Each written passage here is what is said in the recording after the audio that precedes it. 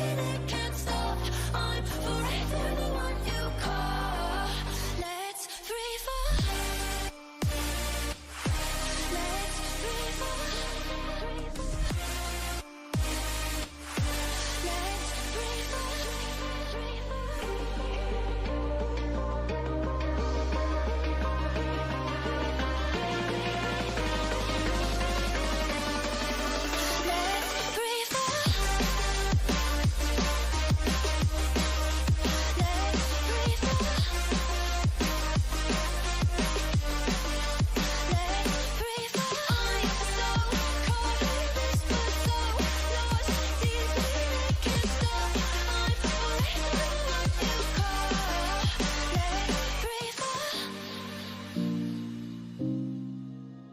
Just enough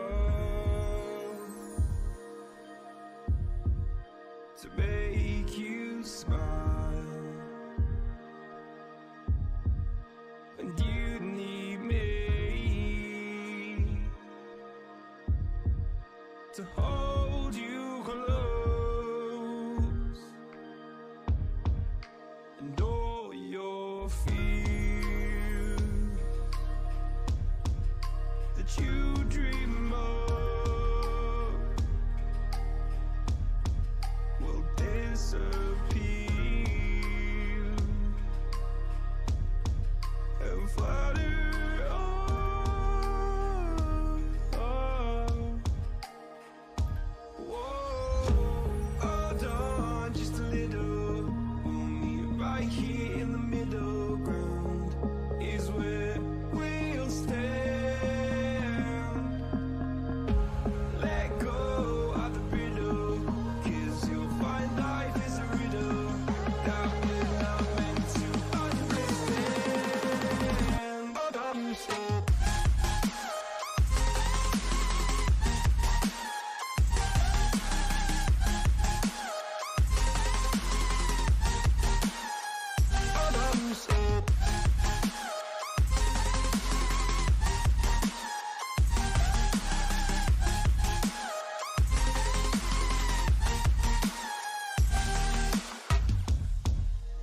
Just look on, and I'll look down, and all your fears around the ground.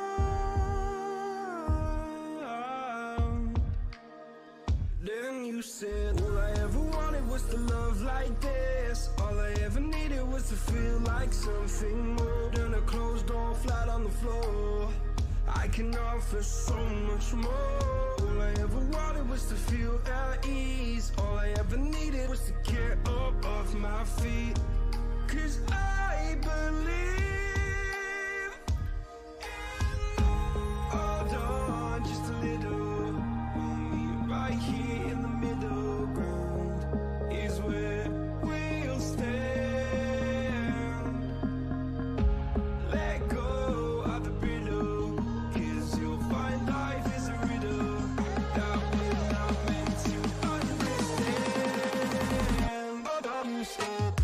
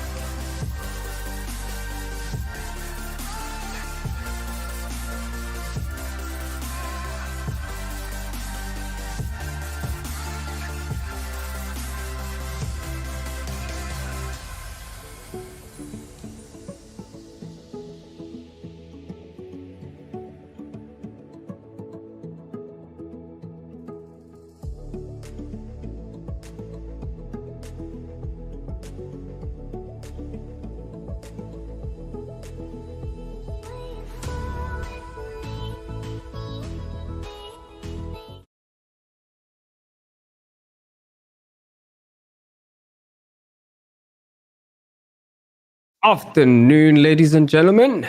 My name is William, and welcome to World League Esports. And we're proud to bring you WLE 10K. That is your new home of esports. And right next to me, whether it's my digital left or digital right, is Justin. And we are getting ready for an interesting match today. It is going to be heavy. And yeah, Justin, what's up, dude?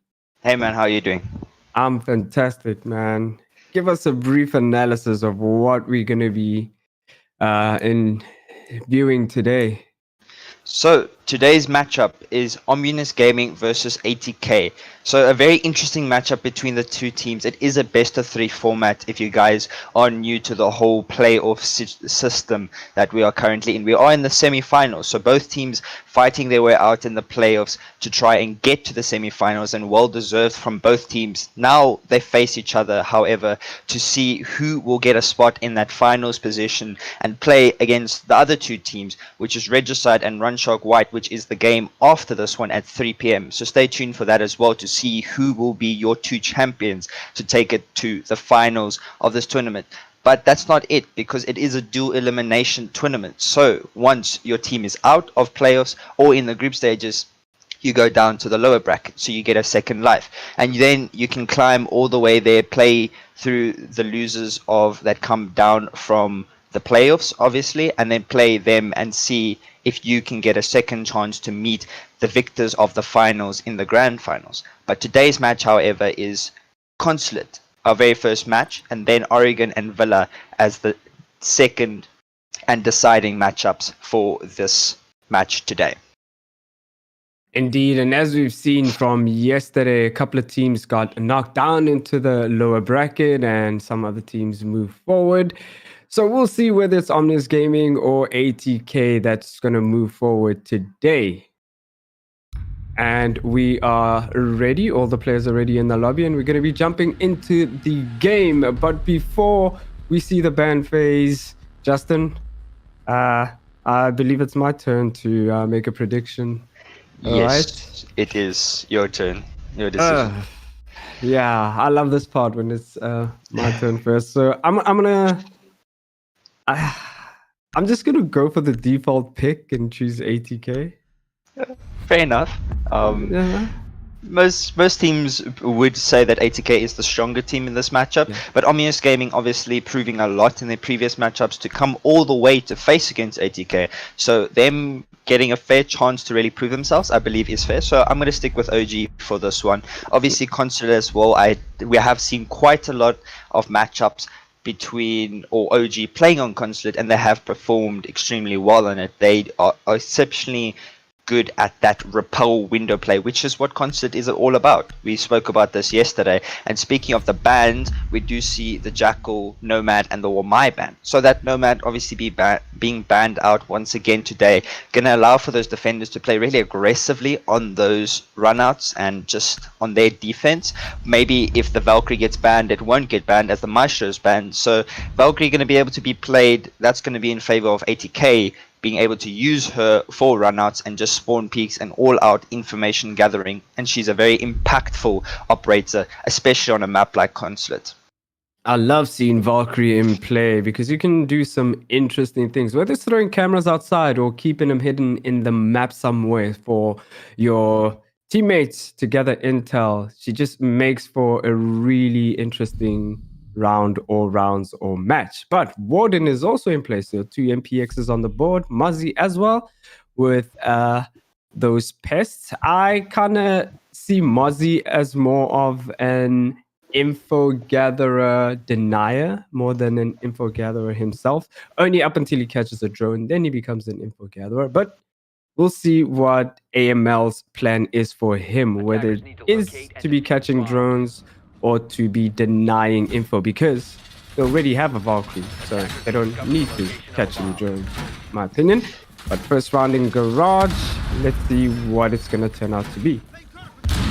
Indeed, ATK choosing to go to that garage defense first. We obviously saw Viben Esports versus Regicide yesterday unconsidered as their second matchup, which was the decider to let Regicide go through and win that matchup. But now seeing ATK go to the their very first side garage, whereas yesterday we saw a split as well, Viben's first attack or defense, and Viben didn't really go much to garage. They went to garage once and then ended up winning it. So maybe garage is the more preferred side for teams. So seeing as ATK are going there first, and they do have a lot of delay and intel, well, denial on their roster lineup for their defense, so it's going to be very difficult for OG to push into this. But OG have a Thatcher, so that's going to be easy for them to get that main breach. No time wasted at all to get that open. The ace just throwing all of his charges to get that open, but he does get picked off as Corsa gets the first pick for the round. That is a good pick for him. With 2 minutes 20 seconds left on the clock, the opening pick for ATK. So really at the moment looking really good for them. There is a contest here up top, but drop shot comes on top there, and that's AMR for the board. The Mozzie not going to be able to use those drones if he does get one from one of his pests. But now even the scoreline, it is a 4 versus 4. Some shots are put onto Ergo, and drop shot is low on HP, whereas all the ATK players remaining are on full HP at the moment. Sandals is hunting down somebody, but James eliminates Kaiko in that process, leaving OG with only 3 players left. And Corsa is also still roaming around somewhere in the top or middle floor, so they have to hunt him down and get rid of him before they can make any sort of move, because he can come back and mess their plans up for real. Drop shot on almost no HP left. Ergo is quite a significant amount of HP, so he can still do damage, and Sandals still on the hunt, but drop shot eliminates Figure 8 out of the server. And whoa, James is also being taken care of, leaving a Sandals, Ergo, and drop shot to do an execute. The plant is going down, and some of ATK's members are not there to be found. Toxic canister goes out, but doesn't cut it. Doesn't hit anybody, so the plant is down, and some of the members from OG are standing outside looking at the diffuser, so they're guarding it properly. Dropshot can do some vertical play to guard it from the top, but so Pancakes and Corsa have to do the dirty work. So Pancakes takes out Sandals, so that leaves Corsa with a nice shot onto Dropshot. They were very close contact to each other, now leaving Ergo and ATK's Corsa, but Ergo comes out on top of that and bags around for OG. Well played there from OG to get that first round. They were in the deficit from the beginning, but then trades just carry on coming through between the two teams, and eventually OG coming up on top. They're getting that diffuser down, so good execute from them to get control of that garage very swiftly, as they do have the Thatcher to support them. So that garage not going to be much of a problem for them at all to really open when ATK do choose to go back downstairs to garage once again, but they will not go there. They will go to Archives and Tellers this time, but still from that previous round, good execute from OG to get that plant down and then secure it and hold it out to the very beginning, leaving it in a 1 versus 1 situation where OG came up on top.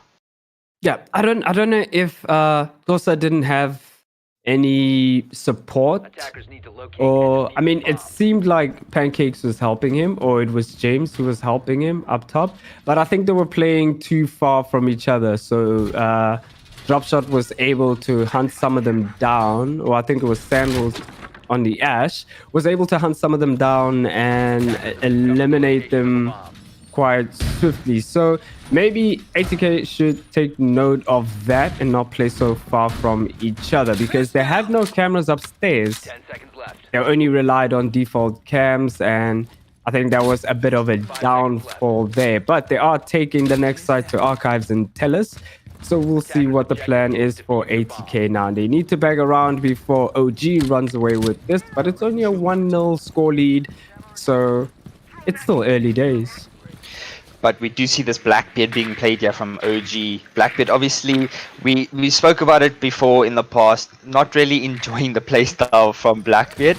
Obviously, you know, Blackbeard being a very annoying operator to go against for the defenders. But a C4 gets thrown out there from, I believe it was Pancake. He was trying to be maybe make a sneaky play there for Cause his teammate, blow it when they needed to, but OG not allowing that as Sandals does spot it out and shoot it out, and now OG trying to go for that top floor execute. They're trying to get control of admin to push down into that Teller's archives area, but a lot of C4s on the place of ATK. They have 4 C4s left. I believe AML has put a pre-play C4 somewhere, but in total they had 5 C4s. I just need to see where they choose to use them all, but that's going to put a lot of pressure if OG choose to try and go for that plant. Speaking of that, Dropshot does get the first pick. That's AML off of the board, so his C4 will no longer be able to be used, but a C4 does come swinging out and does some damage onto Dropshot, but Ergo gets a pick for himself. That's Pancake off of the board for the round. Now left to a 3 versus 4 as Dropshot is down, but he will be able to get picked up there as Kaiko is right on top of him, as his teammates will also be able to watch those angles to try and support and get that player back up.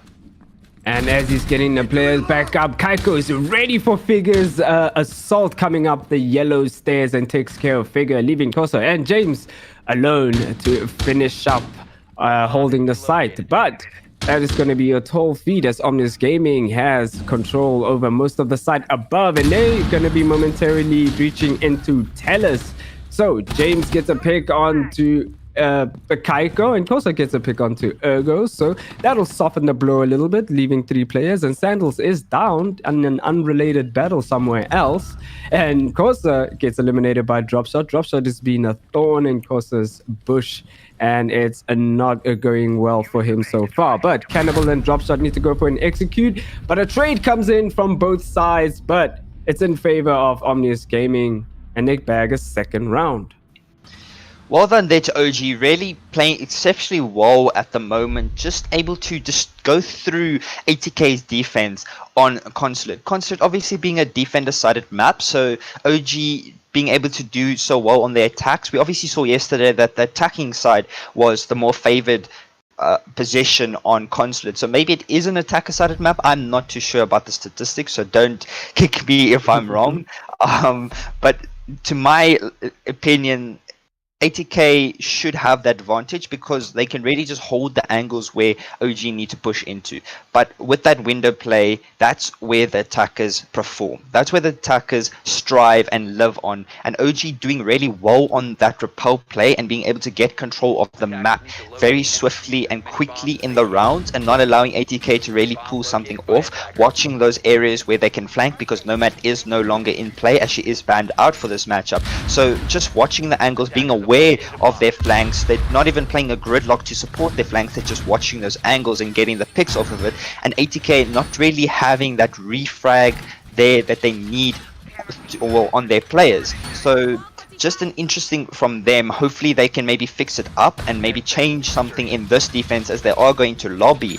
So that's a bit of an interesting one, as they're choosing not to go upstairs, but they will hold upstairs in their lobby defense.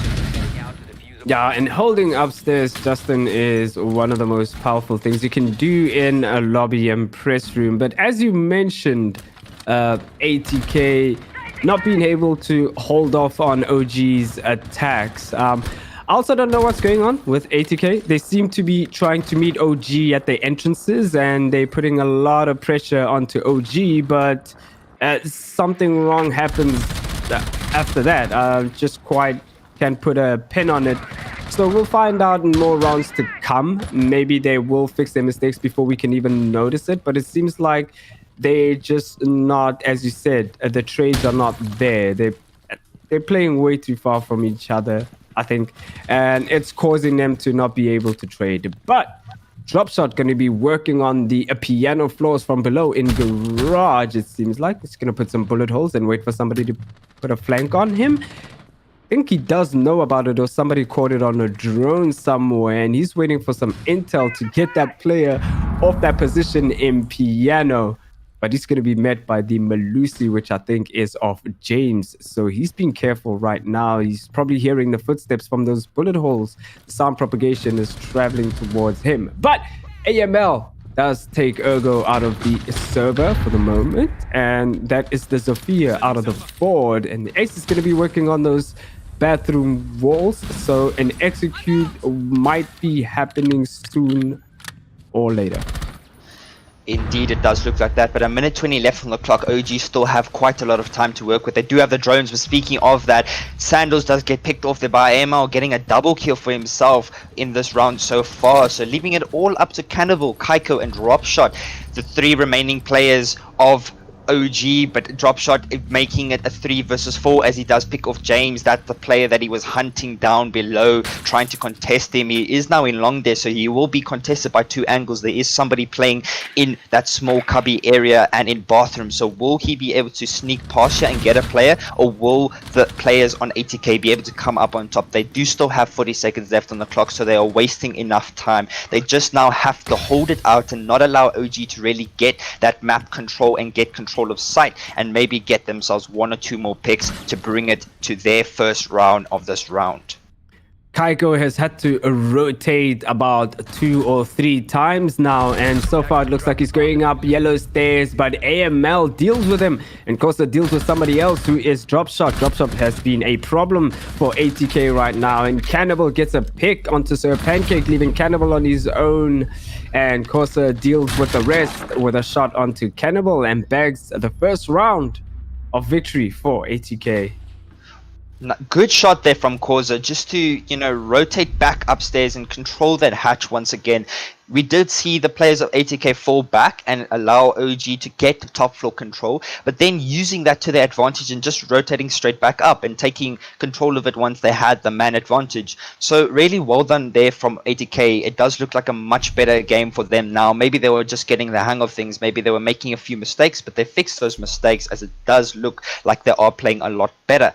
So getting those first initial picks, AML obviously getting a 3k in that round, really showing the type of player that it is, and playing on that Mozzie, just denying those attackers drones while they try and take map control, and also denying the attackers as he just picks them off if they are in his way. So really well done there, but OG nonetheless, they are still in the advantage, and they're going down to the garage once again, ATK, so they will get a lot easier attack, OG, as now the garage is not going to be really that much of a difficult objective for them, as they do have that Thatcher and Ace to open it fully open once again. So maybe if they just do it a lot exactly like they did it last time and do it in a swift move, then they will get themselves another round and bring themselves into the advantage position even more. Yeah, and clearly ATK has a plan, right? So maybe the plan didn't work out in the previous round when they're in garage, so maybe they know what to fix, and maybe they can bring this round out to a victory, because as we can see in their lineup, they haven't bought an entry denial operator, so they know that wall is going to be opened momentarily, as it does. And the garage wall is going to be open, but Sandals, my word, Kosa gets a shot onto Sandals and sends him to the depths. That is the Ash out of the board. No explosives except for Ergo on the Zofia. That is a good pick by Kosa, and leaving ATK in a good spot right now, and they can comfortably hold positions or just wait for Dropshot to come in and do some damage. Kaika here trying to look for these Valk cams outside. He does know that a Valk is being played by ATK and trying to find that information that ATK are using. I wonder if they do have a Valk cam outside. I'm not too sure of that, but if there is one, they've hidden it quite well, because Kaika can't seem to find it. But there is some damage put onto Ergo and back retaliated onto Figure, so he does lose some HP. But the shield there from ATK, just playing on that pipes area, just giving them support, and Dropshot gets shot from the vertical holes that he created, so putting him on lower than 25 HP. But they do know the location of one of these players trying to move into this long desk circle area, but he does not spot out the play. He looks the wrong way, he's holding the wrong angle, but now the life ping's coming out. Will James know of this? Of course, sorry, he does not know of it. He does spot out Kaiko, does do some damage, but he comes out up on top. Kaiko winning out that gunfight, now left onto 25 HP, but there is a minute left on the clock, and the OG attackers are trying to make a push into the side. Dropshot losing a lot of HP once again, and Kaiko getting down by the smoke grenade. There is a player going to try and contest him from yellow stairs as Cannibal gets a kill, but there is a trade as Kaiko does get picked off eventually. Now Dropshot having a standoff with this player on the yellow stairs. He does spot out a player in this pillars area, not connecting the shots. Ergo is downed and missing his shots now, having to switch to his pistol, not looking so good for him. It is a 2 versus 3, 40 seconds left on the clock. These attackers of OG are trying to make this push, but they're struggling at the moment. Shots are getting traded out there. Sir Pancake coming up on top as he picks off Cannibal. Now a 1 versus 3 as Dropshot is left on 5 HP. He has to find out 3 of these players. He does pick off Figure, now bringing it to a 1 versus 2 situation. 20 seconds left on the clock. He does not have the diffuser, and the angles are being held by ATK. Will he be able to spot out 2 of these players, or will ATK be able to bring themselves their second round in this game? So far, it's looking like an ATK round as Dropshot is firing at all cylinders right now, trying to get a pick, and that's not going to happen in 1 or 2 seconds. And that is a round that goes to ATK. It was a bit messy at some point there, especially when an execute was just about to happen. And it seemed like ATK had a pin on it. They knew exactly when the execute was going to happen, as you saw smoke canisters and toxic canisters flying out the wazoo. But OG got cut off mid-execute. So, yeah, that was an interesting round. That moment with Akosa, and I think it was a drop. No, it was somebody else. It wasn't Dropshot. Not being able to spot each other there up until a red ping was... I think it was Kaika. Sorry Yeah. to interrupt. It was Kaika, yeah. So the rounds now coming out once again. We do see ATK trying to go for that archives telesite once again. So ATK not choosing to go upstairs in the console theater area at all. So very interesting from them, but they will take the same lineup as last time for this Tyler Archives defense. They do have 5 C4s once again, so hopefully this time we can see 1 or 2 C4 kills and not do just a bit of damage. Hopefully ATK have seen their mistakes and can fix it, but for OG side, they do bring that IQ instead of the Thatcher this time. So maybe they know that ATK want to go to that Tyler's Archives area once again, and bringing that IQ can really help support when they want to go down for that plant and for trying to push into site. Obviously, they go for the admin vertical control, and C4s just come swinging out. So that IQ really going to be able to support and really do a lot of damage to ATK's defense if he can spot out those C4s and save his teammates' lives. Indeed, but it is one thing to pre-place a C4 when you know the players are going to be there, but it's another thing to actually catch them slipping. Because if you pre-place your C4 and you spot somebody else somewhere else, you don't have that C4 with you. You have to be careful when you use those. But with the IQ on board, as Justin said, it is going to be slightly difficult for ATK. But they do have a Valkyrie and a Pulse. And they do have a mute as well, so they're going to cut off information while gathering information.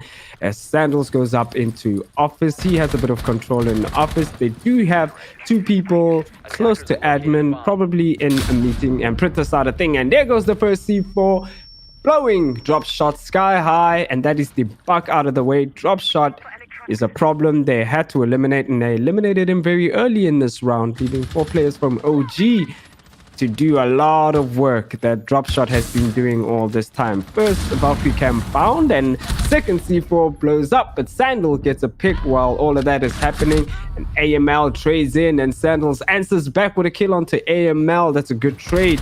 It is now 3v3 with the man count equal on both sides, and the health also equal on both sides, all of them being full HP, and a bit of a standstill this time.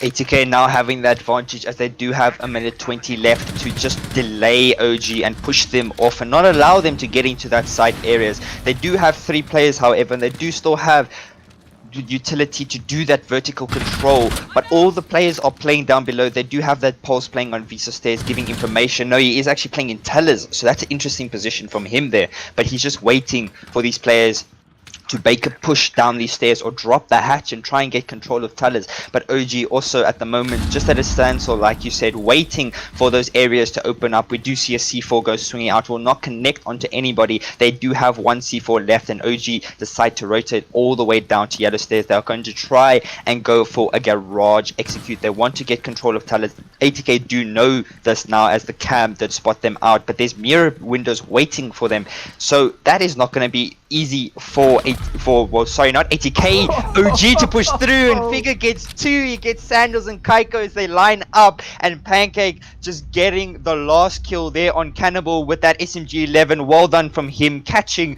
Cannibal while he was trying to run away and support his teammates. So really well played from them there. A much better round for ATK, if I must say, on that defense. So it does look like they used the first 2 rounds just to see, you know, what was going on, and it didn't really work out for them, but now really changing up their strats and just adapting a lot better to how OG play and using that to their advantage. So far, really well done play. As for OG, they're playing exceptionally well. Maybe just need to play a bit more together and coordinate more on those pushes, and maybe just get that first opening pick instead of being picked off straight at the beginning. But needless to say, both teams are still playing really well at the moment. You kind of saw what happened when they played together there. They lined up, and AML got the easiest kill of his life. So I don't know. Play together meaning play close in proximity, not line up like that and give the defenders a free kill. But with that said, I mean, during the round it's really difficult. Nerves are running high and tension is also high. The time is trickling down. You have to make some sort of a move. So it's like those moments do happen now and then. It is Siege after all. So moving down to lobby and press room, as I recall, ATK did win this one. So they'll probably be doing somewhat the same thing. Or they might change it up just to surprise OG. We don't know. But top floor hold is going to be the order of business. And they're going to be holding it aggressively this time with somebody right next to those windows. If that Twitch drone doesn't manage to spot whoever's playing to the left of that, which is the Mozzie, it might cause a big of a problem. Muzzy does bag a drone for himself. ATK is eliminating a lot of drones from OG right now. They are cutting their information game off completely almost, because they are running out of drones, and they're running out of drones very quickly. And now they're struggling to get into the buildings that they want, especially in office and admin, because ATK is waiting for them directly. They're getting a push right onto OG right now. OG not having many drones left. They have 4 drones, 2 in the back pockets of Ergo and Kaiko, and 2 on the map from Dropshot and Kaiko as well. So their drone game at the moment not looking so strong, especially with the minute 40 left on the clock. And speaking of that, Dropshot does get the first pick, but so that's a lot better for them, picking off the Mozzie, the one destroying all their drones, being a pest to them in the end. And the drone does come swinging out there, but a mistake there from Kaiko, unfortunate from him, trying to get into the map. But Dropshot doesn't care about that as he gets a second pick for himself. That's Pancake off the board. He does spot out another player, but his crosshair's not on him, and that's caused it to come up on top of that gunfight, and James getting one as well. That's Sandals off of the board. They still do have that Sophia for vertical control, so they will be able to put pressure on these defenders. But so far it is a 3 versus 3 and a minute 10 left on the clock. ATK just decide to fall back and go to the side areas. They are all the way in the basement. I believe there is 1 or 2 players playing there and 1 playing on yellow stairs, but OG do not know the full locations of these players. As Kaiko does get contested by James, but he wins that gunfight, and Cannibal losing a lot of HP there, being left onto 25 HP as he tries to peek that hatch. Not so good for him, but 45 seconds left on the clock. OG still have time. They still do have some drones to get some info on those defenders of ATK and try and make a push into sight and try and get this plant down. So it's Corsa and a figure left, a Valkyrie and another SMG-11. I think he is running the shotgun. So shotgun and SMG-11 is going to be put to work momentarily, because Cannibal, Ergo, and Kaiko are going to go for an execute right now. Cannibal with the smoke grenades, and there's the bomb being planted right now, not being contested. Figure can throw C4, but it doesn't connect. Then he uses a gun instead, but Ergo's behind him and eliminates Figure. He has to grab the diffuser and put it down himself. With Kosa being on the top, he might be able to use those holes, or the hatch does eliminate 1. And why did Kaiko get off the diffuser? I don't know. Wait, what? And that gives ATK a round, and that makes it 4 ATK and 2 OG. Not a bad run, not a bad half for ATK. And not a bad round for OG2. They bagged 2 rounds. Maybe they could have bagged another one off that one, but we'll see now as they switch to defense if they can bag even more rounds. Well done there from ATK to win out that round. Causa should have not really been able to win that, as he was left in a 1 versus 2 situation. Obviously, Kaiko being picked off there, so the planter versus Causa, if he got that diffuser down, I'm not sure how much time was left on the clock. I believe it was at least It 1 was second. so little. I don't know why Ergo got off the defuse. I believe it was Rogue or Reaper on YouTube. Reaper, I forgot his full YouTube name, but he was speaking about the other time where don't save your KD when you are trying to get that diffuser down. Never stop the plant, because there was a situation where one of the defenders walked straight past him while he was planting, and he got off the diffuser to save his KD, and he ended up losing the round for his team. So I think that might have been the same situation with Ergo there, where he could have got the diffuser down, had his gun up, and then be able to shoot Causa as he dropped the hatch. So maybe he thought, okay, he had the diffuser down, and then he tried to go up too quickly, and then it was a bit of a problem for him. But needless to say, well done from ATK there, even when they were on the back foot, still able to clutch out that round. But Dropshot now trying to go for a spawn peek. Yeah, he does get contested and spotted out here by a drone, so ATK will be aware of his location. Will they be able to contest him, however, and pick him off, as he is playing that pulse down below in the garage area? Going to be feeding a lot of information to his teammates, as they are playing all the way in lobby. What are they playing, lobby or console? I believe it's console. Console office Yeah. and meeting. Yep, going for a spawn peek with that UMP. Quite risky plays, and especially the fact that you are a pulse, you are needed elsewhere, whether it's the bottom floor or top floor, but you are needed for information. So he's very important, and him risking his life like that is quite concerning to see. But nonetheless, ATK is making a bit of headroom as they repel onto windows. They're going to be met with a couple of OG operators, and so Pancakes sends Dropshot to the ether. He's not going to be participating in this round. And while I was talking about the pulse being important, Ergo takes out James, another important operator, which is that of the Thatcher. So now leaving it a 4v4 man count, with Ergo being on almost no HP left. Figure sends a drone in, and that's the Ayana clone, to gather some intel, but he did miss the person who was on yellow stairs at the bottom in garage. So that person will be able to flank up. I think it was the Ergo, so he'll be able to flank and do some damage. Figure gets a pick of his own onto Sandals. That is the mirror out of the picture. So an assault is going to be happening right now while AML is switching guns and utility. Kako and Ergo got picks of their own, leaving ATK with only 2 players left.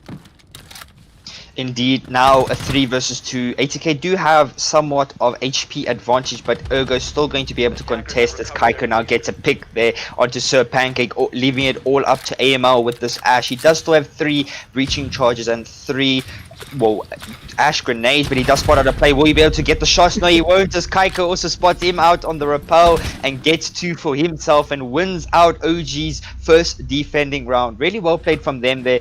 Didn't even see him, maybe just heard him on the rappel and then pre-fired. So well done from him there to use that game knowledge to get that pick and just bring themselves back to a 3-4 scoreline now at the moment, looking a lot better for OG in their defense, as they do go now to cafeteria and garage sites as their second site. So hopefully for them that will be a lot easier to defend. Obviously Thatcher still being on the board for ATK, it's going to make it really difficult for OG to keep them out from that garage area. Yep, they are catching up now in terms of score count. They're going all the way from the office, the top floor, all the way down to the garage. So we'll see what they take on holding garage is, as opposed to ATK's one. ATK did lose their first garage hold. So we'll see what the difference is right now. So far, the difference in operators is that OG is bringing a bandit and they're bringing a Goyo on the Kaiko. So see how they utilize it, because those Goyo shields are very pesky and annoying when they do catch you. but it is kind of easy to avoid them. And Sandals being on a drone hunt, also playing as the Mozzie. We'll see how he utilizes the Mozzie to counteract the squad of ATK. Another spawn peak coming out from a drop shot, but this time using the correct operator, in my opinion, and I assume with everybody's opinion, Jaeger himself. Indeed. Now they're ATK trying to make a push into the map, trying to get the locations of these defenders, as they are doing quite a heavy roam here, as you said. Obviously this Jaeger and Mozzie going to be able to delay these attackers for as long as possible, and maybe just make it difficult for them to really put pressure on that map, but the wall being opened up easily. Yeah, but Mozzie, they're getting a drone or two. We do see somebody running out constantly. I'm not sure where that is from, but he's giving his position away, and he's not being contested at the moment. So if he does get contested, he might get punished for doing that, but at the moment it doesn't look like ATK will do that, as Kaiko does get the first pick, and that's Sandals as well. So that roam clear did not work successfully for ATK, as 2 picks are off the board for them. OG now having that advantage in a 5 versus 3 with a minute 50 left on the clock. It is all up to Figure, AMO and James to make something up of this round. They do not know the full locations of these players, except for these players on site. They do know that the Bandit is playing here on top of this box, but there are bullet holes being held from that cafeteria area, and there is still a player contesting here above. Hopefully AMO or Figure will be able to pick him off if they want to be able to get themselves back in this round. Yeah, 2 very important operators lost from ATK side of things, but luckily enough for them, this is gonna happen. Oh my word, how did you lose that one, Sandals? No, I mean, AML lost a gunfight he should have won, but Figure was there for a trade-off, but now leaving a Figure and James to clean up at the mess. So while Figure's working on the vertical play, he might have been able to spot somebody in pipes, but he doesn't, and Kaiko is free to eliminate James and get another pick on top of that onto Figure, which means OG is catching up in terms of score count. They got another round.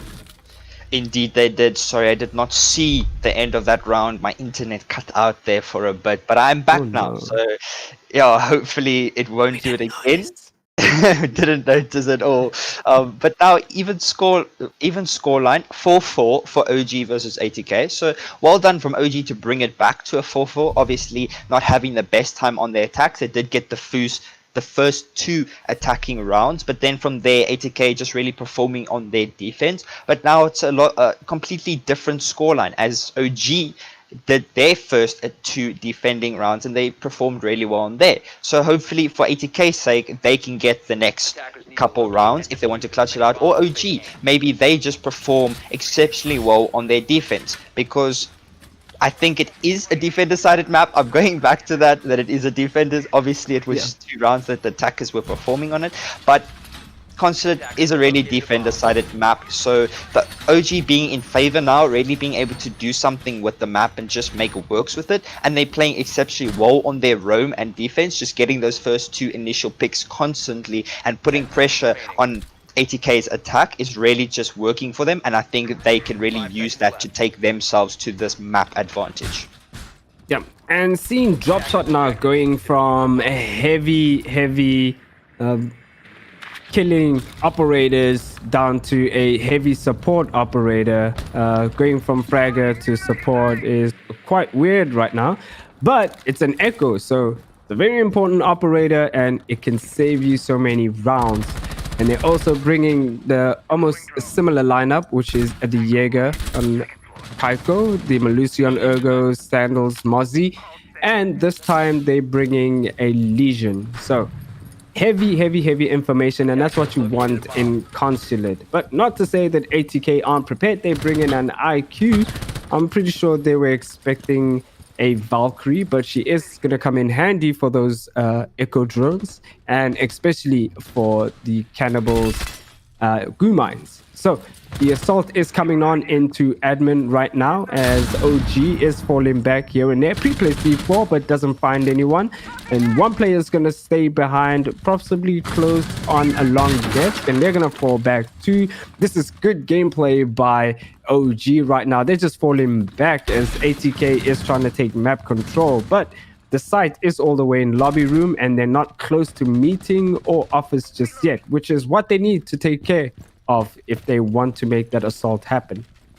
Indeed, a minute 30 left on the clock, so ATK still have time on their side to really put pressure, but there are obstacles in their way. There are players playing on the side of console and small office area, or yellow stairs, sorry, so they will be able to contest from there and put pressure on this attack now, but the Malusi charge being taken out there to try and allow ATK to put pressure, but there's still a player playing in console, that's Sandals, but he does get picked off there, and a C4 comes swinging out, picking off Pancake as well. That is a good pick for them, evening out the scoreline as AML is picked up now, but there's a pick there. James getting the first pick for himself, and that's drop shot off of the board. That's Echo. Echo being picked off. They're not going to be able to do much with those Echo drones to really deny the plant if that was OG's mission to try and play the Echo. I believe it was, but now him being picked off, obviously not the best, and IQ as well was going to be able to contest him and stop him from really denying that plant, but ATK, 40 seconds left on the clock. They have not made an attempt to get into the site area yet. They are setting up for that lobby defense, but they can't get the hatch open as their hard breacher is taken out. So they have to push down the stairs and try and push down this main door. It does look like Koza will get control of this, but he will be contested from this bathroom areas, and there is somebody playing at the bottom of spiral stairs. Yep, and that's going to be a problem, but Cannibal with a bunch of shots onto Figure, eliminating him, but Kosa eliminates Cannibal on top of that. That's down somebody in Piano. The plant is going off. Does OG know exactly where that's happening as Ergo and Kaiko get a pick onto Kosa and AML, but James eliminates Ergo. That is a good pick from him. There's only 1v1. Kaiko on 5 HP left. Kinda does know somebody's on yellow stairs, and this is dangerous right now. James is on full HP. He's gonna patiently wait for Kaiko to walk down the stairs. The pre-fire comes off, scares off James, and James repositions onto the lobby side of things. He's gonna reposition again, pre-fires onto thing, and James gets a shot onto Kaiko. That is a good round by ATK, getting another round after losing 2 rounds in the beginning. Indeed, well done there from ATK. They were in the deficit position there from the beginning, or actually they had the advantage, but time was on OG's side. They didn't have control of that hatch to drop through there. They had to rotate and go to that main lobby and push down spiral stairs. So well done there, a good adaptation from ATK to really use that to their advantage and get that plant down, even leaving it into a 1 versus 2 situation. James just thriving in that with that Thatcher AR-33 with the ACOG, just hitting his shots there and just putting OG in the deficit position in this matchup and bringing his team to an advantage by clutching that round. So really well done from him there to clutch it out. But now we do see OG going back upstairs to the console office. So for ATK's sake, hopefully they fixed their attack there, maybe worked out a few of the kinks that they had in the previous round, or if OG will be able to win it out again and bring it to an even scoreline. But so far it is a very, very interesting match, and it's very exciting to watch.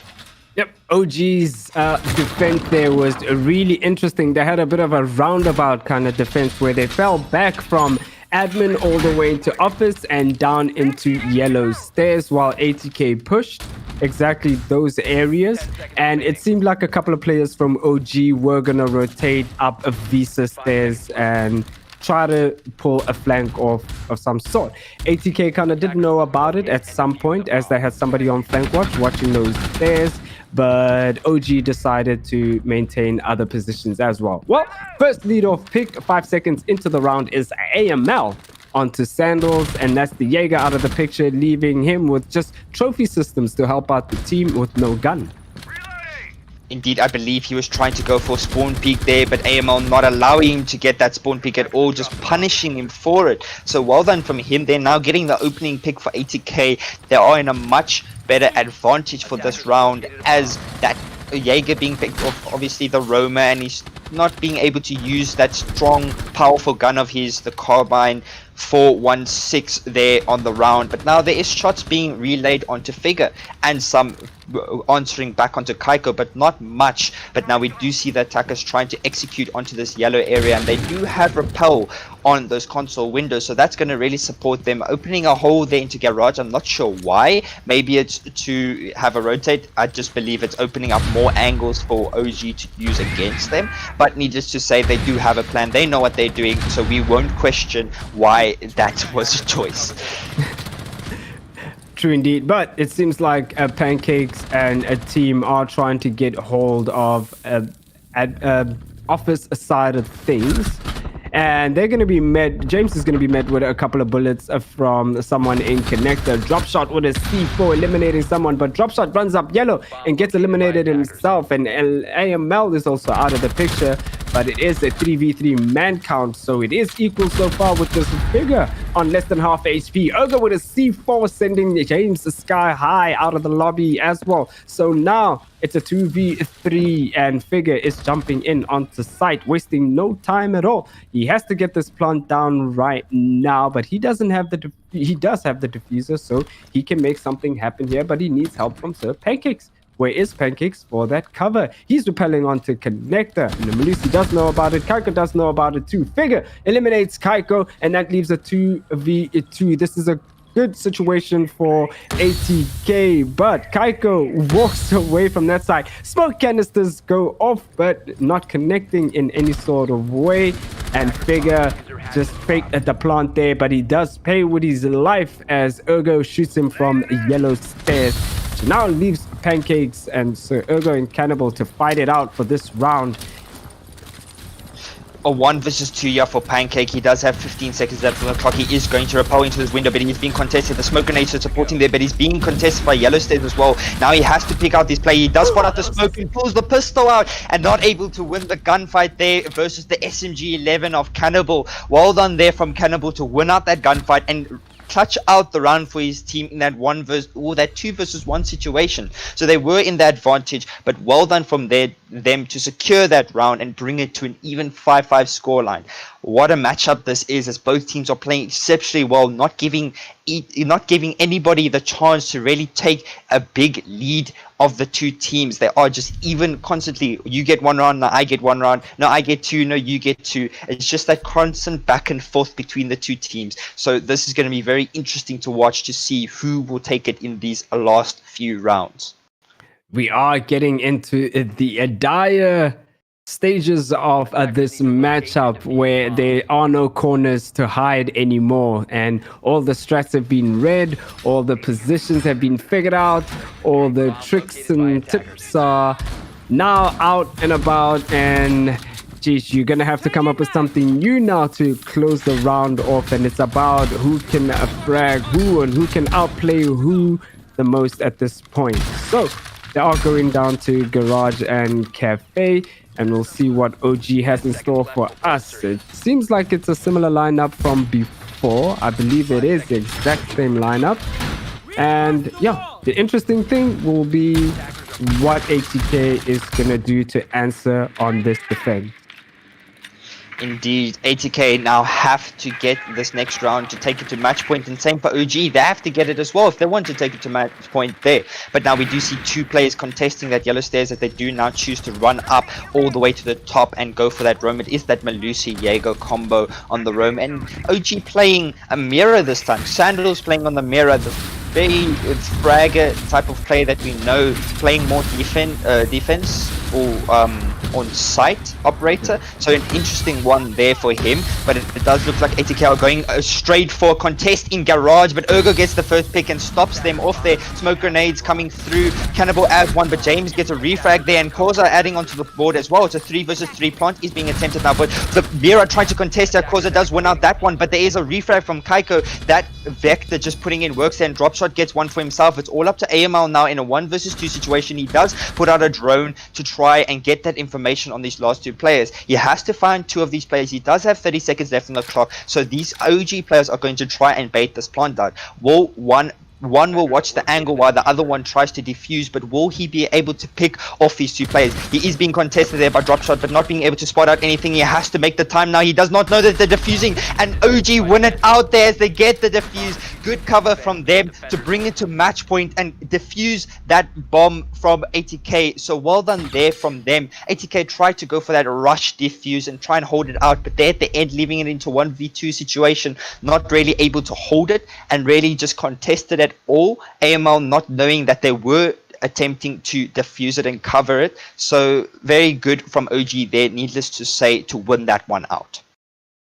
I regret saying who can frag who the most, but seems like ATK answered, but OG answered back with a much bigger bang as they outfragged ATK in that situation, especially on that rush, shutting it down. Even though the plant did go down, OG did manage to stay calm, cool, and collected and take care of the situation. So well played by them. Now going on to lobby and press room. It is now match point for OG. And what's going to be happening here, Justin, on this last round? Seemingly so. Or it might just be going to overtime.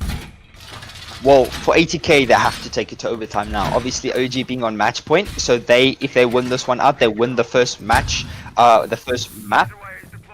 So, I believe it is overtime for best of 3. Yes, it is. Just for production, they're trying to be certain. But for this match point for OG, so them obviously being in advantage, if they want to win this one out and not take it to overtime, because in overtime then it's anybody's game. Whoever can get the first round or first 2 rounds of overtime will then, be able to be in the advantage and win it out.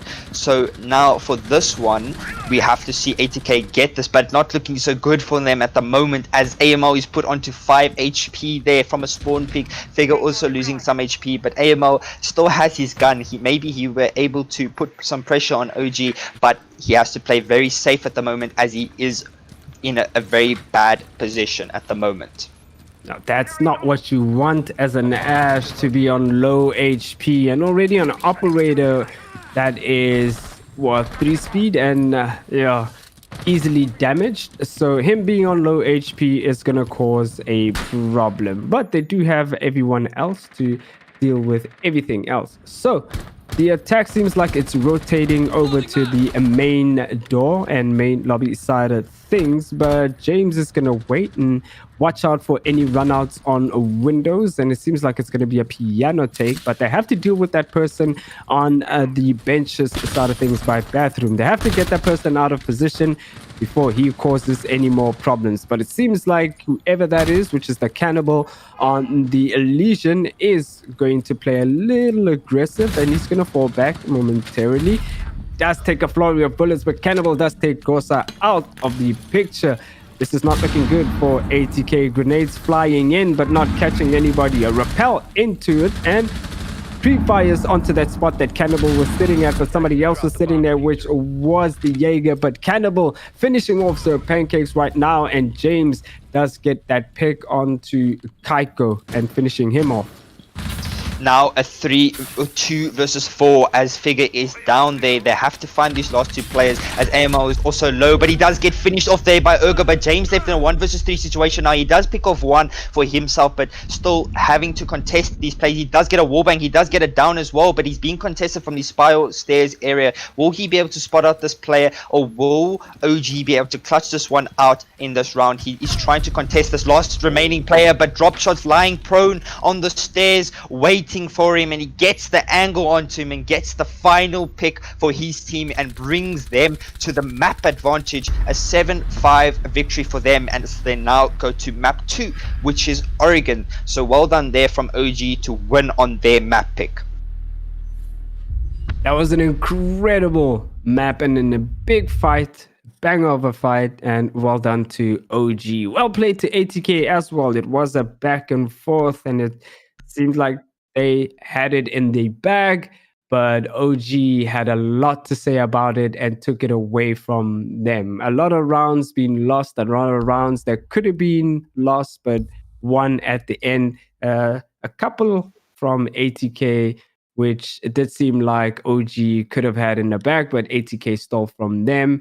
And there was a one as well where OG seemed like they could have won that one, but I think it was Cannibal or somebody that got off the defuse. So it would have been nice to see him stick the defuse and see what happens after that. So that was an interesting match, to say the least. It was. Speaking of that diffuse, I believe it was Ergo, and I did watch the replay through the stream, and it looked like he had about 2 seconds left on the diffuser, but he got off of it to try and support his teammate as he was being pushed from the hatch. But Corzo wasn't really exposing himself on that hatch as he picked off Kaiko. Then Ergo being all the way, at the back of sight, not really getting that angle onto the hatch. Maybe he thought that he could jump off onto, jump off of it and just get the last kill. But for that case, it wasn't really the case. So maybe if he did stick that plant, he would have been able to get it down, or he would have been picked off. We could have seen a much different game according to that. So needless to say, even with that being said, OG still did come up on top in that matchup, but it was a hard-fought victory between the two teams. ATK not making it easy for OG at all. Then OG there at the end just really putting pressure on ATK's attacks, and obviously putting AML on low HP, your Ash being low from the very beginning of the round from that spawn peak. It's not something that you want to see, and it's not something that will really impact your mindset throughout the round. Obviously, being the last round that you could really play through, being in the deficit from the very beginning, it's just always then in the favor of the team that got that advantage from the very beginning. Yeah.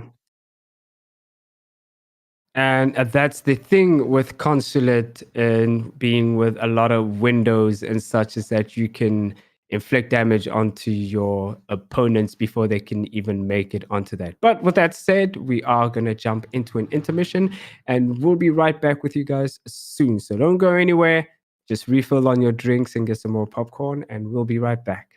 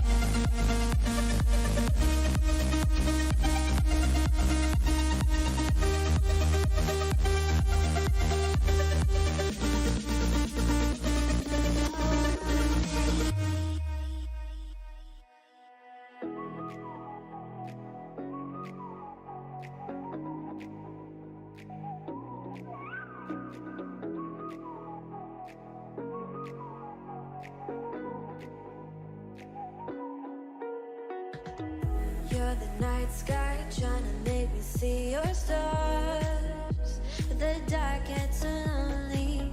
Now I see violet, I can feel silence. And the dark's all that I see. When your stars have burnt out and your heart makes no sound, I'll find violet in your eyes. You'll always be my night sky.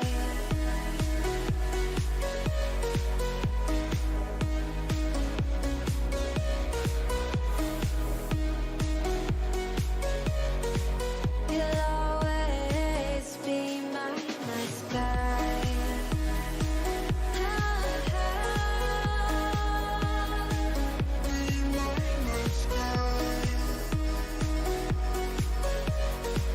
You'll always be my night sky. You're the night sky, hiding behind dark gray clouds. I can't figure you out now. I see all blue. There is so much cold in you, and the silence is so loud when you go. I just stay dancing with my shadow all day. Watch the time. I can't find the point where our two paths align. But you're the night sky, I'm trying to see your stars. But I've always feared the dark. Now I see violet, I can feel your silence. You always feel so far when your stars have burnt out and your heart makes no sound. I'll find violet in your eyes. You'll always be my night sky.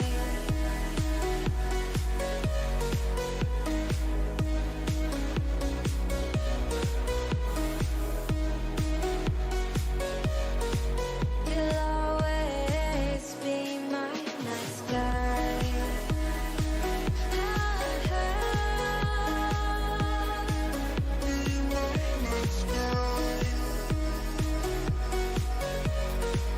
You'll always be my night sky.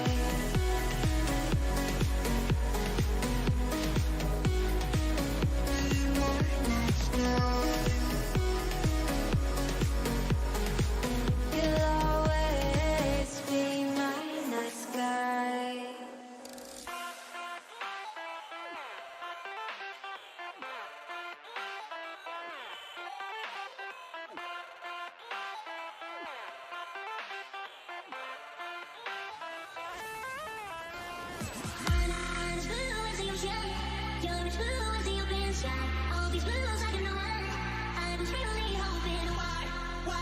You and I don't together like we can change the weather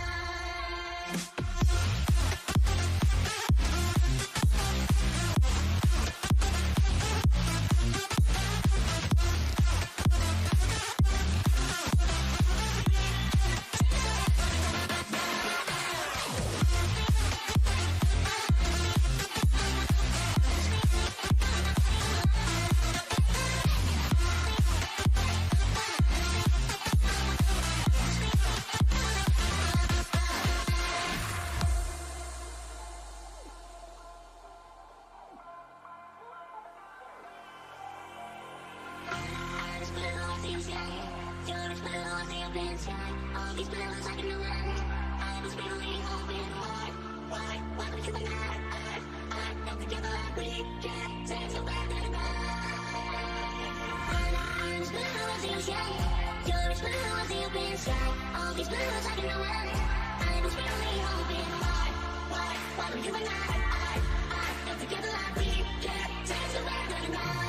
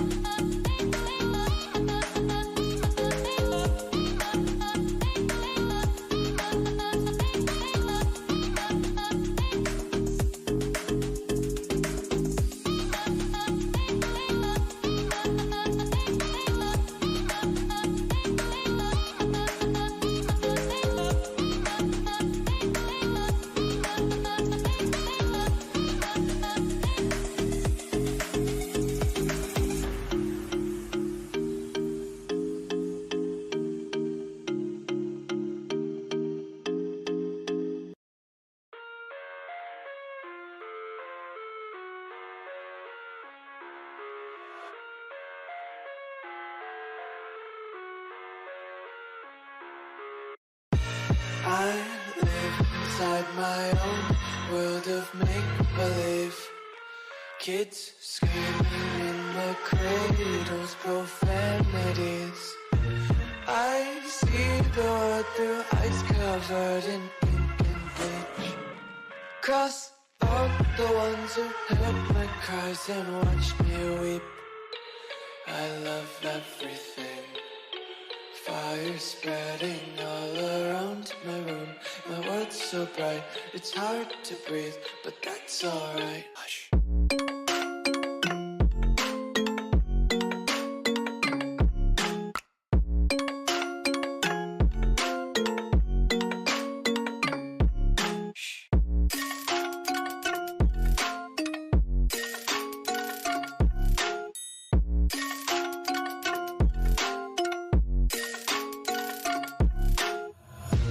Take my eyes open to force reality. Why can't you just let me eat my weight in glee? I live inside my own world of make-believe. Kids screaming in their cradles, profanities. Some days I feel skinnier than all the other days. Sometimes I can't tell if my body belongs to me. I love everything. Fire spreading all around my room. My world's so bright, it's hard to breathe, but that's alright. Hush.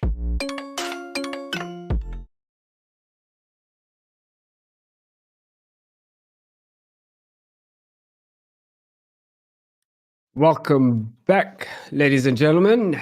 I am William, and right next to me is Justin, and you are back for the second match of the first to three, which is between Omnius and ATK, when OG taking the first map in Consulate, and we are now going on to Oregon. Justin, what a So, match we had.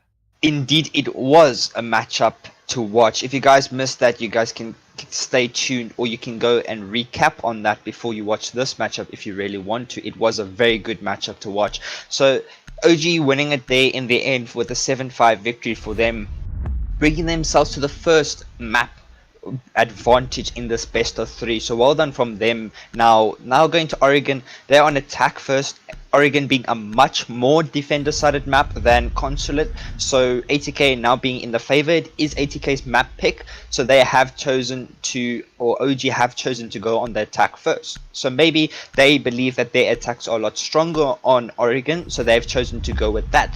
But speaking of the attack, the two banned operators for attack is Nomad and Thatcher. So those two operators being picked off. We obviously thought Thatcher played or the previous matchup in Consulate, so that was very interesting from them, and it did put a lot of pressure on that garage defense. So now the Nomad being banned out against, and the Wamai as well, and the Clash. So OG not wanting to play against that clash of ATK at all on their defense. Maybe they believe that Sir Pancake will bring it out and put a lot of pressure on them. I don't believe that OG play a lot of Clash. I have seen ATK play Clash on their Oregon. So OG have a bit of background and maybe just have done their homework on, well, ATK's defense on Oregon. So maybe they have some counter strats in play for them. Otherwise, for ATK, maybe they have a bit of adaptations for their matchup at the moment.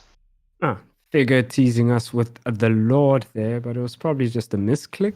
I was getting excited a little bit to see some grenade launchers being launched at attackers, but we're probably not going to see that today, as they need to win this match, so they need to take it a bit more seriously. And now, the first round going all the way to a laundry, and yeah, it is a laundry. So we'll see what the first round is up right now. They're going to be holding a freezer courtesy of the mirrors. And is it going to be an elbow onto construction holding teams? So the interesting thing here is that there's a lot to hold in Oregon. You have to hold construction from either elbow or E-box, and you have to hold those stairs, and you can also be attacked from freezer. and above and laundry. So it's a tough time for defenders in a laundry site.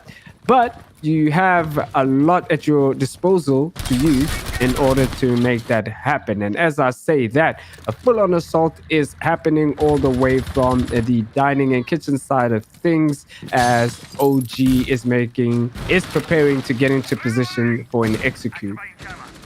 Indeed, OG taking a very aggressive map clear here. They're trying to get it as quick as possible, not give ATK any time to really set up their defense. They do have control of a lot of the middle floor as Dropshot now picking off Amel as well. That's the Jaeger off of the board. Good pick for OG to get that starting pick for them. They're on fire at the moment, and that Jackal just supporting them now on this roam clear once again. The Jackal tracks coming through, getting the location of this player, but Corza wins out the gunfight on that Oryx. He does get one for himself, but he's going to get pinched from two different angles now as Kaiko on the Ash and Jackal, the drop shot, trying to contest him. Yeah, and Kaiko wins that gunfight. A beautiful shot from him. They're picking off Corza on that Oryx roam there. Now 3 versus 4. Two of the players of OG have lost quite a bit of HP, but they are still on 75 HP. There is still a minute 40 left as well for OG to try and make this execute, as it does look like they're trying to take freezer, and laundry areas, and maybe a bit of backstairs. As soon as AML fell, Corsa had nowhere to go really, and he had to play for his life. But he paid the price with his life on top of that. So, drop shot, putting some smoke canisters down for some cover, and he's going to be challenging the guy in pillars. But he does have some help from Ergo. He's going to be pushing down stairs. So, whoever's in pillars is going to have a tough time. Has to push deep into Freezer, but drop shot has a lot to say about that, eliminating James. This is good news for OG as Pancakes gets a pick onto Ergo, but Kaiko eliminated Figure, leaving Pancakes all on his own with only 10 HP left on the smoke. He does not have any smoke, and he has one smoke canister left, but that won't do any good as Dropshot is on the roll right now on the Jackal and bagging a first round for OG. Well done there from OG. Kaiko and Dropshot just making works of their attack. That Ash and Jackal just really putting pressure on those defenders, being able to pick them off very swiftly, and that was a very aggressive attack coming out from OG, and a very swift one indeed. So them really picking that attack, we can see why they picked attack for Oregon, for them, for their side for them on Oregon. So looking so far so good for OG, but for ATK, however, it does look like they need to change up something on that roam a bit if they want to put more pressure on OG's aggressiveness. Yeah, I don't know if they had any hatches open. I don't think they did. Yeah, because Kosa, I thought Kosa was falling back into bedroom side of things, but he fell. Falling over to the dorm side of things, but he fell deeper into bedroom. So maybe if he fell down there and used one of the hatches, it could have worked out differently, but that doesn't seem to be the case. So now they are going to kids in dorms. So we'll see what the plan is for them now. Banshee's in order. There's a Banshee in attic and a Banshee in the hallway downstairs. So that tells us that they're going to be holding the bottom floor to some sort of degree. And on the other side of OG, they do have a Habana and a Cannibal. So that is seemingly an indication of a split push, one being from bedroom and the other being from tower into attic. So this will be interesting to see, because now they're going to have to do a 3-2 push, which means they're going to be quite split up a bit. So if the two that push from one side, if one of them gets eliminated, that's going to leave one of them in a very bad situation. But we'll see how ATK answers to that right now. I love how you gave Cannibal his own operator name. They're playing there on the ace. Nothing wrong with it. He is become one with the ace because he is playing ace every single round in this matchup so far. So maybe Cannibal is the ace. You never know.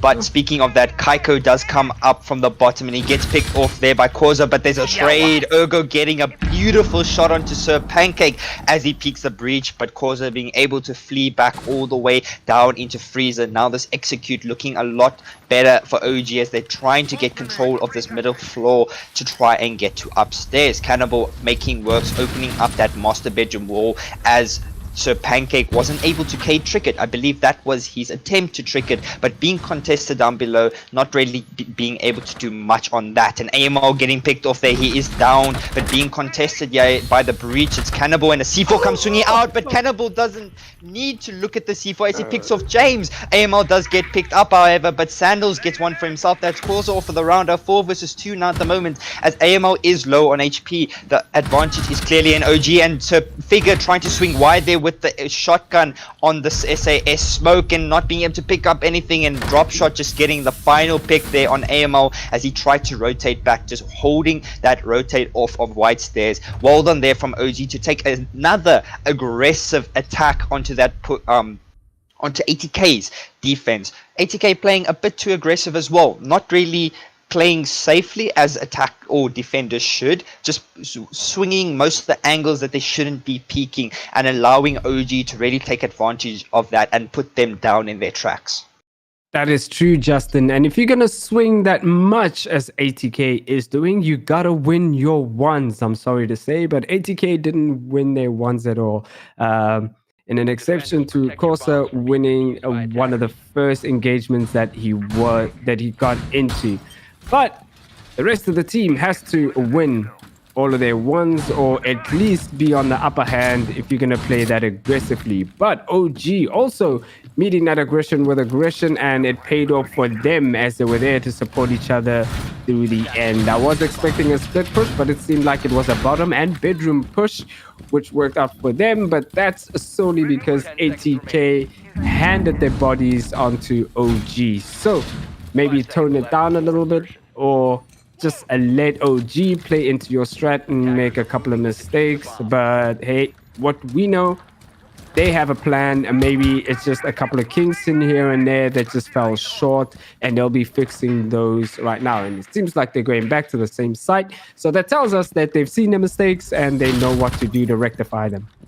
Indeed, but it does look like OG are going to try and do that aggressive take once again. They do have the information on which map control is clear for them, and the Jackal now just supporting, finding the location of the Malusi in sight, but the Malusi getting one for himself. That's Kaiko down, but still being able to play safe here. That's Korza and Figure finishing off there. That's Kaiko off of the board from that smoke canister. The ping still coming through from the Jackal onto the Malusi, but Korza just playing safe. He's waiting for that push from the Jackal, and not really allowing him to push through, but more Jackal tracks coming through. At it is another player gets spotted out in sight, so I wonder if OG will be able to get rid of that player playing down below, or if they'll just ignore him completely. There is a contest here from White Stairs. James playing aggressively at the bottom of White Stairs, picking off Sandals there. That's him off of the board. Drop shot left on 50 HP as well, also being contested by Korza here in this kitchen area, and Ergo just watching this elbow area in the 90 area here, zigzag in the middle floor to try and contest and wait for that contest from the defenders. Right, ATK has read into OG and they answer him back, but they have calmed down a little bit, which is working out for them this time. And now drop shot with that Inox putting to work, but I believe he only has one scan left. So now they're pushing onto bedroom from armory, well, pushing into bedroom and pushing also from armory. The breach is open, so they are able to work some sort of execute. But as I say that, AML finishes off a drop shot, and Figure catches Cannibal slipping, and Ergo refrags back, but Figure finishes it off and takes another round for ATK. Well, the first round for ATK, and now makes the score a 1-2, courtesy, well, in favor of OG. Indeed, OG still being in the advantage there for this matchup so far. They do have the map advantage, and they are in the advantage areas for this map so far. So well done from them. But ATK are coming back. They have seen what they did wrong in the previous round, and they're deciding to go there again, and then, you know, winning it out, playing aggressive, but also playing not overly aggressive, not peeking into OG's lines of sight and really waiting for them to push through. And OG, I believe they played a bit too aggressive there on that kitchen execute. I think they were waiting for ATK to really just make those mistakes again, but ATK saw their mistakes and they fixed it and they changed. So good adaptation from there. For OG, however, the aggression was a bit too much and it will just put it in the favor of ATK. But ATK now choosing to go back downstairs, their laundry and supply room sites once again. They aren't bringing the mirror this time. Instead Figure will be on that smoke. Well, we have both smoke and mute on play and a Melusi this time. So good adaptation from them. Hopefully this works out for their defense. However, we do see now that OG are going to try. Maybe they push aggressively again. Maybe for their sakes they dial down the aggression. We'll have to see how they choose to play that one out. Yep. Oh, drop shot is still on that Jackal, and that was a good play from Kosa in one of those rounds to just stay put and stay calm and wait for the Jackal to push, even though the Jackal didn't know where Kosa was. But it made it kind of difficult because now you have to make noise by pushing them, even though you know where they are, and they are ready and waiting to pre-fire that same spot that you are going to have to push. So it's all about positioning at the end of the day. You can't just pull off that same move, obviously. So you have to be well positioned in order to pull that off.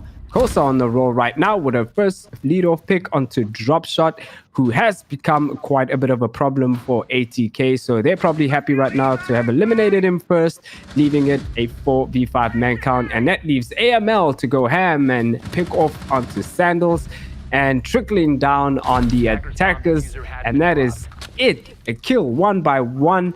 And so far, it's looking like a flawless round. Will Ergo be able to pick off somebody, or are they going to be all impactless frags?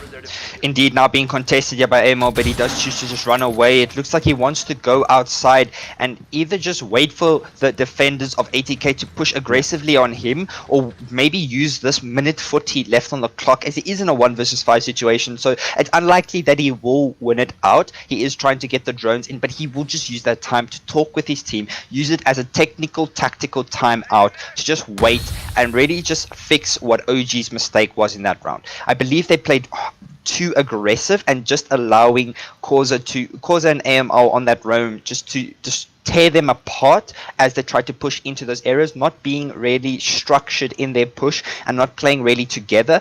There was none of that refrag potential between the players of OG. So maybe if they just fix up those small mistakes, they will be able to get themselves back into the game. But so far, ATK are really reading into the way OG are playing, and they are just counter-aggressing them in every single round, and they're doing exceptionally well of it.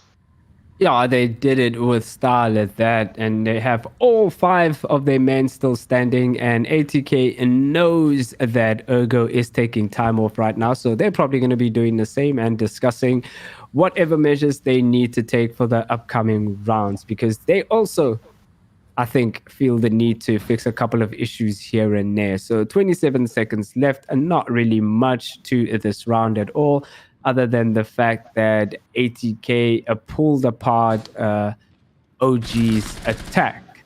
So they're going to be just playing around and wasting time. Obviously, this is a throwaway round for OG, but ATK will be victorious in this round, which makes it a 2-2 scoreline, which is not bad for OG, but ATK does need to win the next 2 just to make it a 4-2 score count.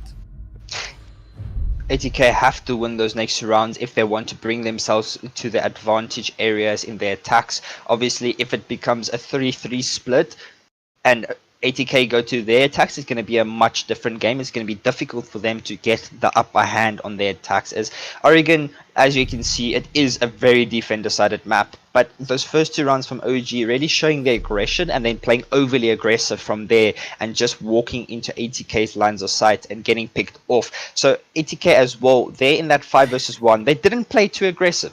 So that's good from them. They know they have the advantage and they just went all straight back to side. They watched the angles where, you know, that one player will be able to push, and that's perfect positioning from them. They're not playing overly aggressive. They're using the aggression perfectly to the advantage in the beginning of these rounds. Now, however, they are choosing to go to kitchen and dining as their third site because they won both upstairs. They won upstairs and downstairs now 2 times, or well, they won the full map rotation that they could go to. So them choosing to go to kitchen and dining over kitchen and meeting, it's a very interesting pick. Obviously, the preferred side is kitchen and dining, so good from them. But they are bringing the Warden and the Frost, so that's interesting from them. They do have one shield, however. I thought that the Warden will play a shield, but he's playing a C4, so 3 C4s for 80k, and that Jackal once again on the location of OG as well, with the Ayana to support in that drone clearing now for them on their attack. Yeah, speaking of attack, drop shot going back to his roots, handing the mantle of the Jackal over to Sandals. So Jackal is still in play, so he's going to be a problem still for 80k. They do spot out the Frostmat, and this is a big problem for the Warden of AML, as he's going to be tracked out and he's going to be cornered in that room with nowhere to go. So at this point in time, very early on into the round, he is playing for death. He's surrounded by 3 OG members and he's going to be showered with a bunch of bullets. And as I say that, Cross is there to help with a shot onto Ergo, eliminating him. They didn't know about that at all. This is a good pick for Kosa, as the Zofia is out of the board for OG. That's a massive problem right there. So I did think that AML was in danger. It doesn't seem like he's worried right now. So drop shot does eliminate James in the process of that. So that makes it a 4v4. And Warden is going to be wasting those Inox scanners. This is very intense for AML at the moment, because he's not going anywhere from there at all. And I don't think OG is going to let him go anywhere, as they are going to push him from below too. Indeed, but speaking of that, they won't really be able to push him from below, as you know, that's where the site is. So he's just going to sit there and waste time. He is also taking some damage onto Kaiko there. That's Kaiko off of the board now, a 4 versus 3 as he gets a second pick. That's Cannibal off as well, the ace off of the board. It's all up to the Jackal and the Ash now, and Koza contesting the Ash here with the shotgun, swings wide and picks off drop shot for the round. It's all up to Sandals once again. OG in that 1 versus 4 situation, they'll use it once again, a minute left on the clock, to have a technical timeout or tactical timeout, just talk things out. They had won the previous round and it didn't help them whatsoever. So now they're going to use this opportunity once again to speak and to try and fix what they're doing wrong, because at the moment it just looks like they've lost hope on their attacks. 80k are just warming straight up and just putting so much pressure on OG's attacks as soon as they try and push through.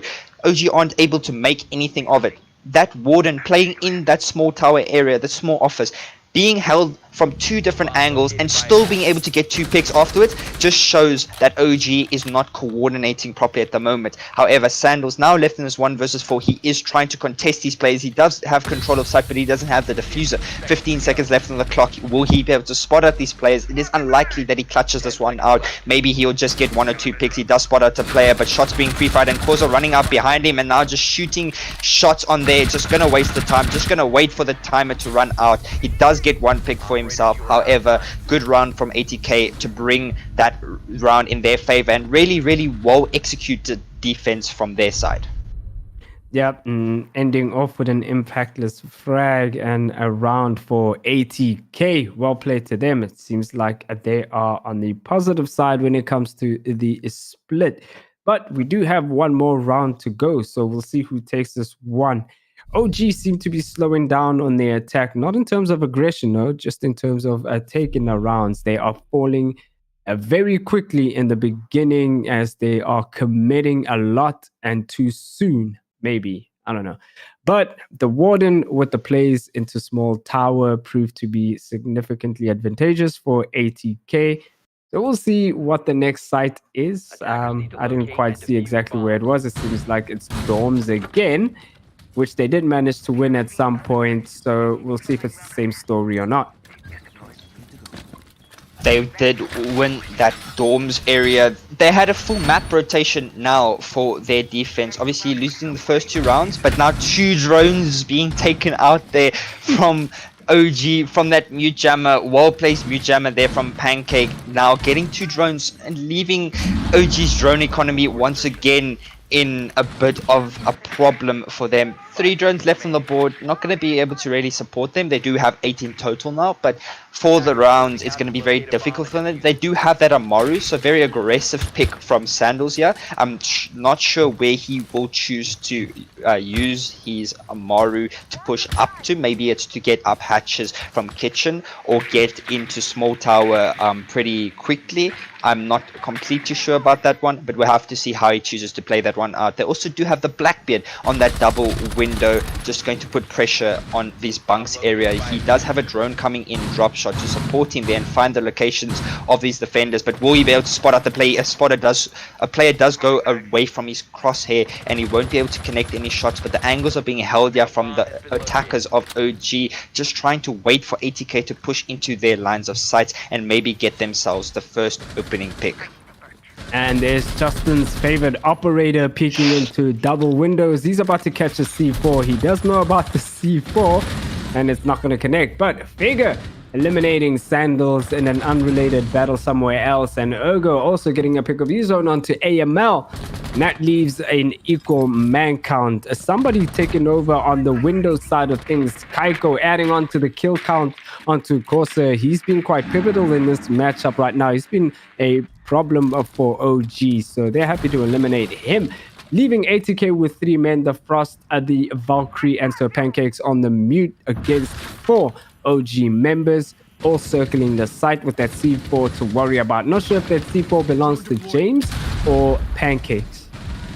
I believe it's either one of the two, but speaking of Pancakes, Pancakes does get Ergo off of the board. That's the Sophia off. Good pick from him there. Now evening out the scoreline to a 3 versus 3. A minute 10 left on the clock, and Kaiko does have control of this attic area. It is not being contested anymore by ATK, so he has free reign to push in there and put pressure on these defenders in this bunks area. He is being contested by some shots, however, but nothing will connect as of yet. He is trying to creep into this doorway, but will he be able to spot out the player, or will these defenders of ATK be able to bring that advantage back into their favor? James is low on HP, so that is a bit of an issue for ATK, but at the moment, OG's attack has gone down to a standstill. There is a player rotating up these armory stairs. He is outside trophy door, and he does get contested there. Kaiko, that's Pancakes on the rotate, gets a 3rd kill for himself. I believe it is a 3rd pick for him in this round, as James adds on to that as well, getting one that's drop shot. The Blackbeard off of the board, my favorite operator, as you said, or leaving it all up to your favorite operator now, the ace in a 1 versus 3, or you said Cannibal. So now 15 seconds left on the clock. He has to do it all. At the moment, he's just going to sit and wait for these players to peak, and he does get contested by that Frost, that Figure playing in bunker. They're just getting the final pick for his team and bringing ATK's scoreline to a 4-2 defense split for them. Really well played from their side. That's a good half for ATK, coming out with a 4-2 split, as you said. So now switching over to attack for ATK and defense for OG. We'll see what the difference is now.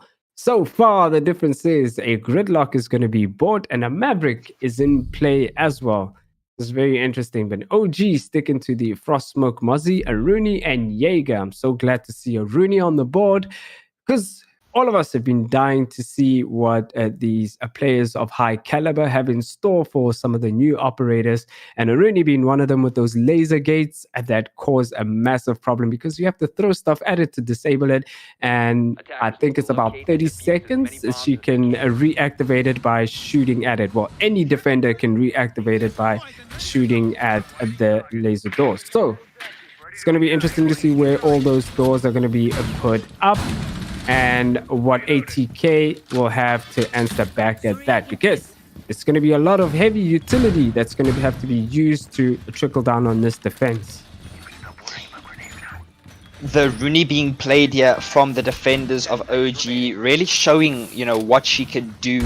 We love a Rooney. We've been speaking so much about her, and teams haven't really been using her that often. We did see her being played in yesterday's matchup, 5-in versus Regicide. Regicide using her quite a lot, but we didn't really speak about her on those maps because she wasn't really the most pivotal operator. She did put a lot of pressure on the attackers and really just delay them as they tried to push in the map, but but Regicide all in out just used their complete gun skill and just their perfect coordination to really win out that matchup. Kaiko does lose now some HP on the Rooney there, so that will be a bit difficult for him there. But William, speaking of the Rooney, are you able to pick it back up once they put place down? I believe you can. I think in one of the other matches I said you're not able to pick it up. So I'm pretty sure somebody probably roasted me on chat for that one. But I did actually go back into a custom match to double check. And yes, you can pick it back up once you've placed it. But I mean, you wouldn't want to anyway, right? Because you're going to be exposing yourself fully to a door. Speaking of exposing, Sandals exposed himself to a bunch of bullets. I mean, AML exposed himself to a bunch of bullets from Sandals and paid with his life on top of it. But they're going to be working on to the attic wall, partly opened, and they're going to be pushing in with a bunch of grenades flying in. Somebody is lying down there, taking a little bit of damage, but I mean, throwing in a grenade, but not finding anyone and not damaging anyone at all. So another push being made onto bedroom, but they have to clear ADS's, gentlemen. Another ADS. That means that's the last Salma for the ace, and that shield is also going to become a little bit of a problem as it's going to impair your movement in that area. Look at all of them lying down in the bedroom, just fully exposed. C4 comes out, doesn't find him at all, and so Pancakes eliminates Sandals, and this is a solid attack from ATK so far. 2 picks coming out there from Kaiko, getting James and Figure. Well done from him there, but there is a refrag from Corsa. For Pancake's sake there, the C4 did get rid of that shield, so it's going to be a much easier push in for him there. The smokes are coming through now, but there are counter smokes from smoke on the defense side as Kaiko now gets Pancake. He tried to run through. The timing on that was not to perfection as he was low on HP. Walking through that Selma gate, if you do not know what it does take damage away from you. It does injure you or really just put pressure on you if you try and push through it. You have to get rid of it with a smoke or throwable grenade. Now the smoke being contested, Causa having to do a 1 versus 2. He does lose quite a bit of HP from those smoke canisters. 50 HP now. With 10 seconds left on the clock, he will be contested by 2 different angles now. He's trying to spot out the player. I know you won't be able to spot him out as Cannibal has the counter angle on him from this bunks area. Just watching the angle, waiting for him to expose his back like he did, and then getting the final pick for his team and bringing it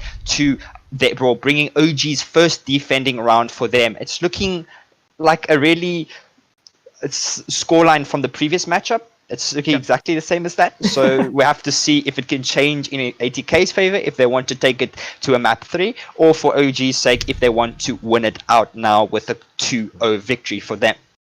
Now that Rooney paid dividends for OG in that round, and yeah, she drained. Well, not her alone drains a lot of utility, but if you don't keep track of your utility, at the end you might find yourself needing to have to walk through that laser gate, and as you said, it takes quite a significant amount of damage, and if you are low already, that means you're a dead man, as one of the ATK members found that out the hard way. So be careful when you're going up against the Naruni. Make sure you have some sort of utility in your back pocket to disable it, whether it's a drone, a throwable, a flash grenade, or anything. But it seems like they had a Jaeger, which the ace suffered immensely on that bedroom wall from the ADSs. So your utility is very important in Siege, and as OG has shown us how to drain that utility from ATK. But now switching over to Laundry, seems like ATK has a full-on assault onto construction, and it's looking like a couple of players are going to fan off onto Big Tower, which is the James on the Maverick, and somebody else. I didn't catch whoever it was.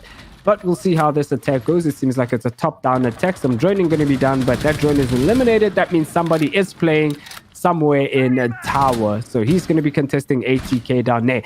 AML about to assault somebody right there in the construction side of things.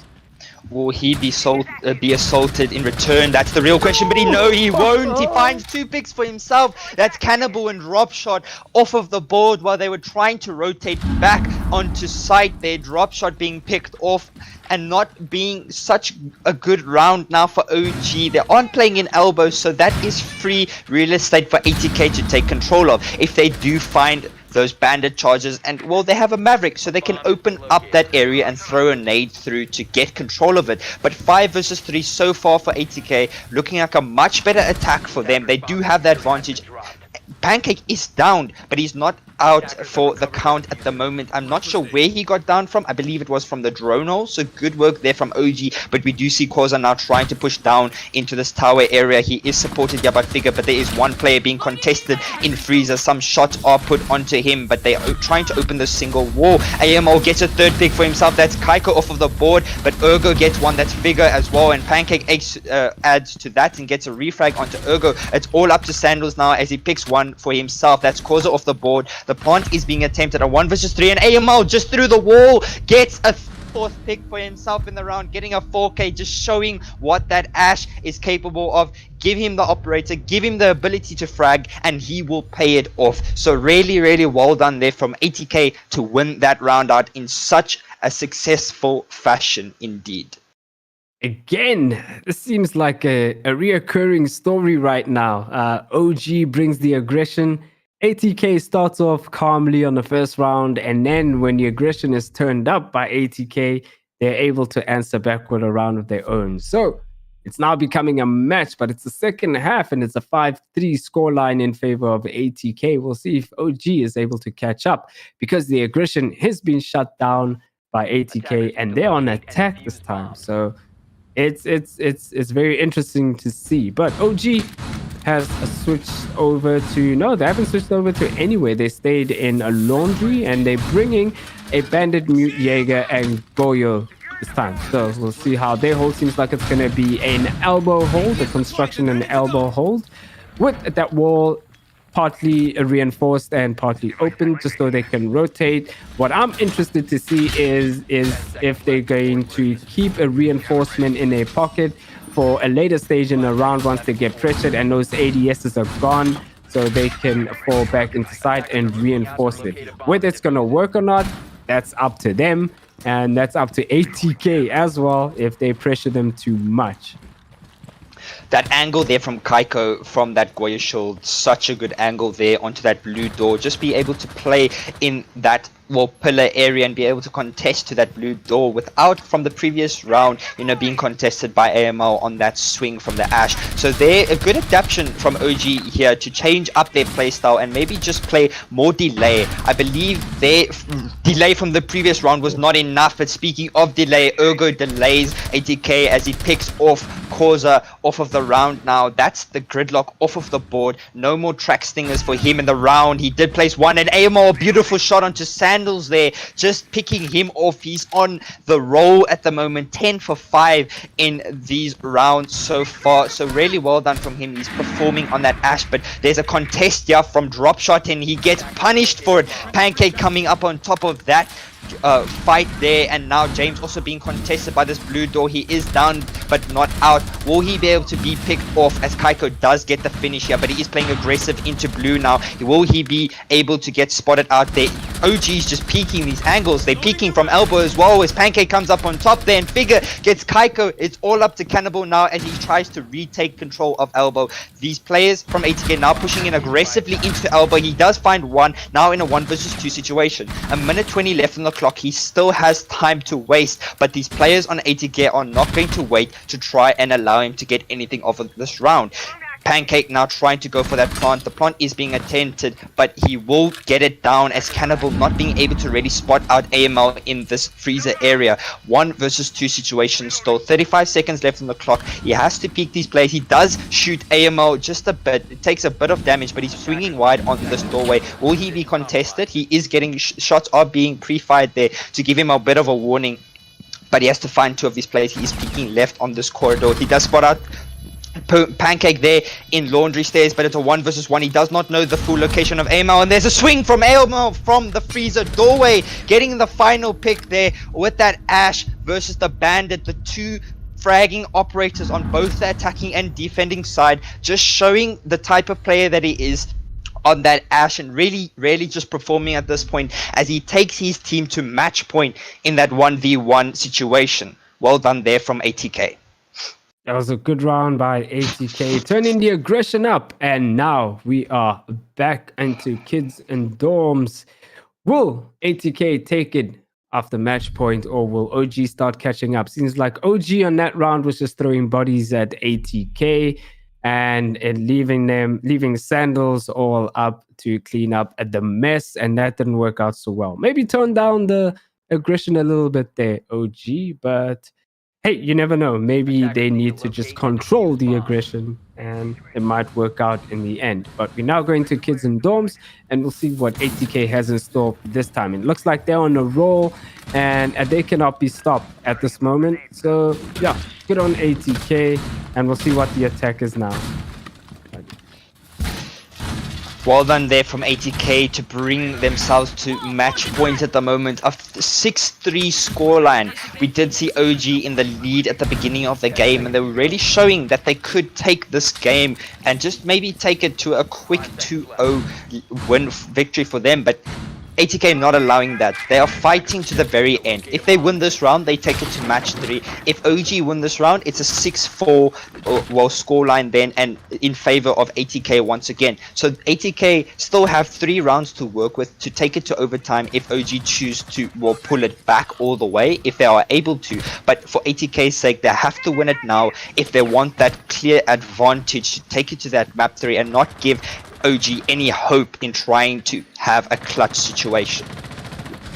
There's that Corsa on the gridlock, putting some spike traps on the tower stairs just to eliminate a little bit of a flank.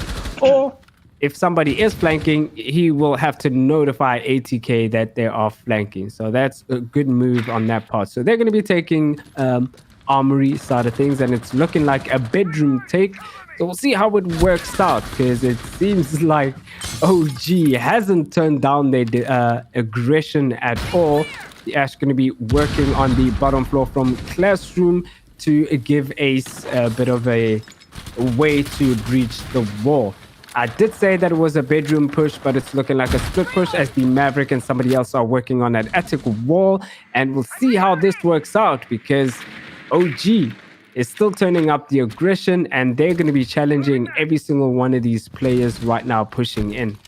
Figure losing some HP there as he drops down that tower area, but Corsa being contested by this Jaeger. He knows the location of him. He's trying to slow him down with his track stingers to maybe push him off, but he's not allowing that. Jaeger's just picking it off consistently, but Pancake now trying to support him as Sandals gets the opening pick. That's Amel off of the board, and Corsa gets picked off there as well by Dropshot. Good 2 opening picks for them, but Figure answers back as he picks off Dropshot. Now a 4 versus 3 situation with a minute 10 left on the clock. ATK are in the deficit at the moment, and it's looking like a much better round for OG. Ergo just answering back. They're getting James and Figure now being contested by the smoke playing in Trophy here in a 4 versus 2 situation. Who will come up on top? Will Figure and Pancake be able to contest these players? There is a contest there as one player does get picked off. One is down. Pancake getting Sandals, and there is a Cannibal down on these armory stairs. He does eventually get finished off there, but Pancake's a good coordination between the two players. 30 seconds left. Now it is a 2v2 situation. They still have it in the chances to push through and get this round for themselves. And now the wall is about to be breached, and execute is going to happen right now with just the 2v2. Some shots coming in from Attic side of things by Kaiko eliminating Figure. So Pancakes has to do a lot of work. He only has 12 seconds left to find 2 players. He does find the frost, downs him. He should know about the guy in Attic. He has to find a shot. He has to push him. He does push him, switches to the pistol. Is he going to be able to eliminate him? No, Kaiko's lying down in Attic and finishes him off and bags another round for OG. Yikes. Whoa, for OG's sake, well done from them there to keep themselves in that game, bring it to now 6-4 scoreline. So ATK still have match point. So there's still a lot of pressure on OG at the moment to try and bring it back to overtime. But for ATK, their time is ticking. They still have 2 rounds. Well, they have 2 rounds advantaged over OG. But at this rate, OG are looking like a lot better. They fixed a bit of their mistakes on that bedroom defense, but they are going back down to laundry. So maybe they can fix up their mistakes that they made there. Maybe just play it less aggressive as they did previously and not swing that blue bunker door and just give ATK some free picks. So for their sake, if they can keep themselves in this game, it will be good. But otherwise, ATK have to win this one out now if they want to take it to that map 3. I mean, it's an easy solve, right? Just don't throw bodies. Indeed. I agree with you. You can't sum it up any other way. Just don't throw bodies. Just play safe. You know, play aggressive, but play safe. So OG, not toning down the aggression at all, but at least they played it much better in that round. So we'll see if that carries over to this round. It does look like a similar hold as before. So maybe they do know exactly what they need to fix, and ATK will be walking into a problem, but that depends on where they attack. Is it going to be a similar push from before, or are they going to switch things up and maybe push on to Freezer? Because some of the Freezer side of things weren't that attended that much at all. But right now, it's looking like a construction and elbow push. As Kosa on the gridlock is waiting to possibly burn a couple of ADSs and maybe put some stingers down. And the Ash on the AML is going to be pushing from somewhere else. It's looking like she's going to go down a tower stairs. Tower is being droned out now, and this kitchen areas, and Kosa is trying to get control of the T3 of tower. He does throw out a drone to know that location to just support that roam clear from ATK. It does look like they do have tower control, so they will go straight for that. But there is a player playing the top of Freezer. That is, I believe, I'm not actually sure who it is, but there is one player playing over there. It is Kaiko actually on the top of Freezer stairs, laying down, prone on the floor, waiting for one of those players to push from that side.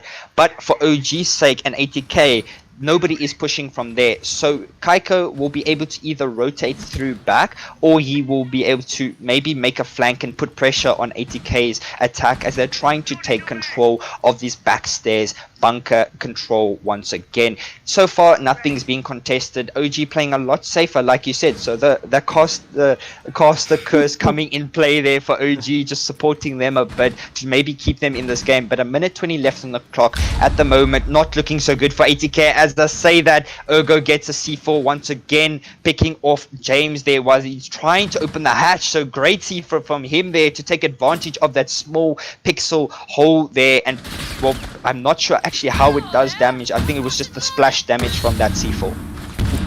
It was the splash damage indeed, but it will kill him because Maverick is a very low, well, easily hurt operator. So now it's a problem for ATK because if they want that hatch open, they're gonna need to send the Ace, who has used the Selma on one of the walls downstairs, but it got eliminated. Sandals getting a pick onto Figure, but Pancakes answers back with a pick onto Sandals, and now Pancake throwing another Selma. I believe that is 2 Selmas, which 1 left. So it'll be interesting to see where he uses it. AML just rushes in, doing what Ash should be doing, and that is it, eliminating Drop Shot and whoever was left, and that's a round for ATK. It seemed like there was a bit of a stall there at some point, but maybe everybody was getting into position to do exactly that. And ATK takes Oregon and equalizes the score in terms of maps, and we'll be seeing a map 3, which I believe is in Villa. Can I just say that play from AML, they're getting a 4K once again in the round on that Ash, on the laundry attack, just making a menace of himself and just destroying OG's defense on that laundry supply room, well, defense for them. So getting 2 4Ks in that game in, well, 3 rounds after each other just really showing the type of player that he is, and him and Pancake really making works on that ace. He was playing the support operator in that game, and then coming second on the board for his team, really showing up, and AML as well, just really trying to pull ATK through that matchup to bring them to this third map, and it's well deserved from them. They played exceptionally well on Oregon and really showed the type of team that they are. We obviously seen them play on Oregon a lot, and we saw, I believe they played yesterday or the day before on Oregon, and they played against Vibe Esports on Oregon. So there was a lot of homework for OG to do to be able to counter strat at ATK, so there was a lot of pressure on ATK's strats wise, but needless to say, they played through that. They didn't let that be the deciding factor whether they would take it to map 3 or not.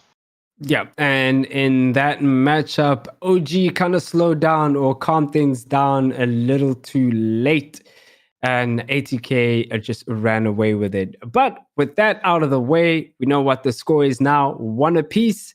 It's down to the decider, which is in Villa, my very favorite map. So I'm keen to see all the action in there. And off you go. I think the players are ready and in the lobby, and they are going on a bathroom break. So if you want to take a bathroom break yourself, go do that and then come right back. Yes. So also, while we're in this break, you guys go get your water, stay hydrated. It is the most important thing that you can do, is get water to stay hydrated. It is very important. Also get some snacks, because this next matchup is going to be very interesting. Sorry. Also, we have another giveaway announcement. So obviously you guys know about the previous giveaway, which you guys can still enter if you go onto the WLE Twitter page, which is World League ESP. You guys go and enter in that one, which you need to guess who will win the finals of the tournament, and then you'll stand a chance to be entered into a giveaway, which is the grand prizes of a mousepad and a t-shirt, which are very good prizes. But for now, there's a 24-hour giveaway, only 24 hours. So it will be announced throughout the day, constantly throughout the stream. The rest of the casters will also do it, but you guys need to answer a question for us so that you guys can be entered. It will be put on the Twitter page, so World League ESP as well. But also, you guys, this is the question. Sorry, I said you guys a lot. I'm just very excited for this because it is it's just amazing. So the question is, what were the very first operators to lose their ACOGs? So if you guys know that, go tweet it on the Twitter page, go tweet it underneath the giveaway announcement, and you guys will stand a chance to get entered in that one. You really don't want to miss out on it. Do you know what operators lost their ACOG? Yes, I'm not telling you though, because then it's a free entry for everybody. So you guys need to guess that correctly if you want to be entered. I know I'm probably not allowed to enter, but I'm going to enter anyway. I'm still going to do it. So we're going to jump into the last game, and we'll see what the ban is from either side. What are you expecting from this one, Justin? What bans are you expecting to see? What are you expecting to see? The same amount of aggression from OG and ATK, sort of like slowly answering back and creeping up with the aggression, as we say.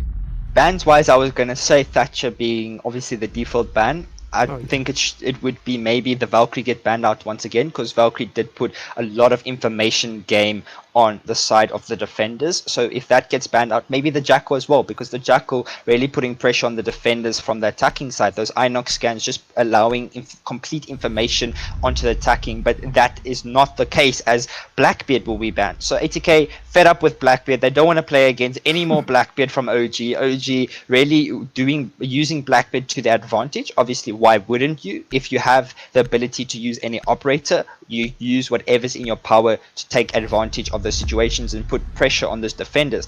As for the matchup, decider map, ATK having won the previous matchup in a good scoreline. Obviously AML and Pancake busy top fragging. I'm not sure what the top fraggers were on OG side. Sorry, that is my mistake for not looking at it. But for the matchup now, ATK have the better mental, I would say, advantage over OG, because they did win the previous matchup. Their hype is going up, whereas OG is slacking a bit. They are really under pressure from these attackers of 80k. So we'll have to see if they can get their mental back up to try and bring them back in this game. But it is a new map after all, so it is anybody's game from the very start. Whoever tries to take that beginning advantage.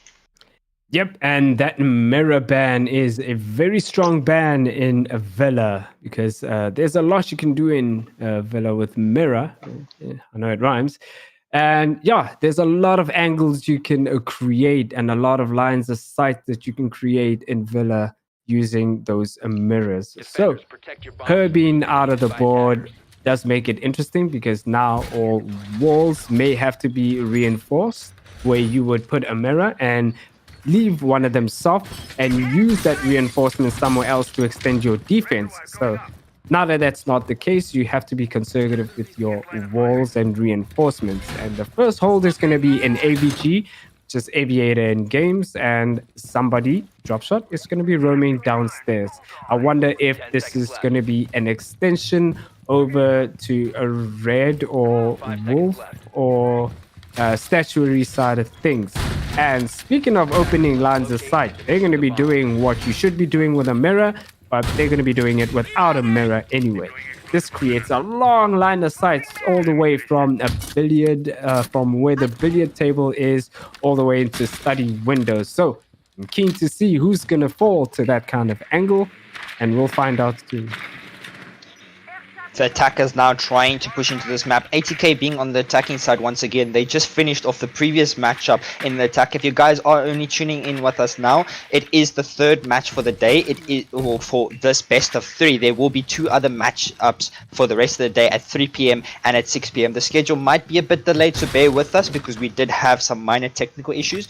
But for now, we do see 80k going back on that attack and trying to put pressure from below on these defenders of OG. But speaking of the defense, well, of that, I was going to ask William a question now, but AML getting a pick onto Ergo, that Gueye's shield from Kaiko just now working in favor of the attackers instead of the defenders, being able to pick off his teammate there and just give that advantage back to 80k. But there's a contest here, the Mozzie contesting at the bottom of these red stairs, but he will be able to push back up. But there is full control now of study and main stairs for 80k. They are still being contested from that aviator doorway, but they do have top of main to try and put pressure on these 2 players playing in 90. This is good control from 80k because now they have slight control over study, with not a man in study, but they do have a control over books. So they control or are fighting for the control in 90. They have, of course, repelled on that 90 window, so he's going to be contesting whoever's holding it there. Cannibal being showered with bullets, but not enough to kill him, so he's going to tuck tail out of there and stay safe as smoke canisters fly in on the study door. The bar area is open from study, so that is a way in for 80k. As so Pancake eliminates Kaiko and jumps right in, but as he does that, he gets picked off, and Cannibal gets another. Cannibal picks off whoever was jumping in there, but Kosa's also inside behind bar as I stumble on my words, and he's going to be going for the plant. And where's the smoke to be seen? Nowhere at all. The plant is successfully done, but Dropshot is going to be pushing him, and that's going to be an easy retake with some of the 80k members being in study and some being in the hallway. But Dropshot turning onto James and eliminating him. Well, Sandals is also out of the picture, but Dropshot is all alone. He has to find 2 of these players, AML and Figure. He goes for the fake defuse, but Figure and AML don't buy it at all. They're going to stay safe and calm. He pre-fires into common spots, but doesn't find anyone. 80k is just going to remain silent for now. Does pre-fire him onto bar. They've had enough of these theatrics, and 80k take the first round. Well done there from 80k to get that plant down and get that very first round of the third map, that decider map, and just putting that advantage now in their favor. Like I was saying, their mentality at the moment is a lot higher than OG's. They won the previous matchup, so they had a bit of boost to bring themselves back in the match. Whereas OG at the moment are struggling a bit. They're not really in the game, I would say. Maybe they just need some time to get back into it. Maybe fix a bit of small minor issues that they are making. They're playing a bit more loose this time and being picked off right there at the beginning. Ergo being killed there by his own teammate's Goya shield from that Ash charge. Maybe he was playing a bit too close on it and then he lost quite a lot of HP from it and then being downed and finished off. So maybe that Goya shield placement was not the correct positioning for OG. If they maybe move up that minor utility placements to try and support them on that hold, it will be a lot better for them because they have the right idea. It's just not working out for them at the moment. So maybe just those small minor issues to be fixed and then we'll see them get back into the game. It is, however, only the second round, so we can't count them out just yet, but so far ATK looking really strong on their Villa attacks. It is early days, and right now, seeing as the Mozzie of Sandals is extending all the way to Statuary, it's quite weird to see because ATK took Study very aggressively.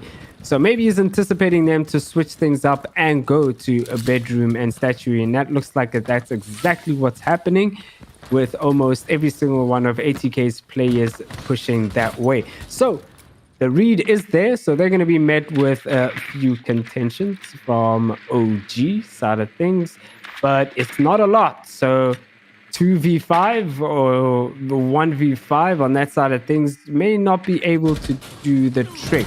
You might be able to get a pick, and as I say that, the AML gets a pick onto drop shots, so the roaming is not going to be that effective with somebody already being downstairs and not close to him for a refrag. The Mozzie is looking like he's going to perform a little bit of a flank right now, and it might be a bit too early though, we don't know, but he is going to stay in kitchen. He's going to wait for a ping of some sort or just going to use these sound cues for that C4. Maybe wait, that C4 almost connected. It does connect. What timing, what positioning, my word. And well placed C4 does do the trick, eliminating the Nomad of the Corsa.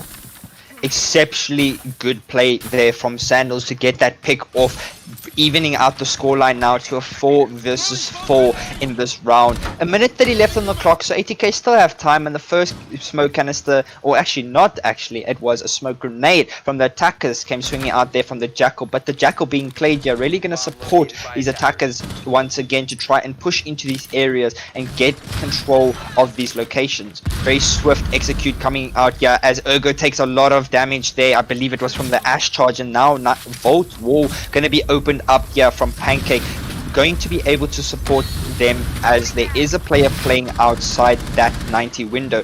AML now trying to contest this aviator door. He does not know the locations of the players. He does able to get that shield off of the board. No, he misses it as he impacts the door. Unfortunate from him there. I believe there are Jaeger devices there, ADSs to will get rid of that shield, so there is none to stop it. So that shield will get the Ace charge gets destroyed, and Cannibal gets a pick for himself as he picks off Figure off of the round. That's 2 kills for OG at the moment, a 3 versus 3 as James answers back and finishes off Ergo eventually. Now the plant being attempted here by Pancake. Cannibal playing safely. He does not know that the plant is being attempted, and James gets Kaiko off of the board. Now it's 2 versus 3 situation once again. Cannibal trying to make a rotate here, but will he be contested? He is being contested. 90. Well, Pancake does know the locations of him, and Sandals gets one. That's Amo off of the board. Now a 1 versus 2 situation once again. Them having to contest James here on this Study bulk. Will he be able to find the pick, or will James come up on top? He does swing the wrong area and eventually peeks into James, and James comes up on top there, getting the final pick for his team and bringing ATK to a 2-0 lead so far on their attacks.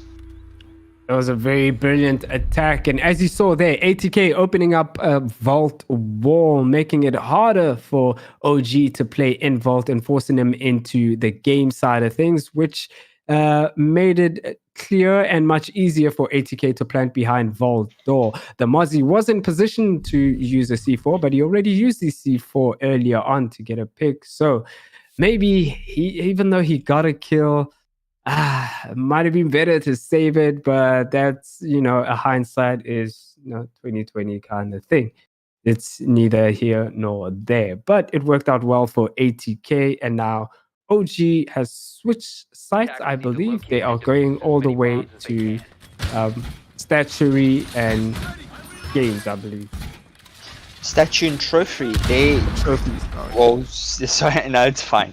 Their secondary site, as they went to Aviator and they lost it 2 times in a row, so that's not the best. Obviously, you go the second time to attempt it, but if you go the third time, then that's a bit of a very risky play from a team side. So them choosing to go to statue and trophy instead is a good pick from them. Maybe they believe that that is a better side for them and just need to get something else on the board if they want to bring themselves back in this matchup. Obviously, being in the deficit on the scoreline now at the moment, and with 80k just playing their game and playing exceptionally well, so far OG looking in a very peculiar position.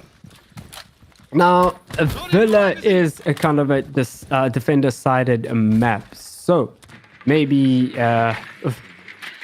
OG needs to pick it up and get a couple of defense rounds in there before 80k runs away with it, because if they win a third round now, that means they have secured themselves a safety lead onto defense when they switch over to that. But right now they're going to be taking kitchen, and successfully at that, I might say, because they have full control of kitchen and they can now work on that floor to shift defenders off positions wherever they see fit. So OG's going to have a tough time, but as I say that, OG's not having a tough time as they're able to eliminate Figure off the board. So no eye knocks for him. They not be tracking any defenders, not so far. Not a big loss at all. It's only a Jackal. He just finds Romus. They still have a couple of attackers who may get the job done, as they do need that hard breacher to open that wall. And they do have the Corsair on the Nomad for any sort of a flank denial.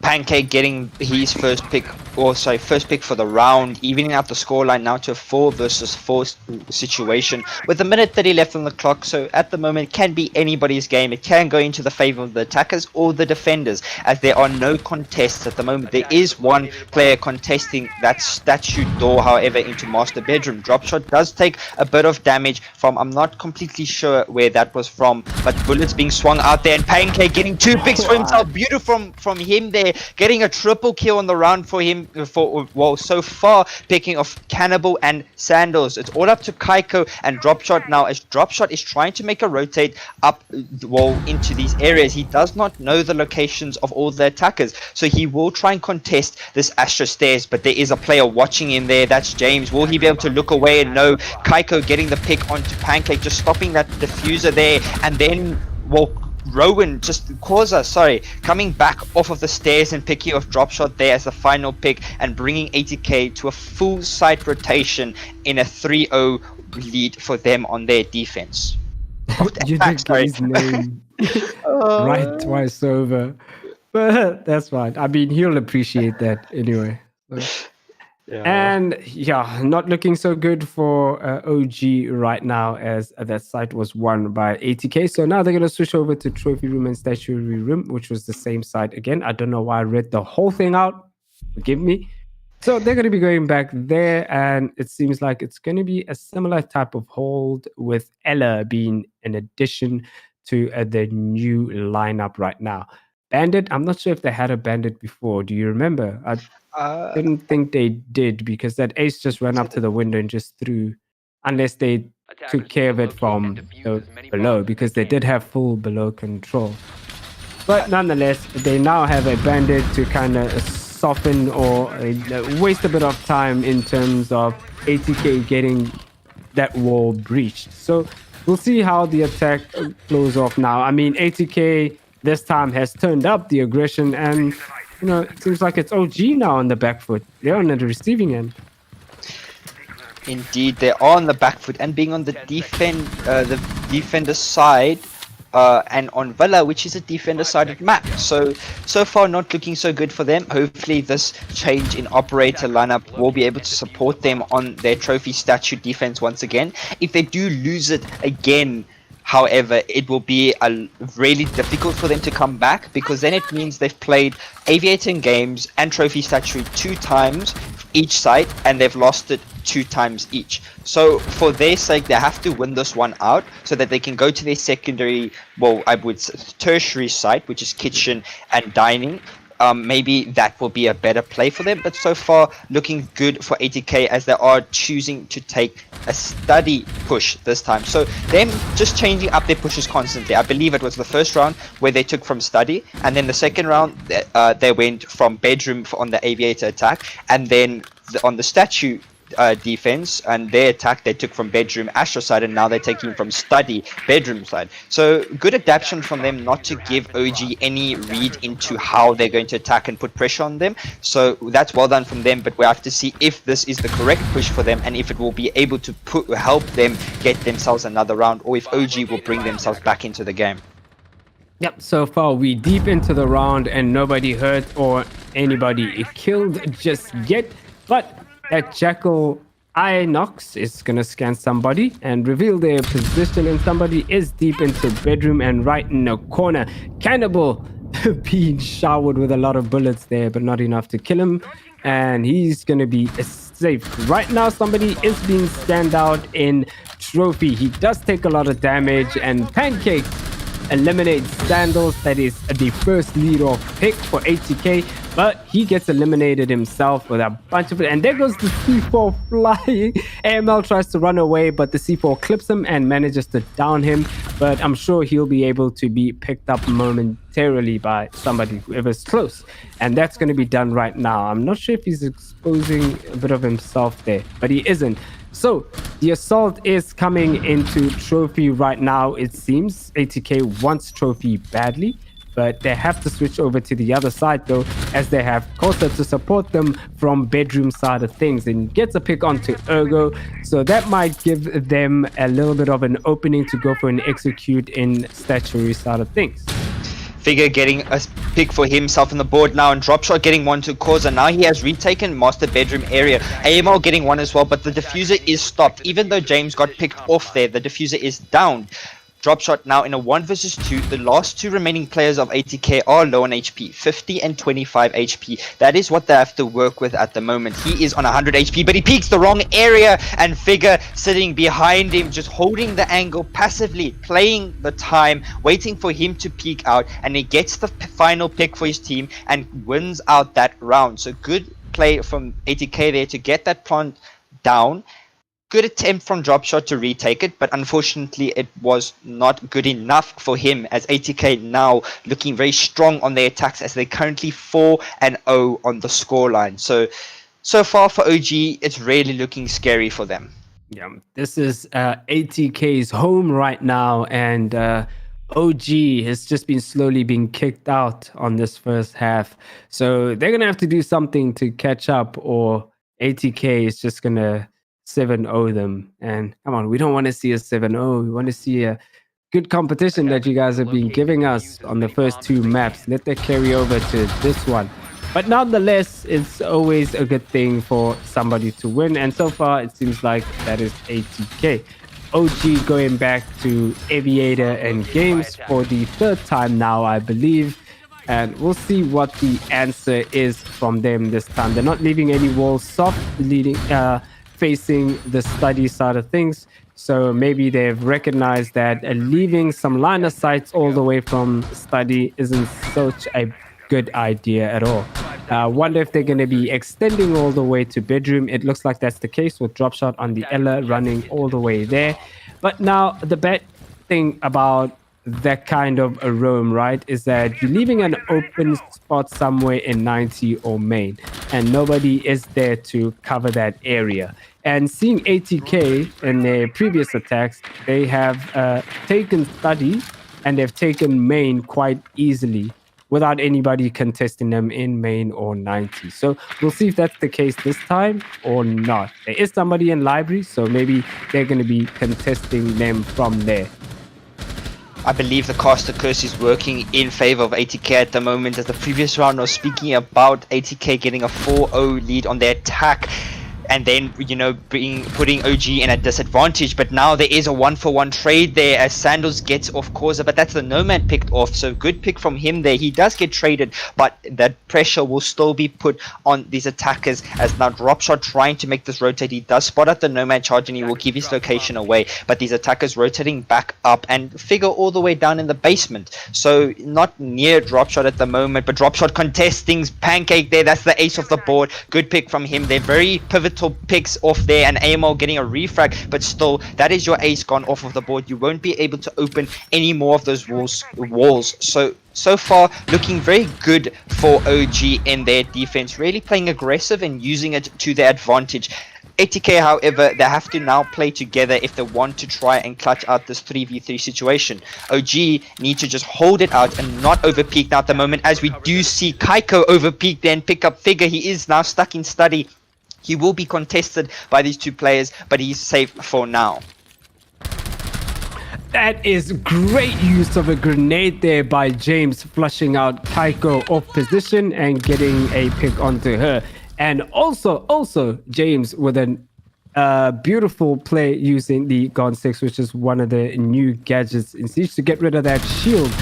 So that was extraordinary to see, but it is now a 2v2. I would say in favor of OG, only because AML has a couple of HP missing, and James is going to rotate all the way to a red stairs while I'm stumbling on my words. Oh, I did say red stairs, but he's going all the way to Aviator. So now, Astronomy. So now there's only 28 seconds left after this rotation. Some sort of execute has to happen, but he is choosing to go on his Yana clone. And this might be a good move because if somebody switches in, but the timing had to be right, and so far it isn't. But will it work out for them? They do know where the bandit is. He does take a couple of shots. AML pushes in. James eliminates one of them. This is good news. So now he can go for the defuse, and it worked out so well for them. AML eliminating Cannibal. This round was so good, I was stumbling over every single word that I said. Bear with us, people. We are very tired at the moment. Just the action coming through is just constant, non-stop. So it is very difficult. So if you guys want to carry on, and then by all means. But I believe for now, we have to carry on with the match. So it is currently 5-0 for ATK on their attacks. OG, at the moment, they're in a very, very difficult position, because this is where, now the pressure really gets to them. So if ATK win this next round, then it will be a full rotation on their attacks, getting a 6-0 lead on their attacks. Going to defense on a defender-sided map is going to be a breeze for them. And OG, at the moment, they need to try and bring something back. So they need to maybe have a tactical timeout. I believe that will be the correct decision for them. They obviously have that, they have that in their arsenal to call it, so that their coach can maybe sit in and speak to them and help them with what they're doing wrong. But so far, it doesn't look like that will be the case, as maybe if they just get one round on their defense, maybe bring themselves in a bit of a better situation than 6-0, it might put them in a situation where, listen, okay, we're attacker-sided team, we can come back on our Villa attack. So for them, I hope it will be that situation. Otherwise, it's going to be a very, very interesting rest of the game to see how it plays off on ATK's such perfect attacks, I guess. Now, I do see my partner had a bit of an issue there, just minor technical issues, but I'm still here. Now, play is being contested here in bathroom. Will the drones be able to spot him out, as Emil does have full control of this closet area, but he is getting wallbang. That is Kaiko playing in the bathroom area. He does get spotted out and he gets taken out there, but Dropshot gets one for himself. That's Causa on Astro Window Repel there. Sorry, jumbling up my words there. He's been picked off constantly every single round now, and it's not looking so good, but still getting one or two of those nomads off, really good for him. But needless to say, he doesn't get all those nomads off, which can really put pressure on these defenders. Now Emil trying to rotate off as a C4 does come swinging out. He will contest Sandals here at the bottom of red stairs. Well done from him there to get the pick, and now bringing it to a 3 versus 4 situation. 3v4 situation in favor of ATK. Not looking so good for OG, but they still do have 3 of those defenders left. They don't have any C4s. They have actually, sorry, 1 C4 left in the position of the Cade, but ATK have full control of 90. Yeah, they also do have control of this bottom floor. They are trying to make a contest here into sight, but so far not really making anything of it. They do have a nade trying to get control of that vault wall. They do get it open, so they'll start to open that up. There is a player contesting this main stairs. Will he be able to pick off this player? No, he won't, as Figure answers back and picks him off instead. That's Ergo off of the board, the bandit gone. Now it's all up to Dropshot and Cannibal. A 2 versus 4 situation with a minute left on the clock. They have to find it all. A player gets spotted out there on main stairs. That's Figure. They're getting third kill for himself now, and Dropshot just getting a pick onto AMO, and James getting the refrag there as he peeks wide into bus or doorway there, the Iana clone, and then just getting straight off of it and peeking there. A beautiful shot from him to bring that round in favor of ATK. They had the advantage from the very beginning of that round, really just carrying it through, just not allowing OG to come back at all. I was speaking about OG needing to come back, and I believe it is the caster curse coming through, because at the moment, everything I predict just seems to happen. And sorry, that's my bad, but it's just, you can just see exactly what needs to come from the two teams, and so far, OG not really doing what they need to. ATK playing exceptional good siege at the moment on Villa. On their attacks, they have a 6-0 lead on their attacks on Villa. So for OG side, it's not looking so good. They've lost every single defense round. They've tried every single side. They didn't go to kitchen and dining once, which I believe maybe could have been the pivotal point for them. They could have changed it around from there. But for now, that was not the case at all. So them not really changing it up, not adapting to ATK at all, just allowing ATK to steamroll them through their attacks. So far, OG looking in a very dire position, and they really have to bring something back in their attacks if they want to stay in this game, because ATK match point, they have 6 rounds to work with on that match point. They can make as many mistakes as they want and just, allow OG to really not get anything off this round. So the defenders now setting up, ATK have that advantage now, so hopefully they'll be able to keep that advantage on their defense, as that's their first sight. They will go to Aviator games, and they're doing a similar setup to how OG were doing it. They do have control of those walls. They have opened them up as well. They have feet holes all along that 90 area to put pressure if they decide to push through there. But Dropshot now contesting this player here in Bicycle. He will know the location. Surely this cam is giving him some info at his causer. They're contesting him here on the Melusi. Surely they will be able to be contested. Sorry, jumping over my words there. But as causer does lose some HP, I'm not sure from where, but now there is 3 players of OG trying to contest this study balcony area.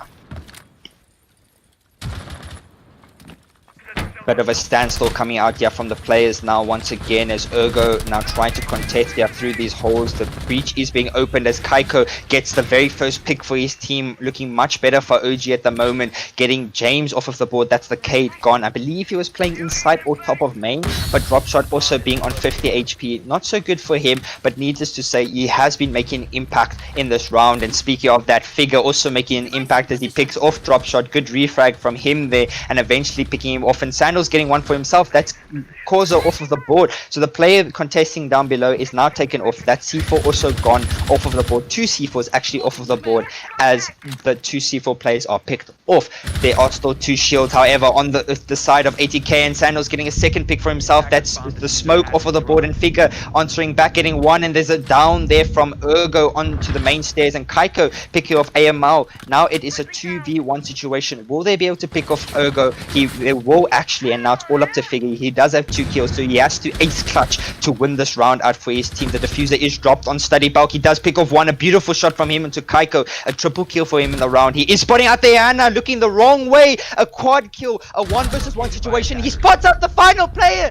Gets Sandals the final kill there on the round, and aces to clutch up the matchup, bringing it a 7-0 win for ATK on the deciding match. They were in the back foot from the very beginning, losing Consulate, then coming back on Oregon, and now winning a 7-0 on Villa. Figure just completely annihilating OG's attack in that round, getting two picks on that roam, coming back in a 1 versus 3 situation, and then acing to keep his team in the lead. Oh my soul. That was such a great matchup from the two teams. Just ATK really just showing their potential on Villa and just showing that teams, watch out. If you want to play ATK on Villa, that's what you need to prepare for. Their attacks are spot on. Their attacks are excellent. They just completely knew what they were supposed to do, and they just full out went through OG's defense. OG weren't able to make anything of those rounds on their defense, not getting a single round and not being able to really do much, not keeping themselves in the game. There was a couple rounds where it was those 1v1 situations, 1v2 situations post plant, and OG weren't able to get it, but that is because ATK just played those angles and just waited it out. They held the angles, they didn't play too aggressive, whereas OG were playing quite aggressive at the beginning, and then it started kicking them a bit, and it started putting pressure on them as ATK were using that to their advantage. So, needless to say, that matchup was very, very interesting. Two really good teams playing against each other. First match was Consulate, which was a 7-5 or 7, I believe it was a 7-5 victory if I just check my notes. Yes, it was a 7-5 victory for OG, and then going to map 2, ATK had it all to lose there, but they bring it back and they won a 7-4 victory for them on Oregon, a very good matchup for them, and now going to Villa, a 7-0 for them, winning the matchup 2-1. So exceptional play from them. They do now progress to the finals, which will be played in a week from now, as next week we will be off. Yes, so 2 weeks from now, as next weekend is Easter weekend, so there won't be any games being played then, but stay tuned for the rest of the stream today, as there are 2 matchups coming soon. So 3 p.m. game will be played in shortly. It will be Regicide versus Runshark White. So that's also going to be a very interesting game to watch. And then at 6 p.m. DNMK versus Tribe Simba will be the first game of the playoffs in the lower bracket. So stay tuned for those matches. As for OG, they still do have a second chance, as now they do go down to the lower bracket and they will fight it out there to see if they can come back, maybe have a comeback story or get it to the grand finals. The same goes for all the other teams that get put into the lower bracket. So this is Justin, and obviously my partner William. He had a bit of issues. I found out that his internet did crash, so that's unfortunate. But hopefully I did entertain you guys enough throughout the end of the round, and my casting was on point. So hopefully that was entertaining for you guys. Needless to say, if you want to subscribe, please like and subscribe. We really do appreciate all the support. We are on the road to 1,000 subscribers. We did just reach 500 subscribers, so I appreciate all the support from you guys as well. There are 2 giveaways going on the Twitter page, the World League ESP Twitter page. You guys can go check them out. The one is for the grand finals, or the finals, sorry. If you guess who will win there, you guys will stand a chance to get entered into a giveaway. As well, a 24-hour giveaway that's being hosted throughout today, so stay tuned for the rest of the streams to find out how to enter in that. I've been Justin, and I hope you guys enjoyed the matchup. I'll take you guys in the next one.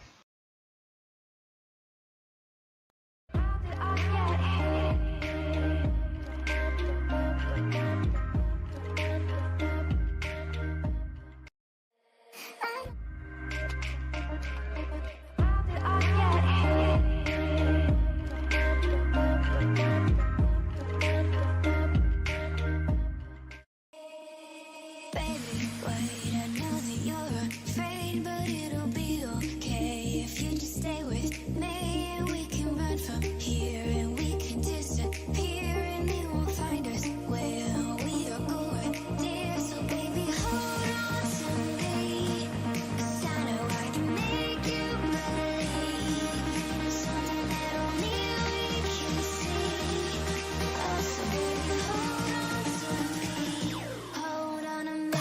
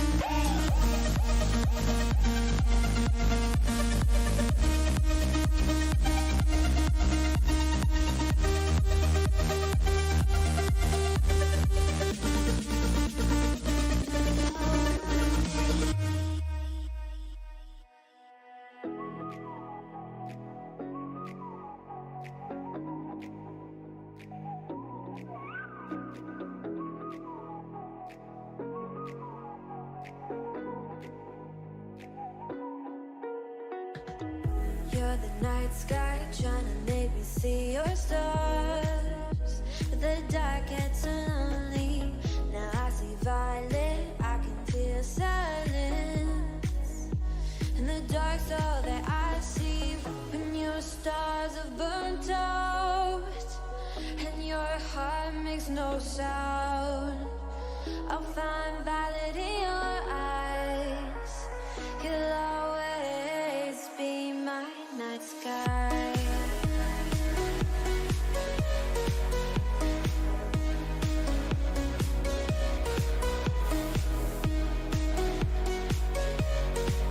You'll always be my night sky.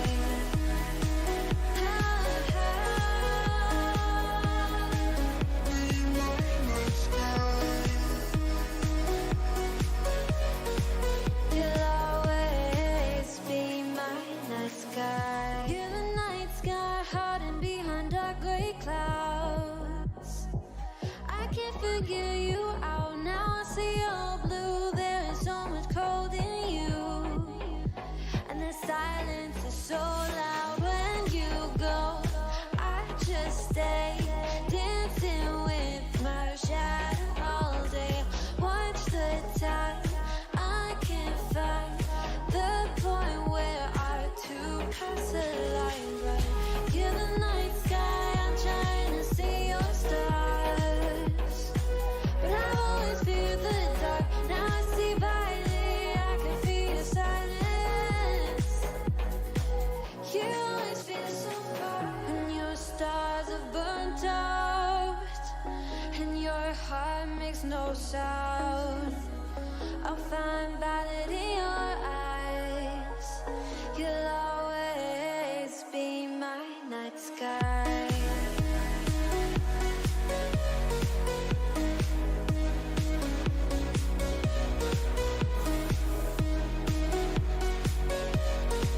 You'll always be my night sky.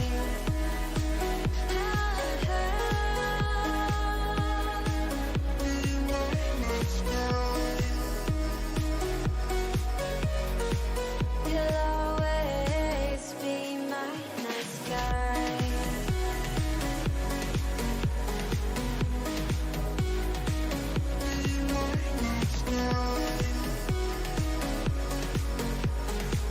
You'll always be my night sky.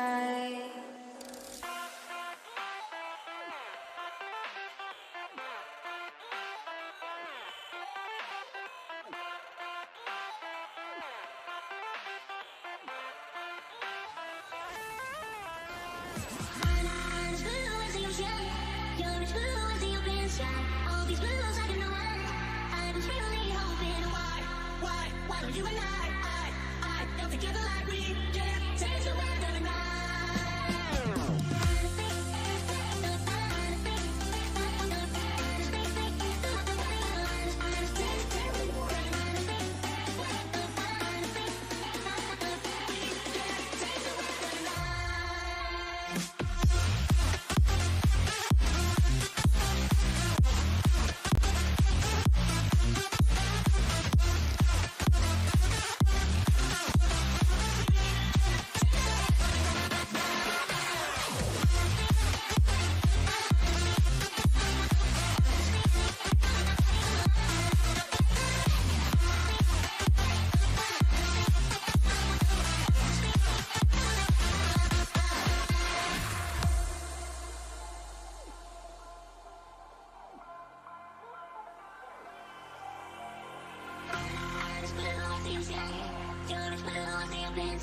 all these battles I can win.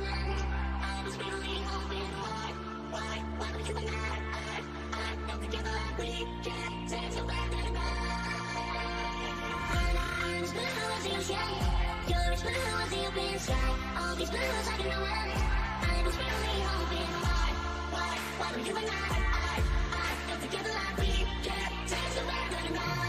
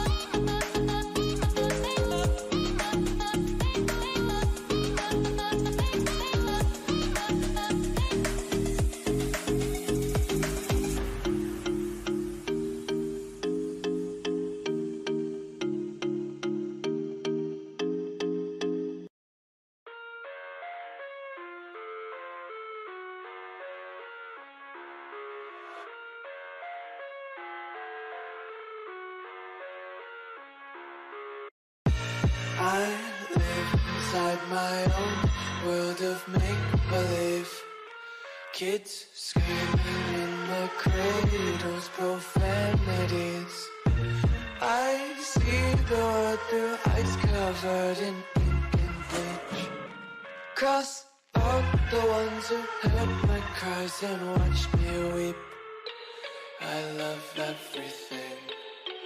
Fire spreading all around my room. My world's so bright, it's hard to breathe, but that's alright. Hush.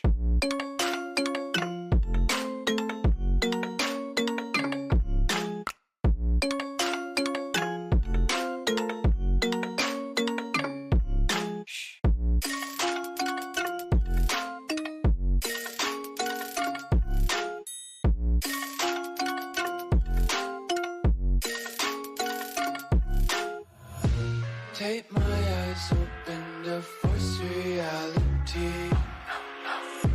Why can't you just let me eat my weight in glee?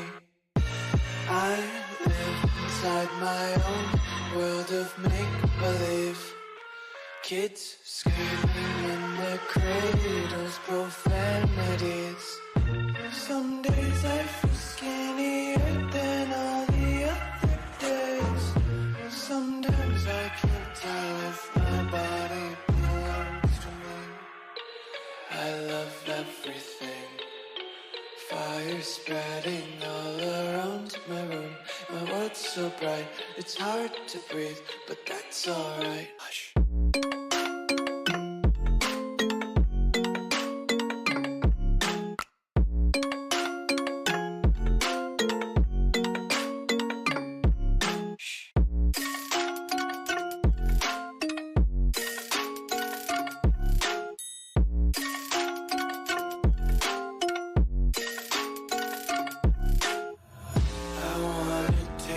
Content, hold your breath and feel the tension. Devils hide behind redemption. Honesty is a one-way gate to hell. I wanna taste consumption.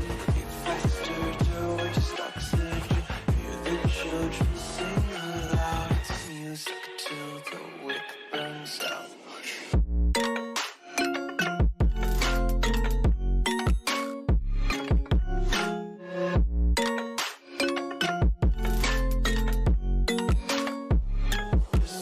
Be carefree lately, yeah. Just kicking up daisies. Got one too many quarters in my pockets. Counting like the four-leaf clovers in my locket. Untied laces, yeah. Just tripping on daydreams. Got dirty little lullabies playing on repeat. Might as well just ride around the nursery and count sheep. When it hurts like this,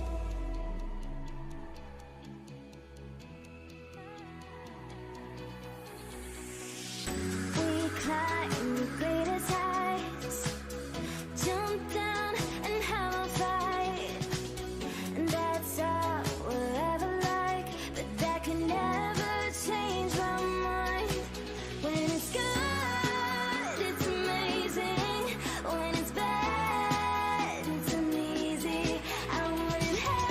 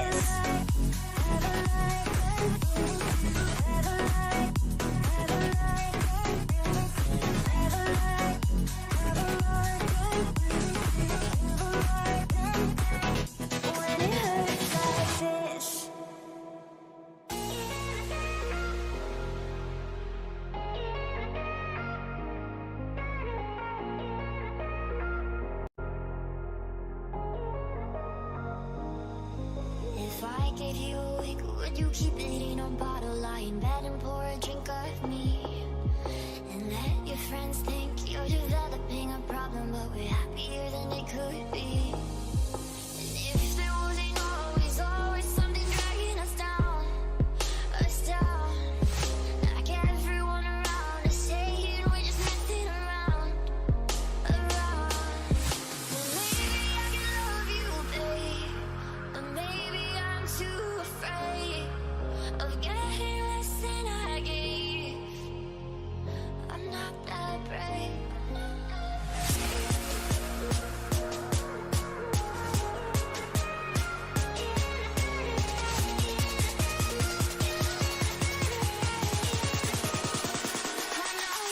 brave.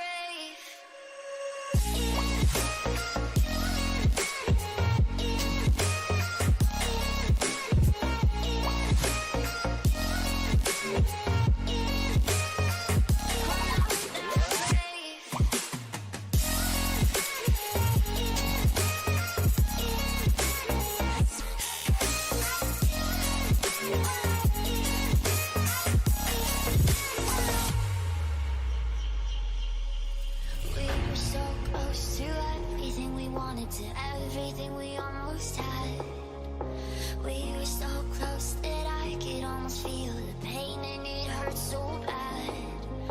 But there's always something changing the way we go.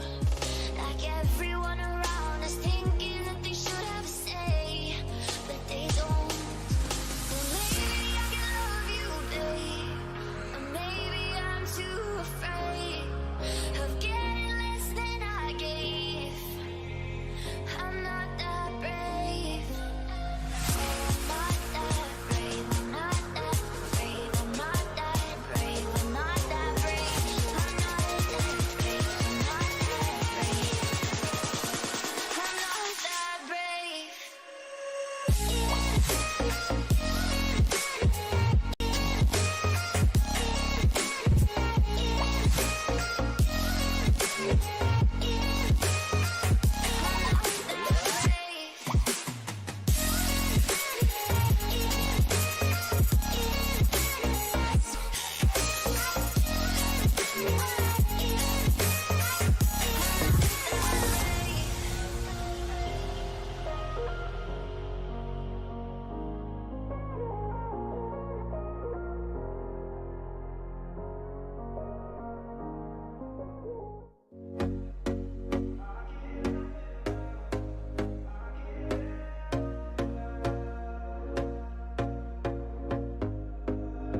Here we go again. Trying hard, but you wanna be my friend. Ain't no place to hide, ain't no one to run to. Here we go again. Call my bluff, I'ma be here till the end. I'm the one you ride to. If you don't wanna change, ain't no place to hide, ain't no one to run to. If you don't wanna change, I can help you out. I can help you out. I can help you out. I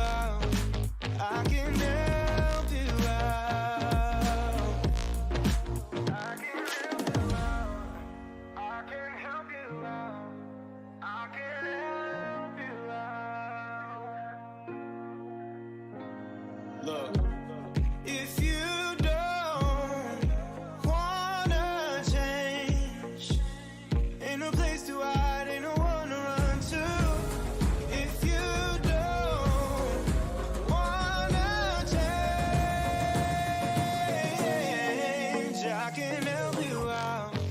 I can help you out. I can help you out. I can help you out. I can help you out. I can help you out.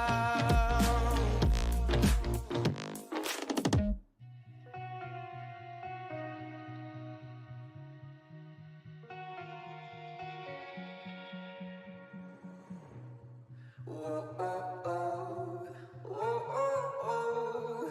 I can't live without you. Whoa, oh, oh, whoa, oh, oh. I can't breathe without your love. Your love.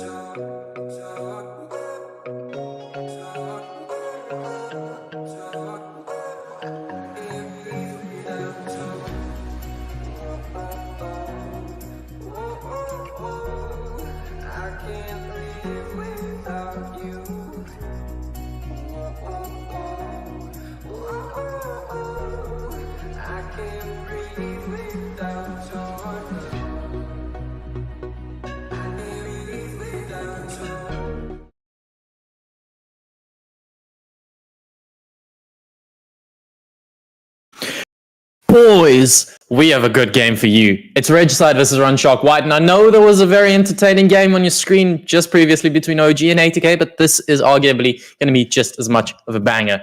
By my side, I have King Luda as always. How are you feeling about this one, man? I am fantastic. I'm super hyped just based off of that previous match. What an absolute cracker. Indeed. I actually tuned into the entire game, and I really thought OG had a very good chance coming in off of concert, but then 80k doing 80k things to bring it around. In the end, I know you may have commented on their Villa play on Twitter. Yes, I have. And my goodness, couldn't be more factual there. But as you said, Runshark White versus Regicide. I am super keen to see this one. I think it's going to be a very tight contest. Our first map will be Oregon. We will also be going to Clubhouse. And if it's a 1-1 at that point, you go to Concert. But we do have everybody in the lobby. Are you ready to get us underway? Yeah, I just want to talk to you guys about the giveaway on @WorldLeagueESP on Twitter. Be sure to enter it. Comment down below, what was the first operator in Siege, or the first operators to lose the ACOG? It's not who you think, I promise you. That being said, we're heading into the ban phase. It's Oregon. It's the concrete box. It's Thatcher. It's Jackal. Thatcher. It's Mirror. Maybe Cade. Although we've seen a lot of Wamai bans, to be fair. So there is a bit of variety, but not too much, I think, to give any sort of wiggle room for these attackers or defenders. The first ban will come out from Regicide, of course, and it will be the Thatcher. No surprises there. Thatcher, universally useful, dependent, or doesn't really depend on the map, doesn't depend on the site. He can clear utility wherever he deploys his EMPs. A click and throw operator, you like to call him, and I would have to agree. Second, again, the Jackal, not surprising at all. But with a map as small as Oregon and as predictable in terms of rotations, I figure the Jackal's not too much of a loss. Yeah, and I just want to talk about something. I mentioned this to Luta before we even started. Sunset, if you don't know, he's a caster. He also does the World League Esports. You might have seen him earlier today. But he's the coach of Runshark White. And after yesterday's game, where Regicide bludgeoned Vibrant Esports, to put it lightly, he went live on Instagram. I follow him on Instagram, and he was quite scared. So, Runshark White heading into this, they banned the mirror, and I want to see whether that sense of fear is really going to set in here, because we talked about yesterday on the game, there was a sense of fear whenever the teams were playing, especially against Regicide, because they are just the steamrolling machine. Heading into their attacking half, they're especially good on the attack, so if they can set the pace here, get an early lead, I have high hopes for Regicide heading into Oregon and the rest, Clubhouse and Consulate. Yeah, it's going to be super exciting. If we have a quick look, we're going to Meeting Hall and Kitchen first, which is quite interesting with an Naruni and Goyo on the board. So not your conventional bomb site, not your conventional operator lineup coming out from Runshark White. We do have a 6-pick though from the Goyo onto the Clash for Delphox, which is quite interesting. Going to be interested to see where he's going to play that shield. And another 6-pick from Hibana onto the Sledge. So opting rather to not take that extra hard bridge, going to favor the soft destruction, and that makes a lot of sense, especially if you're attacking the middle floor. You can go into double dorms, do some work from above, and clear any anchors out of the kitchen area. But I like to see that more and more teams are actually opting to play into meeting instead of into dining. I feel like it is a lot more viable just based on you being able to play the attic above. But without any further ado, we actually have Airy and Divan playing the Ash and Yana combo. I do like to see this, obviously. They are able to run the same guns, but they've got a little bit different utility. We've got breach charges on the Ash and some nades in Yana's arsenal. We are just about ready to get into this one. The prep phase is done, and here come Regicide. Yeah, and given how scary Regicide looked yesterday, or I can't even remember which day it was, but in the past, they've looked scary. I really think Runshark White did their homework, because look at this bomb site. This is an off-meta pick. Usually you'd go to kids' dorms and bunk, or down below in laundry. So them already heading to kitchen is telling me they're ready for this, but Greedy is not ready. He gets taken off the board almost already. The mute to fall. It's quite a sad one. G36C to connect. That's area on the Yana to find him, and already there's a point of ingress. D-Run finds a kill, and this is what I was talking about. The coordination from Regicide is there, and it never stops. It's Patat, and he's upstairs. He's inside of dorms. He might be the one player to actually punish the side of Regicide for the quick attack, but he's just playing inside. He spots one, he gets the kill, as well as the Yana drone shut down. Now, he opts to fall back, though, and only a minute elapsed, and they've already taken top floor control. I guarantee he did not see the Ash behind the Yana clone there. He just pre-fired to make sure that the Yana did die if it was the real Yana herself. But it wasn't, but he does get the Ash in any case. Mr. going for pre-fire all the way down from Garage does not connect onto the player on the elbow. And here we can see the sledge of Elec now getting to work. Obviously, this was the 6-pick from the Hibana, so this is incredibly important to the attacking team. Still some players on side. It really does manage to get that drone, and now the angle is being held by Airy from the attic hatch. Sees the legs of the Rooney and manages to get the kill. Very well played there by him. Very good knowledge of the rotations and the angles. 4v2 with a minute 20 left on the round. Mystic opting to not get the default cam, which is interesting, and there we go. He does manage to open up the meeting wall, but here comes Delphox on this Clash. We know how annoying Clash is absolutely pincered. Oh, well, okay though. So the Clash is absolutely pincered. There's no way for her out, and she does fall, but Vlad connects onto one. Might be the opening he needs. Can you find the 1v3 though? The smoke canister comes out. You can watch their flank. There's one player on the hatch, but if he can find this kill onto the player that's planting in the open, it could be very viable. He finds one. Can he find the second? He does. Not even. No, Harry shuts him down. Man, the ace was taking damage. I thought that was it. Regicide. They checked their backs. I thought the planter was dead there for sure.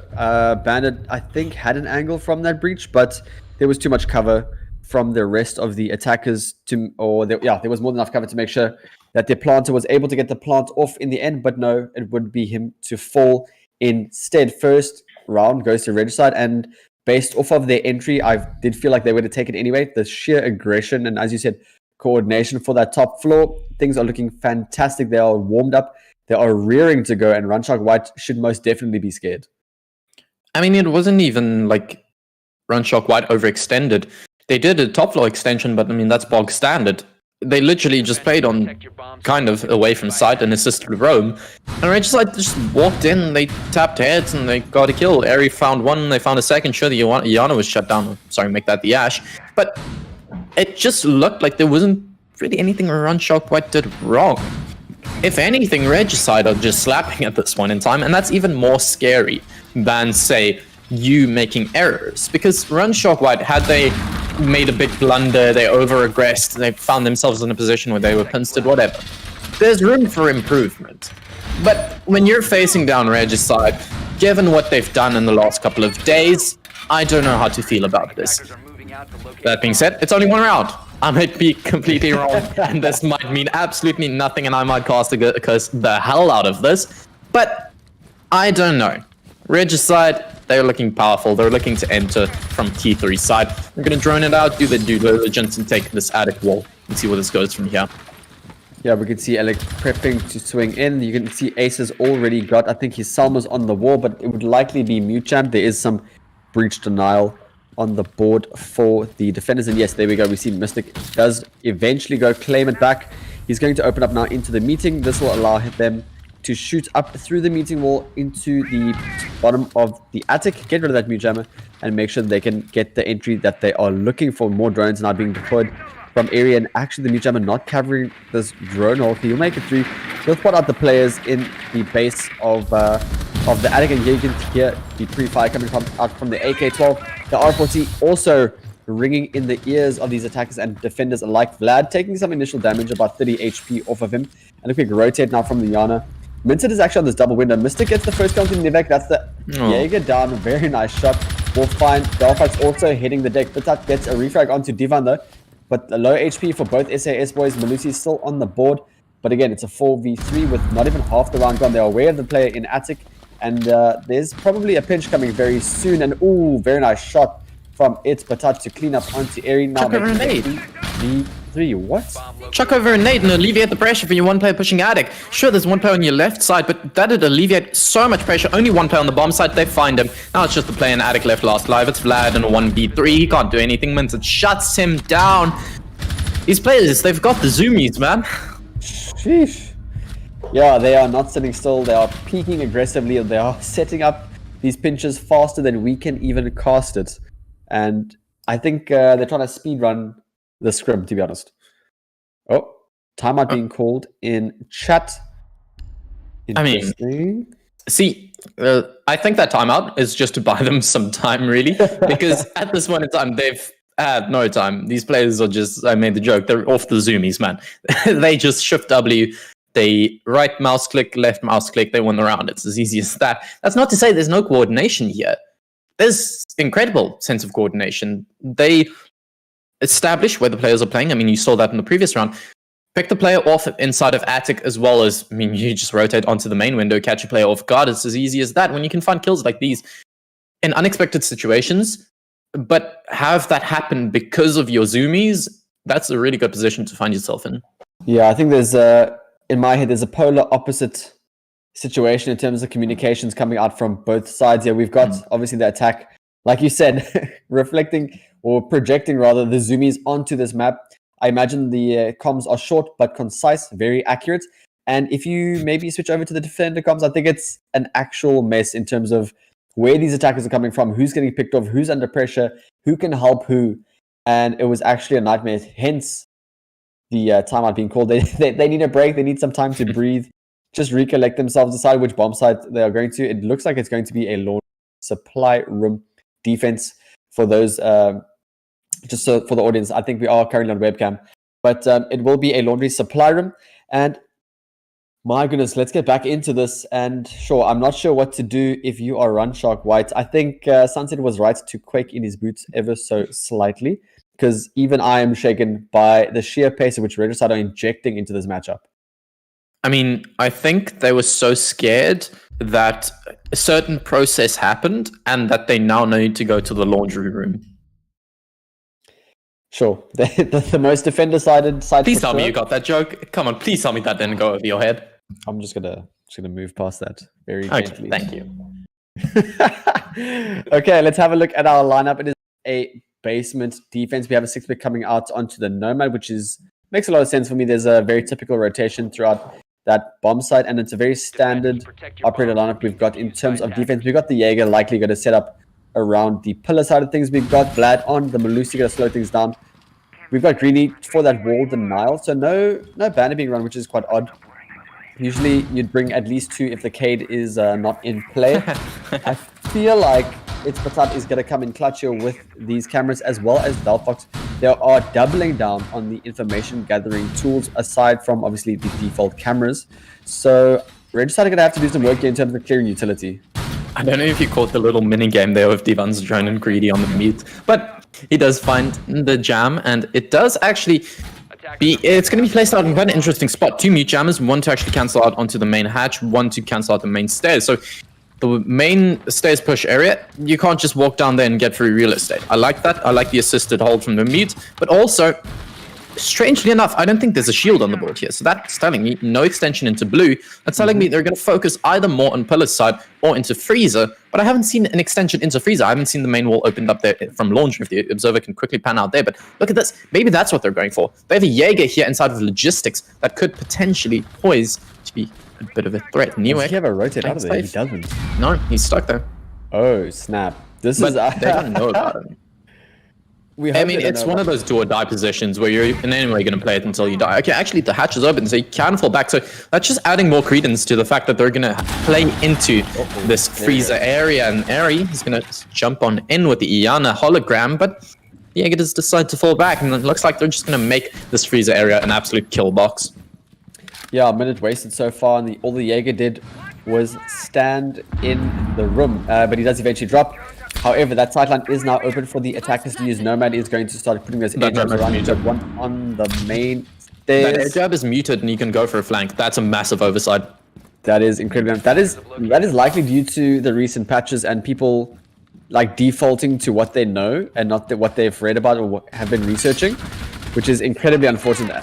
As you mentioned, like I said, this hatch is open. It allows a quick drop for the hatch, and now the Nomad is making her way down Freezer stairs. We do have that sight line through the Freezer wall to the back of Laundry, and Lucy is going to be peeking it along with this Jaeger. Breach is open, as you can see. And 1 minute 14 left on the clock. No damage done to either side. There goes another air jab, preventing the rotate from the Freezer door. And Ace is now getting to work. You said there's no shields on the board, and that could be detrimental. Very nice shot from Minted. He will find Nivek. And as the Jaeger rather off the board, Espita gets 2 before getting fouled by Elik as he swings. He gets another. There's smoke in the air as Elik is pushing through to Laundry. Divine gets one more, and all of a sudden it's a 3v1. Only Greedy with that SMG 11 and M590, but as you see, the Tracers cross him out. He hits the deck, and the attackers win one more round. Yeah, that was really just clinical. I mean, That was clean. Yeah, that was really clean. So it looked like, from the defender's point of view, put yourselves in their feet. They didn't feel any pressure from the mainstays area. Sure, they might have heard the air jab, but really the only main problem was coming from Freezer's side, and they committed all of their presence to that. Might have still had someone passively holding into blue, but I don't think they were holding Pillar. And that was an avenue for Divan to enter. Absolutely destroys them from coming from the back rank, just destroys the back line. Threads the needle, finds the kills, win the round. They're going to dorms and main hall now. And come on, why don't you take the capital? Yes! The curse! It's worn off! I mean, questionable. I'm going to leave it at questionable. No, I'm taking that one. I'm taking every victory I can. No, don't. He's taken, and then he was like, I'm 6 pick, and then you're like, oh, okay, he's just admitted to not taking. Then he took it, and then he's like, he threw you a curveball. But I'll give it to you. I'll let you catch that one. We will be going to the top floor and see if Runshark White can catch a break here against Regicide, as the boys are absolutely flying. You have a look at this. Everybody going positive on the attack side. And if we have a quick look, you've got your Jaeger going 0-3. You've got your Smoke going 0-3 as well as Delphox. And that is not what you want to be if you're Ace. 3 players going 0-3. I'm glad Patat isn't potatoing today. He's having to carry. Imagine having to carry in a official tournament match. That's when you want your players to perform. That's when you want the boys to be in sync. And in sync, that will be pushing up here to the big tower. Repel lines going up to T3. Likely going to clear that out, move down to T2, and start this vertical roam clear. Divan's just going to swing straight in. Don't know if they have a drone here. He's just going to take it anyway. Falls down onto the beam and will drop down to T2 as he takes that tower map control quite swiftly. This is, of course, a top floor defense. It is double dorms. So Attic likely the first port of call here for the boys of Regicide, and you can hear that Simba opening up the meaty wall once more. Sophia or Ash are going to get that mute jammer from below, as we've seen previously, and get straight onto breach. Quite strange, actually, that they opt to use the Selmas onto that meeting wall. I don't know if it's just assisting them in the room clear, making sure that meeting wall is clear, but they're using the utility, they're doing their due diligence, they find the wall onto meeting. Now, Diego is going to be the one to potentially pose a threat for them. But from down below, Divan equally, he's posing a threat for them. Opening up the soft floor. Look at Airy. This is a position you do not see often enough. We've seen quite a few players make some instrumental plays from this window, but trying to find them with the new hollow sight on the Sienna. Not the biggest fan, but he's using it to some great extent. Elik down below is on the passive roam. Trying to find these players. There's no one off of sight. They're all committing to this hold. Divan is going from Armory side. It's joined by Elik, and they might be able to push on in through the single doorway, but Minted and Mystic find one each. They've taken control of Attic now. They can pinch onto this bomb side. One player on the hard left of Elik here. Are they going to be able to find this one? A C4 gets ripped, but it isn't detonated. They have played a lot of aim lab, and he proves it by finding the final headshot. What a round. Flawless, and I think that is the perfect word for it. Absolutely flawless attack here from Regicide. Literally, there was nothing wrong. They did everything they needed to do. They ticked their boxes. They pushed where they had to push. They got the kills they needed, and they didn't have to get the diffuser down. It was basically a TDM, and they proved to have the better aim lab score in the end. We will go back down to Laundry and Spartan. This time, it's Patat picks up the Ella, which is a little bit of a variation that we've seen now. Instead of, I believe it's Legion being played more often, but maybe needing a little bit more bullets in that SMG. Do you think it's for the shield? It brings a shield, 100%. I mean, that's... I don't want to chuck it down to a single reason, but that was basically the reason it makes a lot of lost the sense. previous round. Shields are still very overpowered. Oh my god. Excuse me. What just happened? What happened was that my mic stand fell off of my desk. I managed to catch it though. Oh, well done. Are you holding your mic in your hand like a desk caster now? Like I'm a desk caster, like I'm at a concert holding a mic stand that doesn't have a base.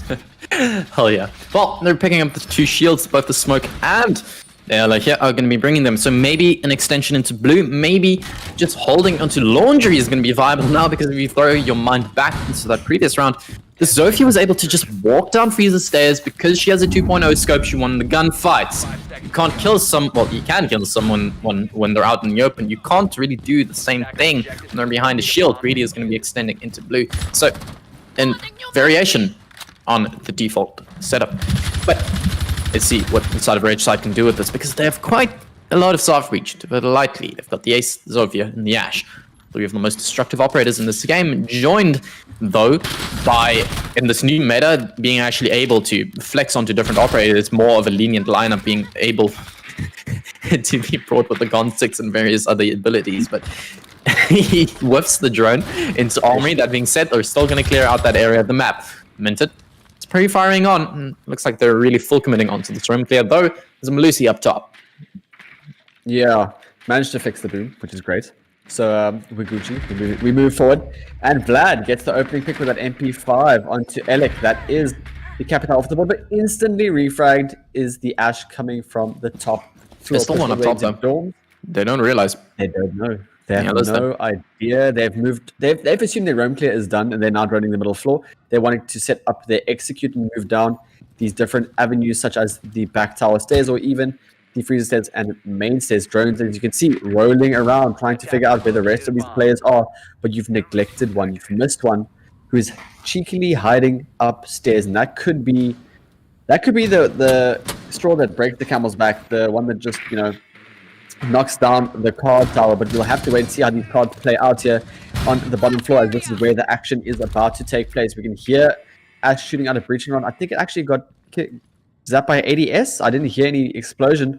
Every trying to make his way down the main stairs now on this Twitch. F2 is such a fantastic gun to play, but you really need to be able to hit your shot. You can see the smoke grenades going out now, and it's but that gets one, but Divin will get the insta refrag. Ace manages to open up the laundry or the freezer wall with that sideline into laundry. There are multiple players all looking towards Minted, and he's going to have to frag out if he's wanting to move forward here.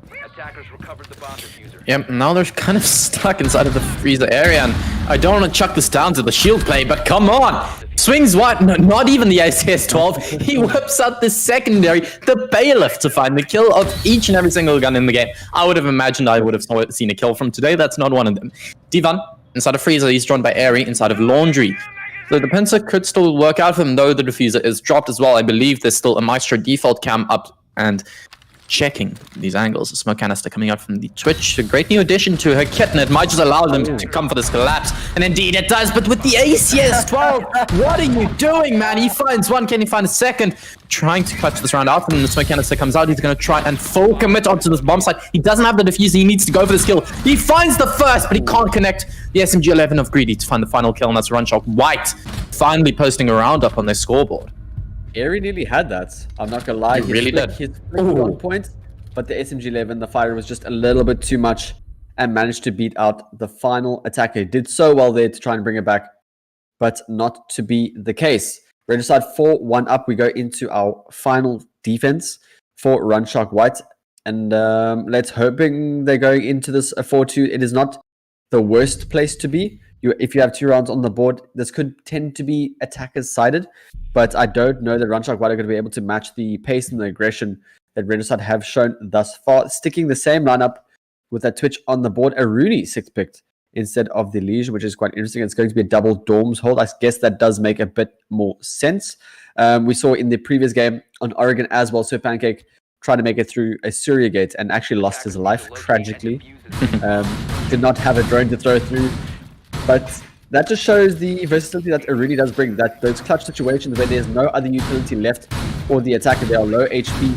That gate does 50 damage, and maybe that's all you need to win the last gunfight. Rotation or sideline rather opened up by Greedy to the bottom of the main dorm's wall. And some pretty default rotations, pretty default reinforcements going up around the map. We've got your mute jammer in Attic once more, but again, that's proven to be not even an obstacle for the attacking team. They've attacked so well onto this bomb site. I can only really see this going Regicide's way. I really just hope for Regicide. I mean, they've been looking absolutely scary. I mean, YouTube chat is agreeing with me on this one. Quite a few people saying Regicide are looking scary. I hope they're just not the Sisyphean team. Like, I don't know if you know Greek mythology, Sisyphus, the character that was eternally tasked with pushing a boulder up a hill just for it to roll down each and every single time. Regicide feels to me like a team that's always been at the precipice of breaking through. Precipice. They're on the precipice of breaking through, but they can just never get there. Runshark White, they've put up 1 round on their defense now, and sure, it's not a complete turnaround, but it might be exactly what they need. They're looking a bit more scary, especially with this more fluid lineup, especially just taking the ACS-12. I would not have expected that. Things like that. It's been working out for them. If that can keep going, it's going to be kind of scary. But Regicide, especially with them heading... You're seeing a mute effect. So is it? I was about to say, so it's not within the full radius, like with the drone where it gets like partially muted. Yeah, that's the same effect. Yeah. So as you said, Regicide always the bridesmaid, never the bride, especially in South African comp scene. You get the Airy will now move forward, not on clone, and he's going to get rid of Vlad, who was hiding in the corner. Drone goes out once more, and as we do that, we'll have a look at Vincent's angle all the way through the dorm. There is a surrogate in his way, but he has utility to clear that out should he wish to. Ellie gets 1 more to Greedy, and that is both the SAS players with shotguns off the board. But that does get a refrag onto Divan though, and as I say that, Dalfox finds 1 more with that P10 Roni onto Elik. Dalfox gets another onto Minted, who was on that double win, and all of a sudden the tides have turned and very much in favor of Runshark. It is 1 minute left on the board and 100 HP left for all 3 defenders and 2 attackers as well. Heartbreach is still up, and they smoke grenade will cover the sidelines and bait out the Jaeger to swing from Attic, but Mystic does not hit his shots this time. A quick rotate from Yana back into the bedroom as the ace makes his way into sight, and here's the swing. Careful not to shoot your own teammate. Mystic is in a position to... He's going to get super aggressive here, and he's going to absolutely shut down with that 416. See, and Airy will get the refrag as Nivek swings wide. Diffuser is down, and a very nice shot picks up the player behind Bunked until 1v1, but that is a C4. full HP, and he does have a C4. Where's the diffuser? Nah. That's too far away. And the last player coming up, White says See, now he knows where he is, and he knows he's going to come up wide. He's going to be able to plant that diffuser. He finds the kill. Surely. But the HP advantage. Surely. At the HP advantages, but that's going to win it out. I think the Yana was on about 15 to 20. There was no way she was winning that. Yeah, it was a hard ask, but still, you had perfect intel on him. You knew he was coming up wide stays. You knew he was going to swing that, but still, the MP5 reigns supreme. He has to That's swing. a nice shot. Absolutely, yeah. Very well played there by the Malusi. Great game sense, great game awareness. Very nice pre-fire to round things out. And 4-2, not the worst place to be, as I said before, but they certainly have their work cut out for them. Yeah, I mean, heading to the defensive side, it's Oregon. It is the concrete box. It's very defensible, but it is heavily dependent on how you choose to play it. Regicide heading to their defense. I don't really know if I can point to a single overarching sense of Regicide defenses. It's not like they have these niche operators that they make their own. It's not like they are OG with a Goyo. It's not like they're ATK every now and then playing a Clash on Sir Pancake. They are more playing that general play style, and it's working out for them on the attack. But on the defense, I want to see them not to put it in a way where I want to see them like play niched operators or whatever just for the hell of it, but I want to see them kind of expand, because it seems like they're really just doing the bare minimum to come by. And look at the operator lineup in the defense. Sure, you've got the Iruni, which is kind of a new operator, but really, it just feels like they're confident in they're confident in their defenses, but it's kind of default. Yeah, so it looks like it's going to be default stats, and they play the aim game. They're looking to take those gunfights and win them. Nothing special to deter these attackers or push them around one way or the other. There's no baiting and switching. Yeah, so no funny business coming out from Regicide, but this is now their first defense, and again, only the mute on the board in terms of the hard breach denial. And Dalfox picks up the Nomad. Nomad is going to be incredibly useful here, especially on this bomb side. Moving up for the diffuser, quite interesting to have your flank denial operator carrying the diffuser. Usually you would give it to your hard breacher such as Greedy or It's Patat, but not sure where that decision is coming through. It's going to be a standard bedroom take here, as you see the Zofia already moving and not opting to go below to get rid of that utility, those mute jammers. There was an IQ, but again, it was clicked onto the Nomad by Dalfox. Drones are rolling through, going to go below now. Divan does get the opening onto Nivek, and that is the entry ash off the board. One Surya get is dealt with courtesy of one flashbang from the Nomad, who is pushing into Marsa now. I believe Ace is trying to get the wall. You can hear it being deployed, but again, nothing to be done as there's a new jammer on the wall that should have been done before you deployed that. Here's the impact, and there it goes. Some damage done. And now, very aggressive. Okay, so he wants to be able to be safe inside of closet and have this nice angle. Shoots out the second Selma, but I'm gonna lose out on the third. So the smoke comes out, they spot the shield, but they aren't going to be able to take care of that just yet. Sure, they might still... No, they don't even have the Zofia charger. They have no soft reach to take care of that shield. Elec, though, he finds one, tries to find the second. He has a double kill for himself. Can he find the third? It's a 4v2, and it's looking so good for Regicide, but it might start to fall. Patat finds one onto Harry. Just Vlad and Patat left. One is on the bomb side, though, so I don't know what's happening here, but they finally took up the diffuser, and oh man, Divan finds the final, and that's just a lockup for Regicide. I wonder if this was Regicide's map pick, because they're looking fluent as you would hope in the semi-finals here of the World League Esports 10K 20.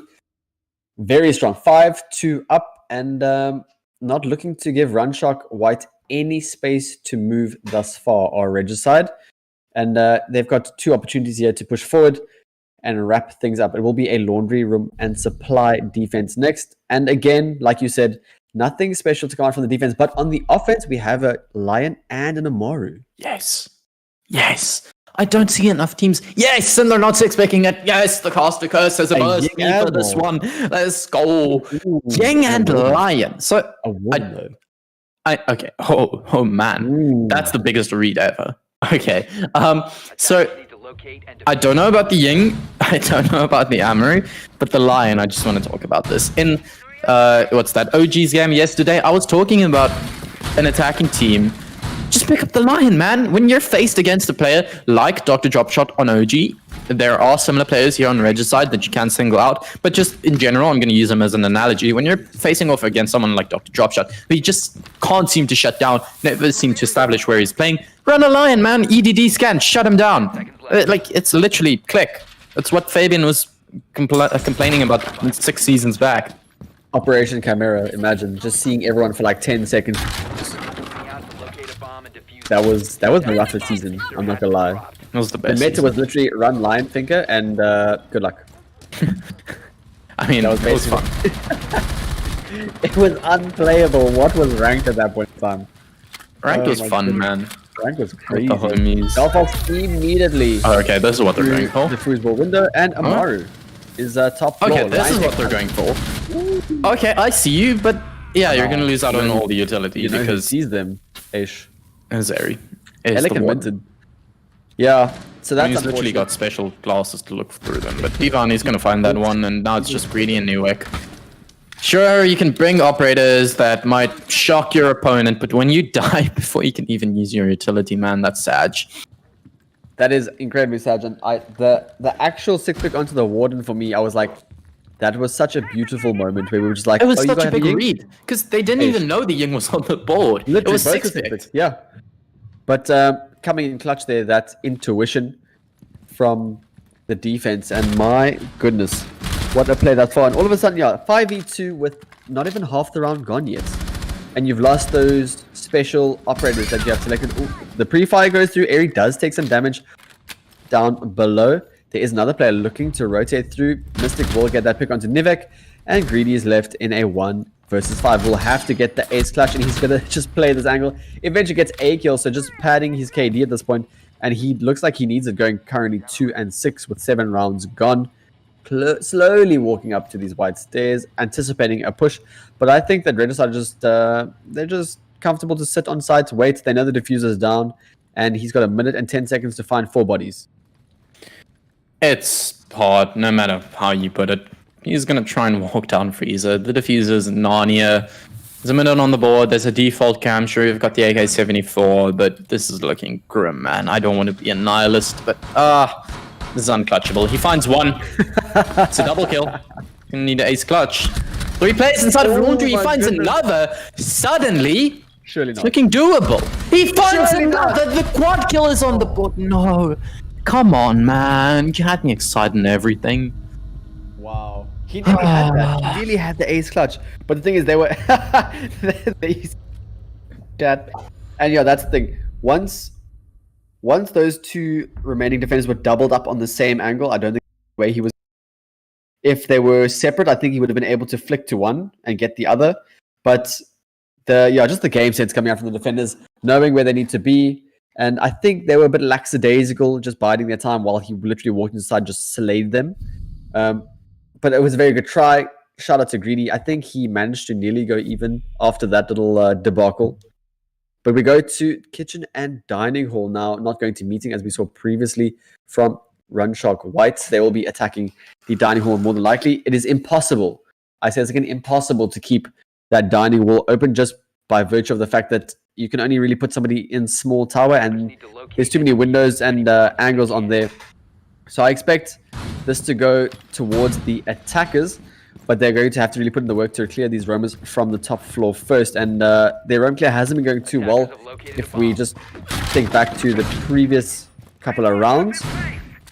So sure, they're actually fighting against 4 map points at this point in time, and that is not a fantastic place to be. Luckily, Siege is a momentum-based game, but in a BO3, you don't have to worry about that round-for-round momentum. You can wipe this one away and focus on the next map. Let's just hope that Runshark White have the mental for that. I mean, definitely. I don't think they're out for the count just yet. I mean, they've racked up rounds. It's not like they've been completely shut down. They've been shut down, let's be honest here. Especially in that previous round. It was almost a clutch, but when you find yourself in, I believe it was a 1v4, hope starts to fall, but I'm still seeing some energy in these players. I'm still seeing the plays that indicate to me that they're still kind of in for this. I mean, literally just point to the Amaru, the Ying, and the Lion. And those are operators, you're like, imagine it's 2 a.m., you've lost the last 3 ranked games, Are you really gonna pick up those operators? No, you pick them up when you're in somewhat of a good mood. So Greedy is gonna be opening up this main wall. This might be exactly what they need. The sledge is up top as well, so they might be able to come up with this cheese plant strat. Hey, they have the smokes, and they can go for this plant. My goodness, like I said, it is impossible to keep this wall open. The person that will be trying to deny them as much access as possible is the player inside of bathroom. There would have been an extension, and there are vertical angles and horizontal sightlines to be dealt with here by these attackers. But they have everything they need just about to try and set up this execute. They are aware of these players' positionings. There goes the first smoke babe inside of the bathroom, and that is very early. You can only deny for about 45 seconds with those 3 toxic babes. And Thermite, I think Regicide aren't ready for this. I think Regicide aren't. I think Runshark White wants to plant, and I don't think Regicide are ready for this. Sure, they've got the smoke babes, but look at where all the players are playing. Look at the outlines. Look at the silhouette. They're all off site. All 4, not all 5 players are ready for this one. Vlad finds the opener. Patat is going to come up white stairs, and he is going to clap these players. Look at the kill feed right now. The Zofia is going to find 1 or 2, but no, Divan and Mystic go massive. Elik finds 1 as well. Patat just too late waltzing up these stairs. He's going to be able to find this Jaeger surely on the other side of this wall. He's going to spot the head. No, he doesn't. He has no idea. He spots it. I actually thought he was blind. AFK. He's blind. Thought it was AFK. He gets the pick onto the Malusi eventually, maybe, hopefully. One more player in the hallway. Does he find the Rooney? He does. It's a 1v1. All of a sudden, with 45 seconds left, only the Jaeger that he did not see inside of the showers. And Divan, he's put up so low HP. He knows the Jaeger is in here. And all it takes is a breath of wind to get rid of the Zofia. She does not have her withstand, but even if she did, it wouldn't help in circumstances like this. Pre-fires are coming through, 30 seconds left. He's going to rotate all the way through into the kitchen, maybe deal with that Banshee and go for a safe plant behind the bomb chassis. And the counter, Divan does not know where he is. He's rotating, he's looking through. He has a sideline into B, and Diffuser does go down now. Sophia with a cheeky pre-fire could win it out for Runshark. He's holding a very tight angle, and it's quite passive. Drones are dealt with though by the Jaeger. He's pushing up, and I don't know how you would read this if you're the Jaeger. You have no intel, and all it takes is a pre-fire. You have to pre-fire everything. No angles. Oh, this is rough. Is he waiting for the card? He is ready. This is the 1v1 we've been waiting for. This has been the 2 biggest players on each side. But eventually, it's Regicide. They won the 9th round, and they won it 7-2. What is that, man? Wow. If that, like I said, if that Zofia was any higher HP, I think she wins that gunfight just because the Jaeger had to flick back after seeing her the first time. But my goodness, a good reaction time from Divan. Credit where credit is due. And credit to Regicide for taking map 1 of this BO3. Yeah, that was really well done. Looking clean, clinical, and it's over. It's completed. Oregon is done, and I believe, I'm just going to check up for you guys, Consulate is going to be the next map on the cards. So, sorry, Clubhouse, not Consulate. I am mistaken. It's the other C, the other one I get confused with. But given what we've seen here in Oregon, just before we head to the intermission screen, what are you expecting coming out from Clubhouse? Oof. So Clubhouse to me tends to play very strategically in the first, and then once you're trying to set up your plant, it becomes very gunfight orientated. And if this map is anything to go by, Regicide, my goodness, have been playing Terrasant for the past 3 weeks. Their aim is hot, and they are hitting their shots. I think this goes to Regicide. It's going to be the question when we return. Be back in about 5 minutes. I don't want to give an estimation, but yeah, just stay on your screen. Hit the subscribe button while you're at it. Head over to @WorldLeagueEsports on Twitter and enter the giveaway. Get them. They're already at 500. What are you saying, man? We're growing. 499. No, they're at 500. They made it, bro. GG. Head over to @WorldLeagueESP on Twitter. Be sure to enter the giveaway. Comment which was the first operator in Siege to lose their ACOG. That being said, we'll be right back with Consulate when we return. Sorry, Clubhouse, I keep getting them confused. Nice.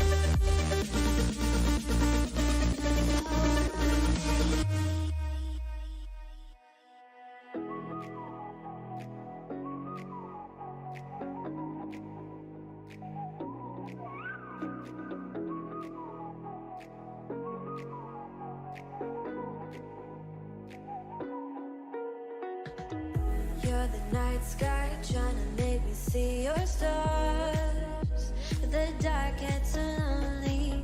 Now I see violet, I can feel silence. And the dark's all that I see. When your stars have burnt out and your heart makes no sound, I'll find violet in your eyes. You'll always be my night sky.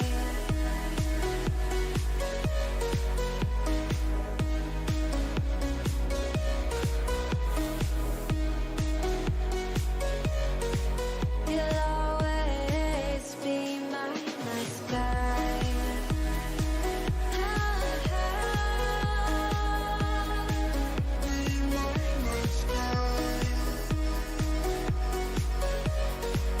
You'll always be my night sky. You're the night sky hiding behind dark gray clouds. I can't figure you out now. I see all blue. There is so much cold in you, and the silence is so loud when you go. I just stay dancing with my shadow all day. Watch the tide. I can't find the point where our two paths align. But you're the night sky. I'm trying to see your stars, but I've always feared the dark. Now I see violet. I can feel your silence. You always feel so far when your stars have burnt out and your heart makes no sound. I'll find violet in your eyes. You'll always be my night sky.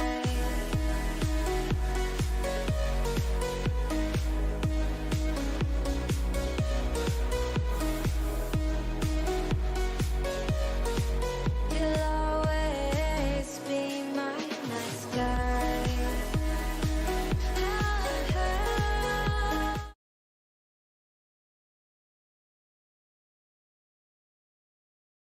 Hello, and welcome back to the game between Regicide and Runshark White. And it's been a complete blowout in the first map on Oregon. Regicide taking the first map if you're just joining us. It's been quite an interesting game thus far. The storyline has been Regicide just having put in thousands of hours in AIM Lab. They've been absolutely clapping Runshark White, but things might turn around as we head into Clubhouse. I'm joined as always by Luther. And just given Clubhouse, do you think the strat heavy nature of Clubhouse is going to be enough for Runshark White to turn things around against the heavy aggression from the side of Regicide? I personally do not think so. We've seen that Regicide aren't a team to employ very many strategies. They're going very default rank style. But the thing is, it's working for them just because they're winning their ones and winning those gunfights. So I don't think any sort of niche strategy that is employed is going to be too much to deter them. But Regicide will be defending first. We're going to see, I expect again, to see very default setups coming out from the defense. Hibana ban, which is very interesting. Now, a hard breacher ban, especially on Clubhouse, is default. But usually it's an Ace, a Thermite, a Maverick. It's almost never a Hibana. So I really think bottom floor player is going to be stunted by that one. And a Yana ban coming out from Runshark. I'm loving this. That is so far. telling me they're kind of tilted. I'm loving this so far. Yeah, as you said, Hibana forces most of the hard breaches, the Thermite and the Maverick, for instance, to get up close and personal with those hatches. I expect an Ace to be run almost 100% of the time. The Yana gun, that's 2 frag grenades. That is some active droning, if you will.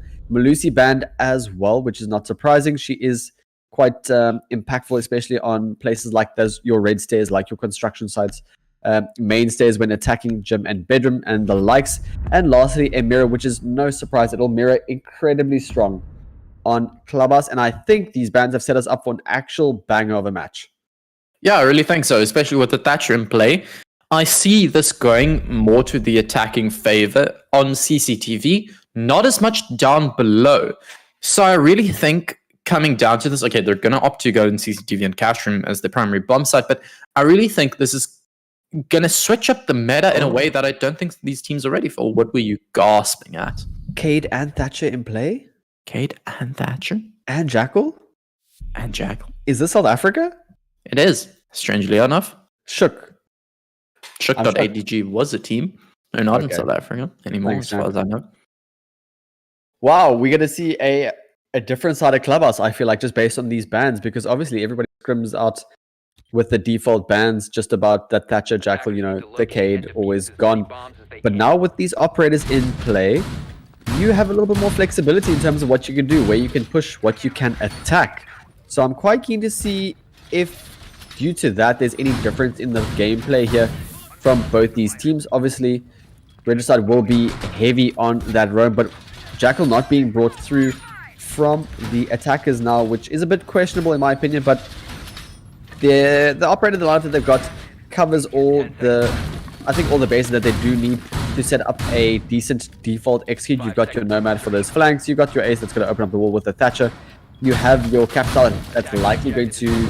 I'd like to see him employ that the Capital Firebolt onto rafters. That would be nice to see. And Nivek likely just going to push and do that entry thing that Nivek does. But will he be successful? We'll have to wait and see. Players now moving up onto the building. They're going to enter their secondary drone phase as they head up to the roof and get this map 2 underway.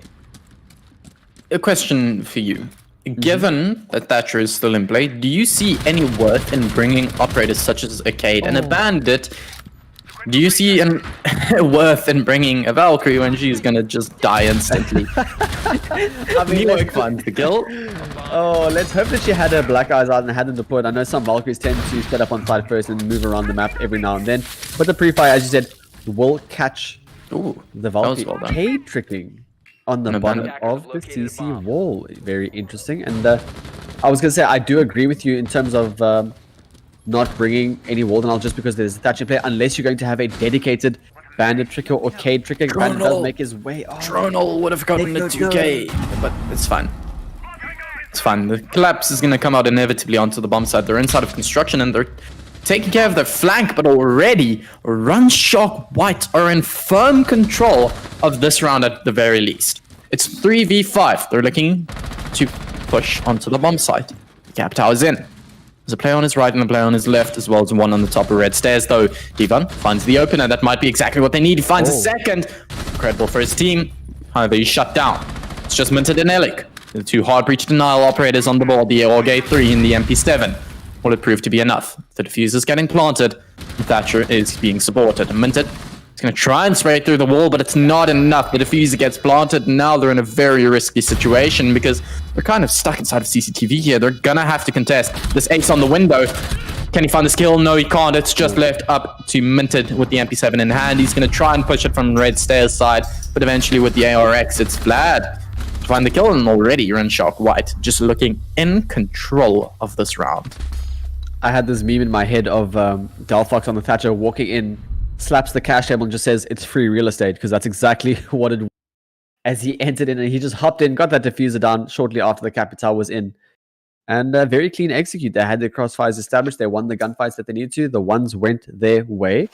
And eventually that facilitated them in picking up this first round, looking a lot better, looking a little bit more aggressive, which is what we wanted to see from them. Not as much pacificity coming out from the attacking team. And a 6th pick from the Legion onto the Rooney. That for CCTV cache, that is quite interesting. I think we usually see it on the CC window, maybe on one panel of the CCTV wall. And they'll be sure to stunt these attackers just ever so slightly, but I don't know that it's going to be enough to deter them completely. They seem very clean on that attack. And I'm wanting to see some adaptation here if Regicide are wanting to switch things up and make it go their way. Two onto That's the a strange construction one. wall.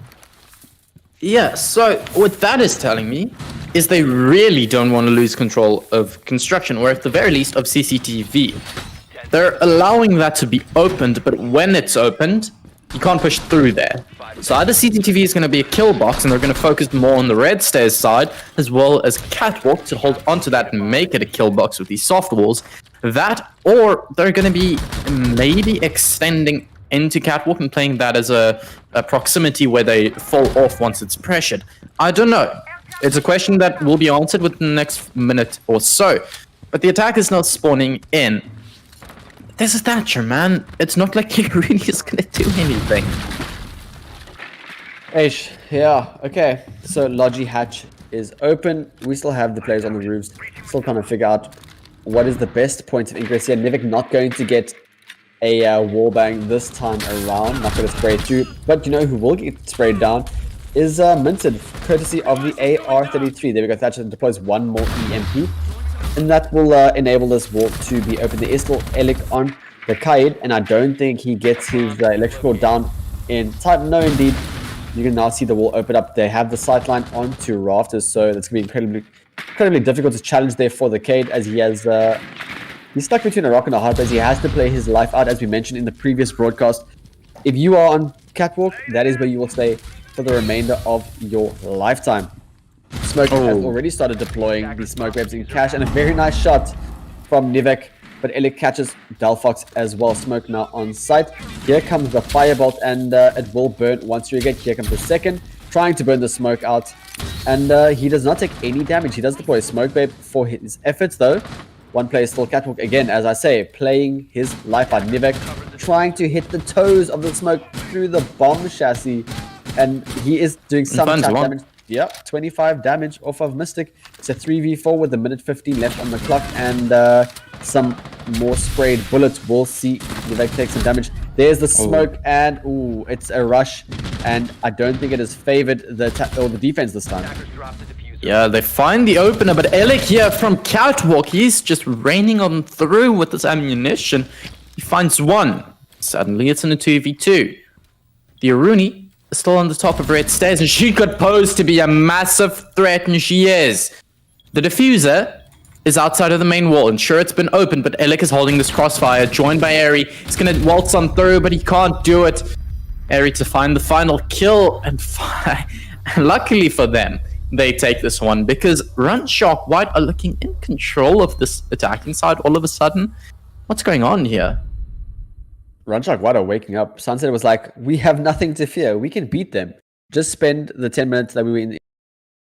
Get your max score and come back. It's as simple as that. All you have to do is click heads to beat Regicide. Just win your gunfights. And they tried to do it that round, but the rush was not working for them. Capital did smoke out red.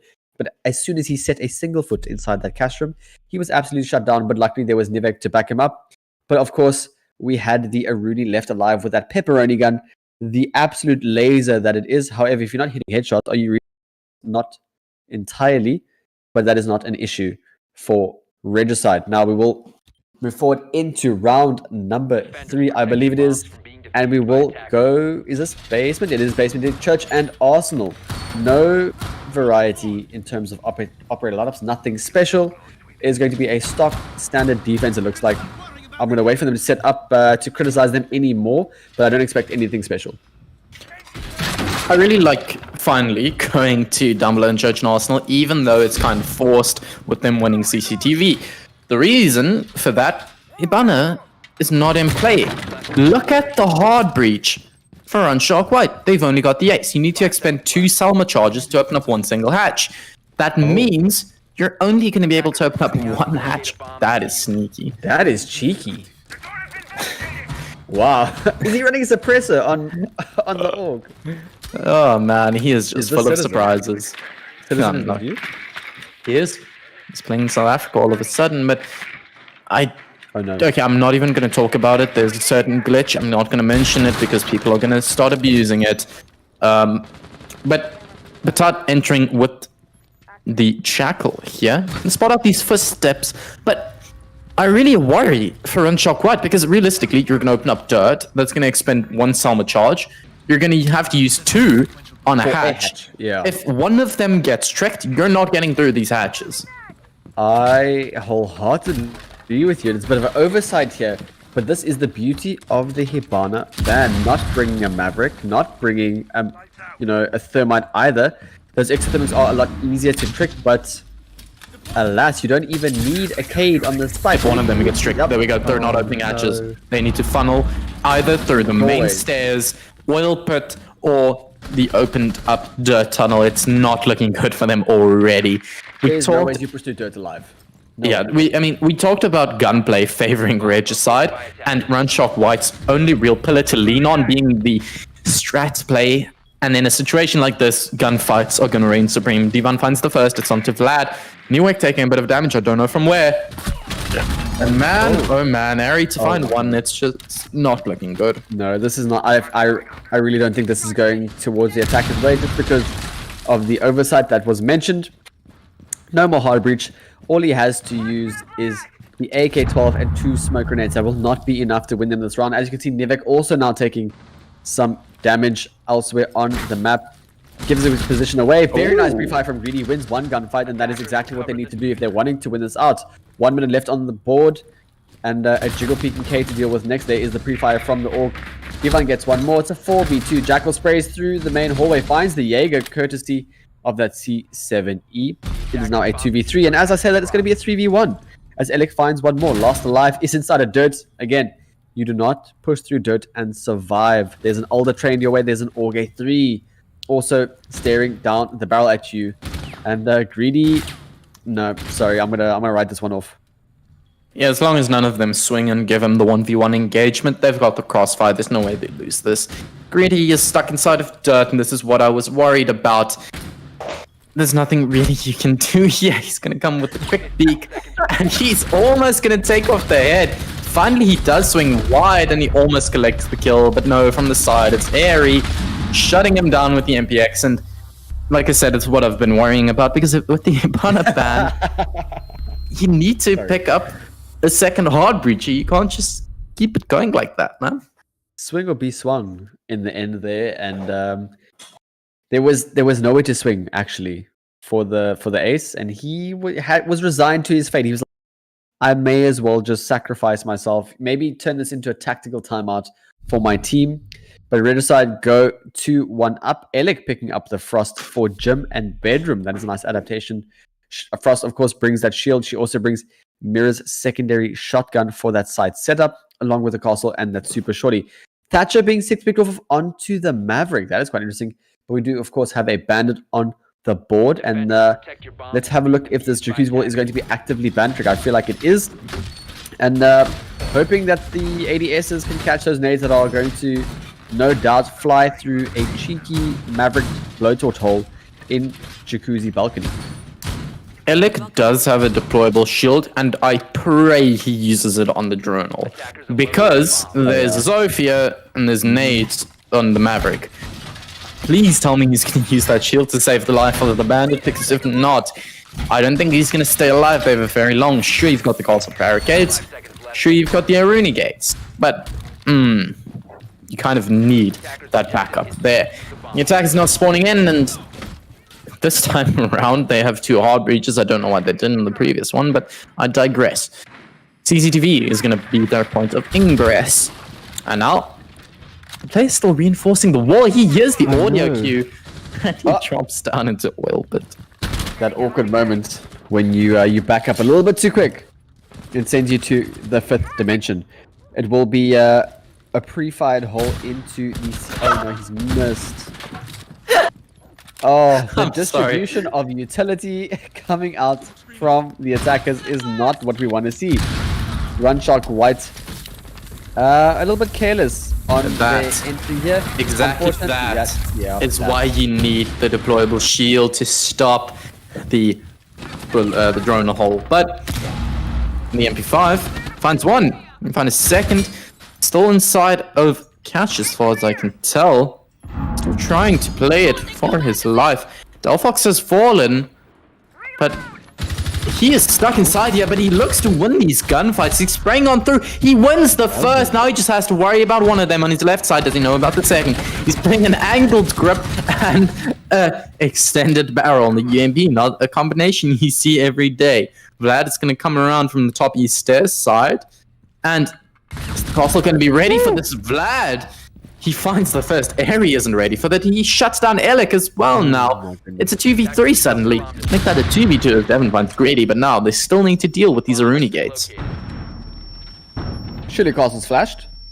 Surely he's flashed. He's not flashed. What?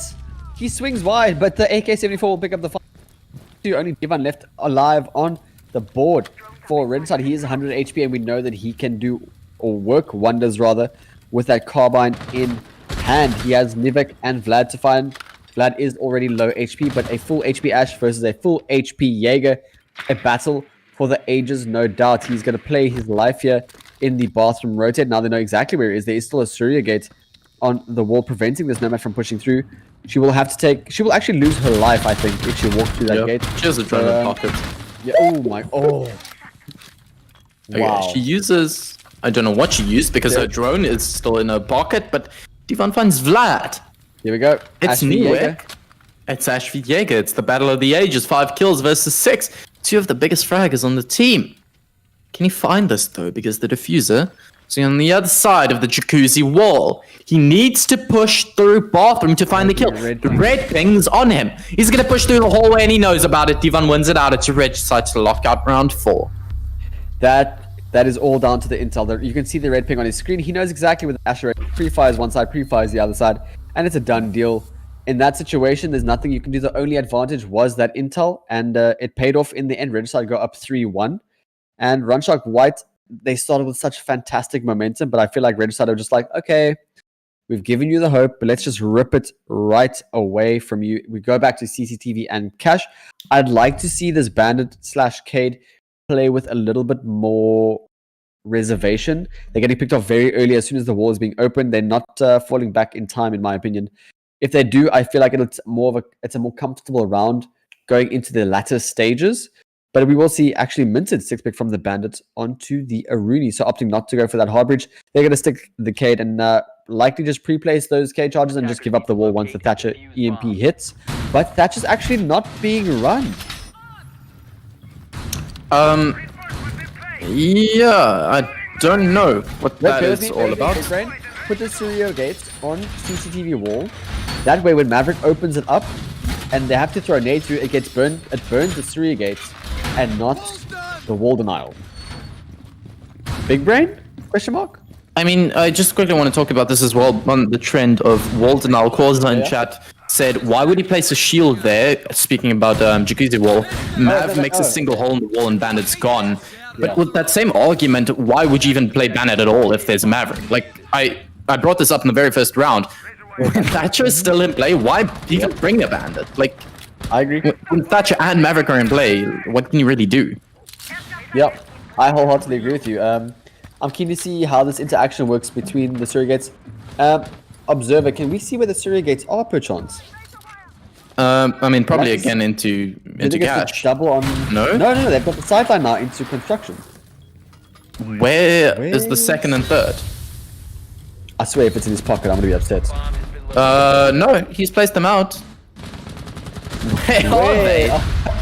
The hunt for the surrogates. We can't find them. India drones and the hunt for the surrogates. Oh, well, it's still a 5v5. The wall, I believe, has been opened. I heard some sort of audio cue there, but Patat is going to use his drone to take care of one of them, and bingo, we've spotted it. Though? What on earth is this? This is the worst episode of Dora the Explorer.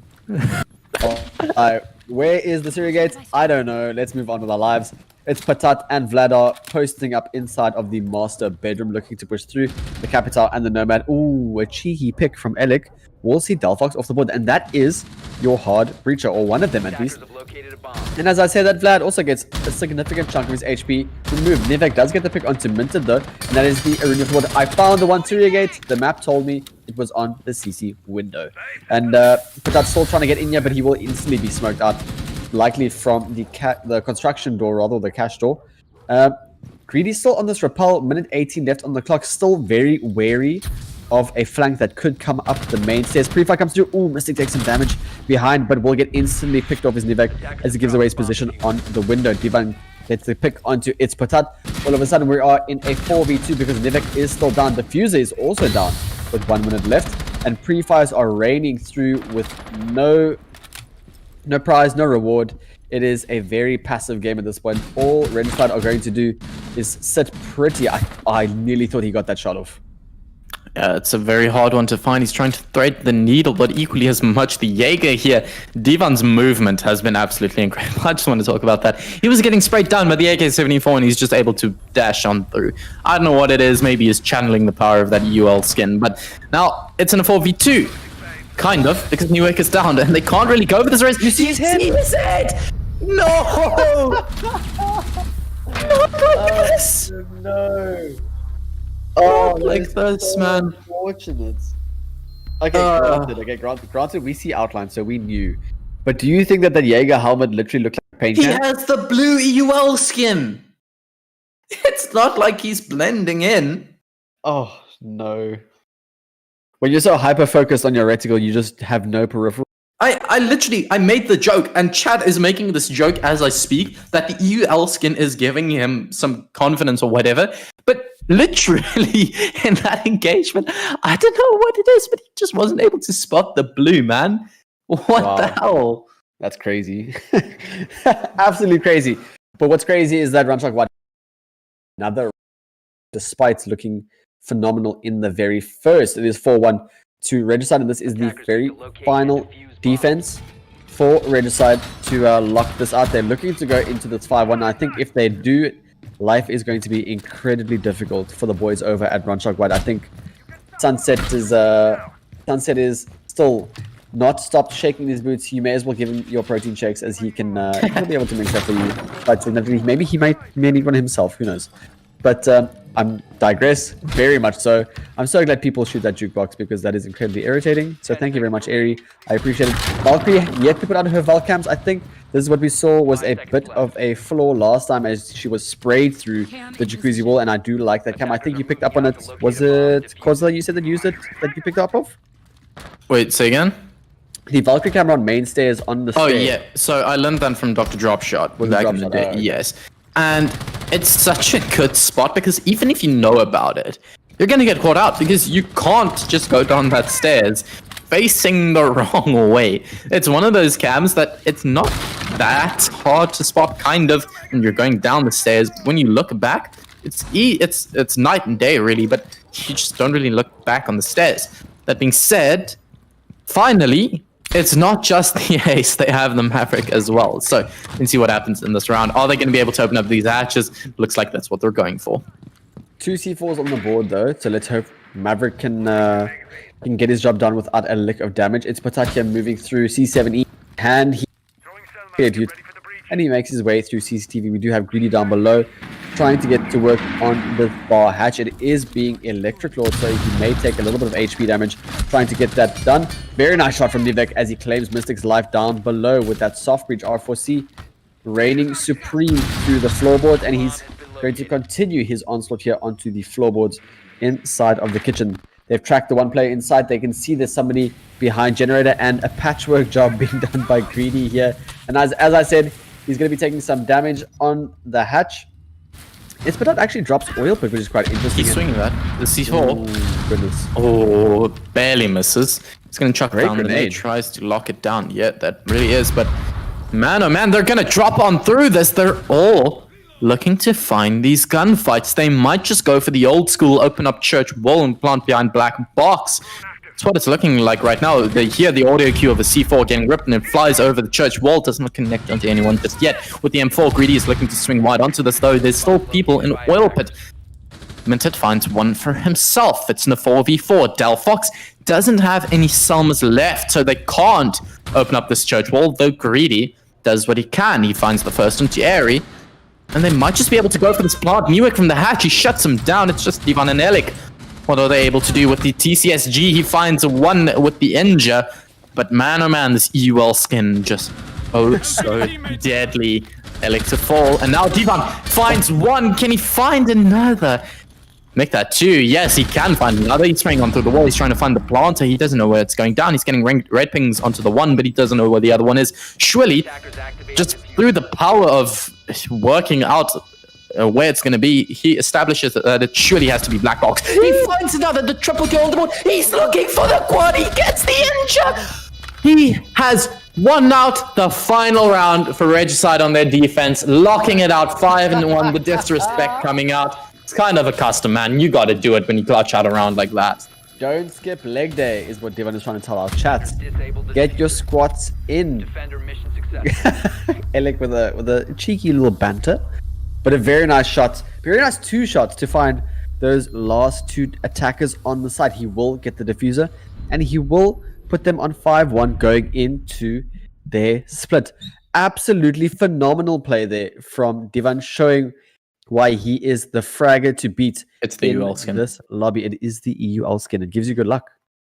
It really does. He's channeling the power of kind of our region. I mean, like, we don't have a region, so I guess we...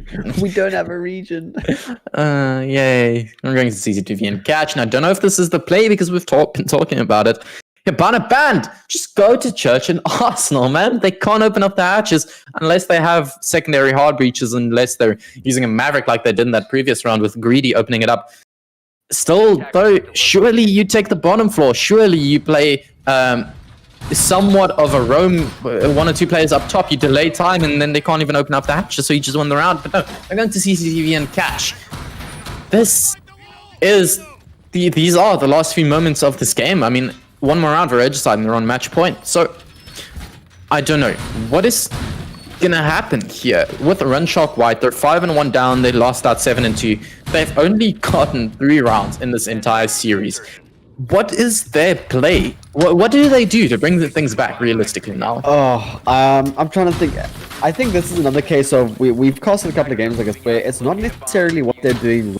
Yeah, it's just what Regicide is doing right. I mentioned this in the very first round, that it's more scary to face an enemy team that's playing insane rather than yourself making mistakes, because mistakes yourself you can fix. You can't really do anything about it. Team like Regicide and a player like Devon, 13-3 on the clock. He is going to push on through. He has the yellow ping onto the Jaeger. He almost finds him, but no, he evades him for just the next few seconds. But Minted finds the opener that might be exactly what they need to force overtime. Not overtime, match point. Yeah, I think that was a bit of a bait and switch there. They were aware that they were acting through from stock, but pushed right into the Zofia's waiting arms inside a garage. The drones were shepherding the defender, the Jaeger there, and he will lose his life. Elik will pre-5, no idea actually, but he'll get patat. And that is the Legion off the board, R85A2. Such a fantastic weapon to be employed here by these attacker drones rolling through the catwalk now. Breach is open and they are actually just about ready to set up their execute. There is an Evil Eye in place to give a little bit more intel. But with 3 people left on the board, and as I say, that's going to be 2 as the Maestro loses his life.